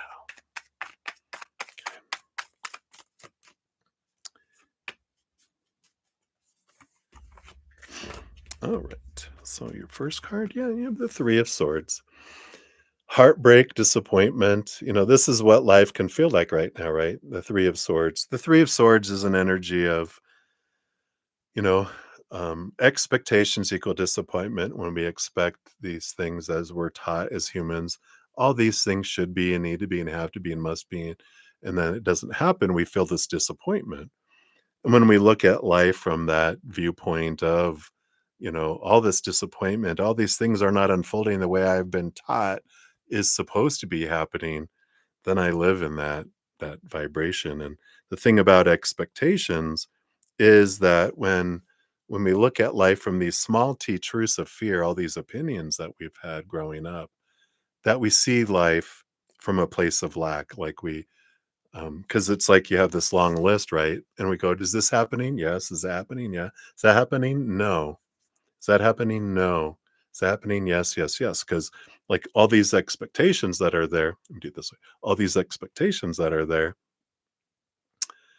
we start off here in the negative, and it takes us all of this time and all this effort just to get up to 0 to meet expectations, and so we end up focusing on everything that's not happening in our life, and when we focus in on everything that's not happening in our life, our energy draws in that matches that. That's why expectations are what suck the life out of everything, relationships, situations, jobs, whatever. Because if we look at, like, when we meet someone and they're bringing in this, right? And we have no expectations because we never knew them. We think how wonderful they are, right? Like, wow. And then we start to hang out. We can have some expectations on what they should or shouldn't do. They're still wonderful. They're just a little less wonderful. Say it's romantic and we start dating exclusively, then there's more expectations that we taught stories of how things are supposed to go, what they're supposed to do, not supposed to do, say, not say, blah, blah, blah. They're still wonderful, just not as wonderful because all this is gone, right? And then we get engaged and then we get married and we wonder why. Why did they change? And they didn't change. It's just our expectations changed, our viewpoint changed.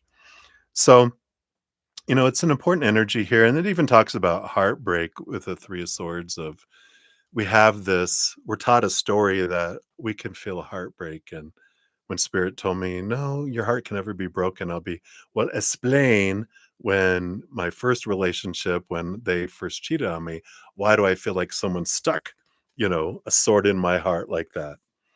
And the second time, why did it feel that way? And, and they're like, that was fear pricking your heart, not your heart breaking. Your heart is too powerful to ever be broken. It's a powerful supernatural entity, right? But we do come down here to experience what it might feel like to feel heartbroken and feel the lower vibrational energies. And when we do experience that prick in our heart, 'cause the way they showed it, go, "Do you remember when your brother used to scare the crap out of you?" And, of course, I used to scare the crap out of him too. Like, you hide in the closet, or when they're taking a shower, you throw cold water over the top, everything brothers do to each other. Um, that, feeling of shock wears off when you realize it's just your stupid brother, you know? But emotional monsters, when emotional stuff happens, because we don't really usually transform an emotional belief or a pain or a fear immediately, we loop it.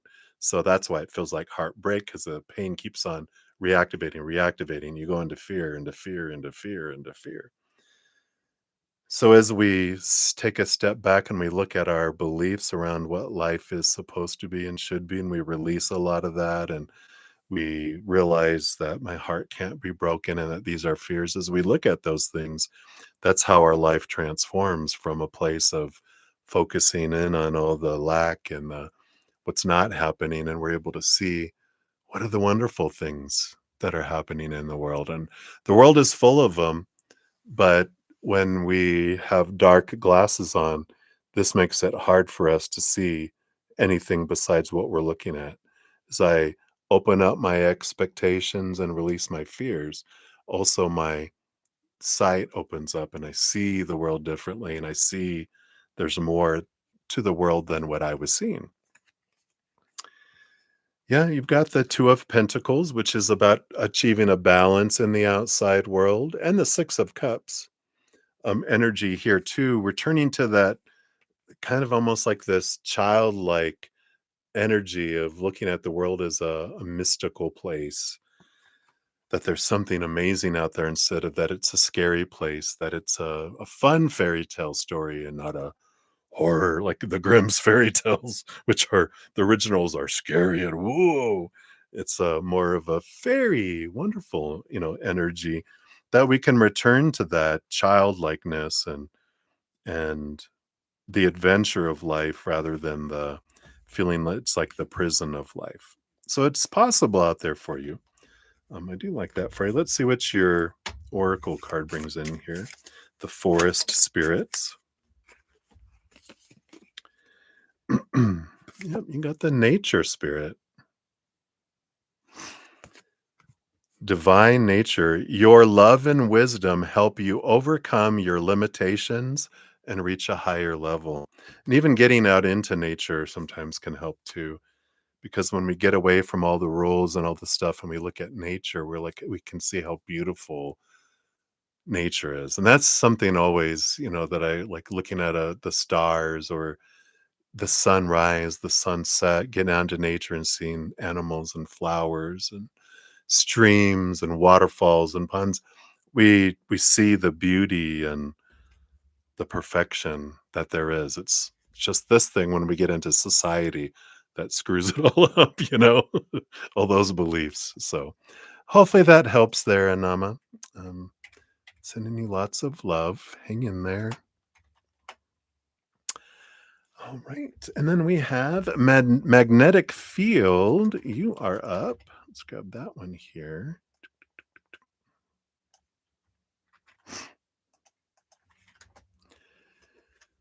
Hello, hello. So, is the institute from where you are doing a virtual course troubling you on purpose for the last 5 to 6 months? Uh-oh. So, is this institute causing you trouble? Doing it on purpose? Or are they just naturally talented at causing trouble? Let's take a look here.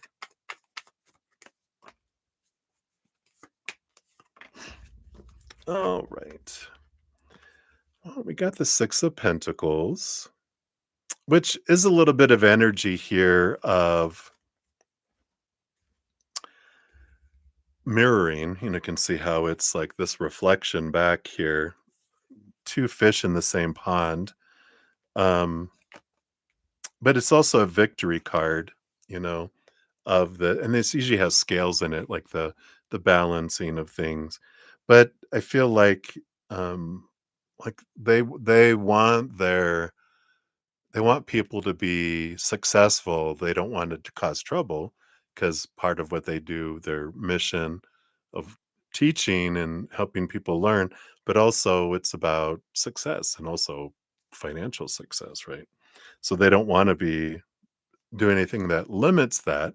You also have the temperance card coming in, which is about balance and patience and movement here, and the Spirit of Pentacles. Here's an abundant energy here. So it feels like, no, it doesn't feel like they're intentionally doing something. It feels like they actually are trying to help you be successful and help you work towards the goal of alchemy of the temperance card, which is going back and forth until boom, the gold happens. So I don't see that they're intentionally troubling. In fact, what we can look at is how am I troubling myself? Just with that mirror energy and the scales of, looking at things on both sides. It's um, how do I feel they're being troubled and why do I feel like it's trouble? Why am I taking it as trouble? Because maybe you know, in situations where someone's doing something, if I take it as an attack, like you're attacking me, I get defensive and then, we can become troubled inside of us. But we can also change the story, right? To they're trying to support me and they're just doing their best. They're showing me, how in the way that they know how that they're trying to help me. So instead of I can transform it. I don't have to take it personally. Like they're attacking me. I can look at it. I can take it personally that they're trying to help me, and then that'll change um, where someone's how we're perceiving where someone's coming from, right? If it's a particular person or if it's the entire institute, there could be people that are in fear, and when people are in fear, they don't speak clearly. But I don't feel that kind of energy there. Let's see what your fortune cookie brings in here too. Yeah, strategy, fox spirit. So, employ the power of your vision and long term planning to bring your ideas to life. So, employ the power, your vision. Realize everyone is supporting you, but your energy is the most important thing in your progress. Is not what other people are doing or not doing, saying or not saying. But it used to, it's almost like there's this energy of like, I used to have was a manager and supervisor in corporate, life for, decades, and I would come across people that were like, because we in some areas, we went through managers a lot. People got moved from manager to manager to manager to manager, so they didn't have the same manager for 3 months, 6 months at a time sometimes, and because we had individuals that would kinda take it personally, like, "They're impacting me. This movement of managers is not ma is working against me being, and this is the way they would say it too, being against me, and, I'm not being as successful as I could be if I didn't have the same manager. It's your guys' fault," kind of energy, right?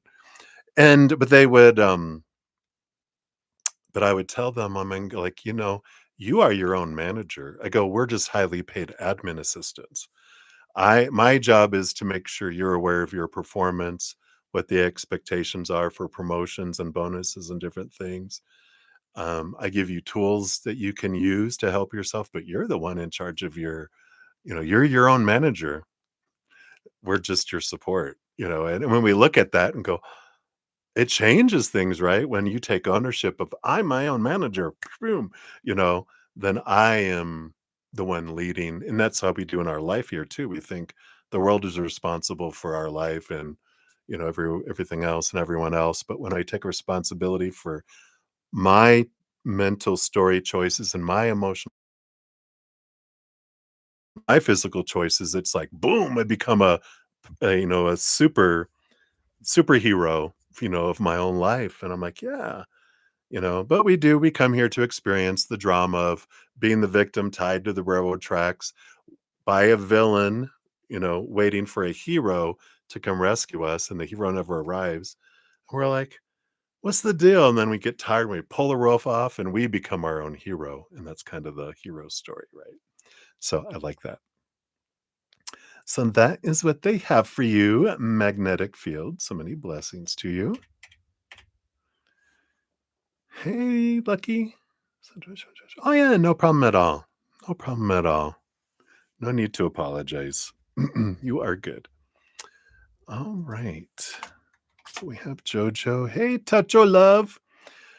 The elevator doors have closed on free readings, but I didn't hit the down button yet. So you hit the open button and the elevator doors open, and you're like, what are you doing standing in there? Oh, yeah, I didn't hit the button of the floor I want to go to.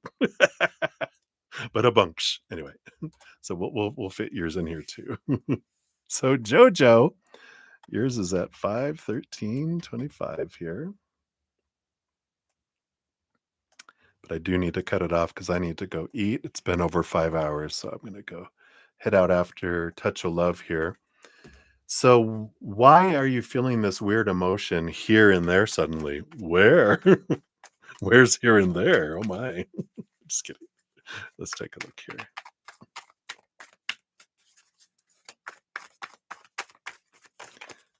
Okay, tell us, what is this emotional energy? Oh, in your tummy. Okay.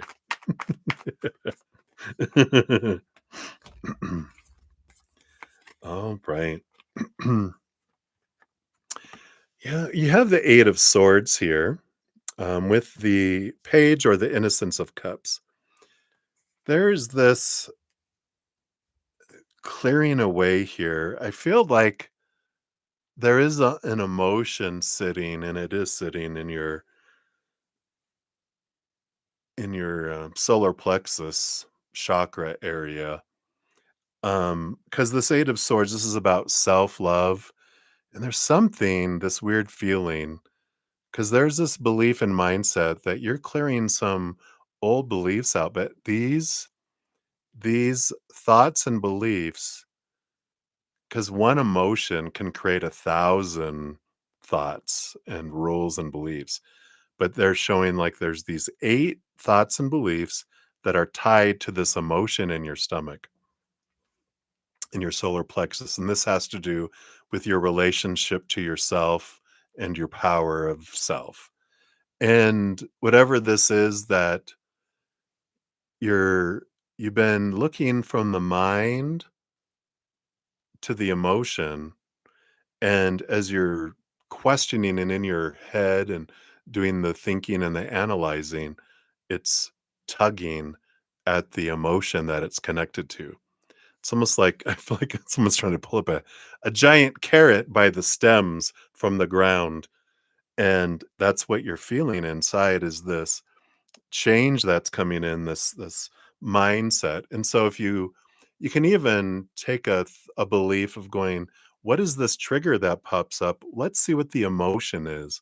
What's the carrot attached to this stem? Because if you go and you transmute, the stems come along with it to it. Yeah, exactly.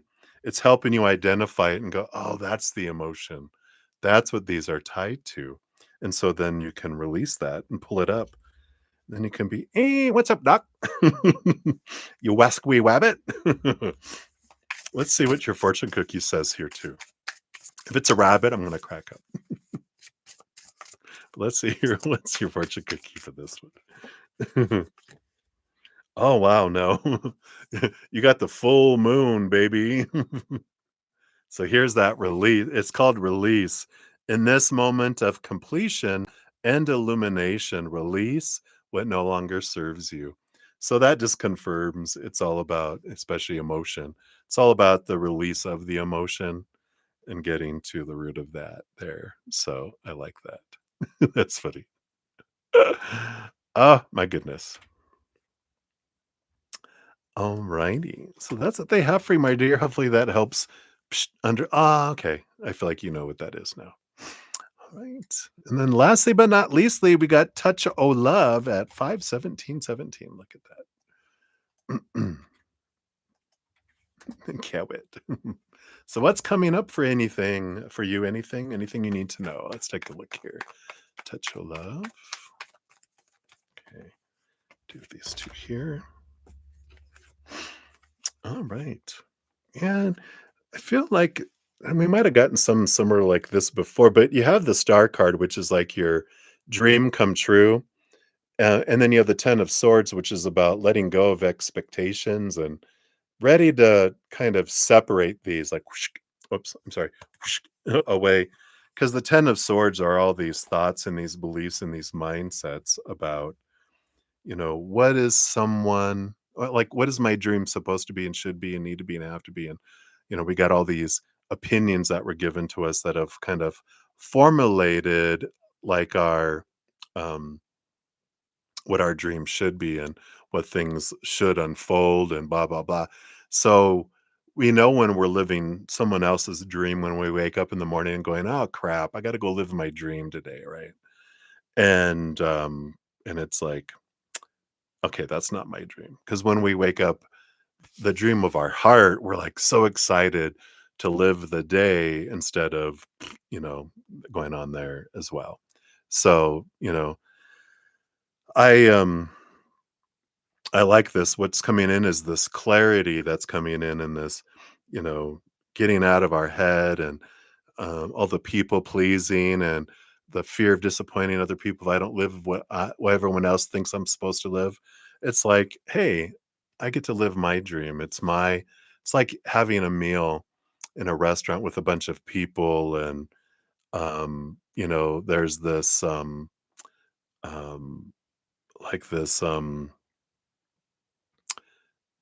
we've already had all the appetizers that we're sharing, but we're all going to order our own entree that only we can eat and only we're going to eat. But everyone has an opinion on what we should eat. It's like, no, I'm going to eat what I want, not what everyone else is telling me. And that's what it feels like it's coming in here this clarity around what is my dream come true. And I'm getting out of my head away from all these opinions. I'm just tired. tired of trying to please everyone else kind of energy. And then let's see here. Well, your fortune cookie came flying out of here already. Yeah, you got the tiger spirit. You're great. um, so brave and confident. Make yourself stronger. Courage and confidence enables you to maintain your status and dignity in various situations. That's how you make yourself stronger because when we're living the trying to live up to expectations of others and also the other dreams that come up, that is we um tend to give up on it easier because we're like, that's not our dream. We're like, I tried. But when we're living our dream, we have this boldness and this confidence of, I'm living my life. I'm never going to give up on my heart's dream. I'll give up on other people's dreams that they're convinced me is my dream, but I'll never give up on my true dream. So I love that for you. Right. So that's what they got for you. Touch o' love. So many blessings there. Let's see here. So, Anama, welcome back. Let's see. 4:57:42. Nope, that's when I completed your reading there. Yep. So that is the correct one there. Just to reinforce what Jojo was so helpful. Thank you, my dear, in providing you that was your timestamp. And here I'm about to end the session, so you'll see it in the pinned comments here in a moment too. After I finish all of it, I'll post a pinned comment, list all the readings completed, all the timestamps as well. I will be back here in about an hour and 40 minutes for my evening session. I'm going to go eat and relax for a little bit, get some energy back. If you're interested in getting into uh, the next giveaway, I have giveaways in every new moon and full moon for the rest of the year. So if you check out that video link, that'll tell you how to get in it, where you can win a 30-minute personal recorded reading or a hedge of peace and love, your choice. Also, I have all of my services on sale. All this is down in the description box. I'm tired. I'm not going to post it all right now. Or if you want to check out my free podcast, The Easier Path, the link is down in the description box. But here is the link to the most recent episode if you're interested. So thank you guys again so much for your patience in getting to all your readings. I know sometimes it takes a while and spirit can get chatty, but I'm so grateful for all your love and support, all your donations, all your thumbs up. It helps be part of the love tsunami, helps keeping me do what I do. And thank you everyone for, like I said, all your patience in getting to all the free readings.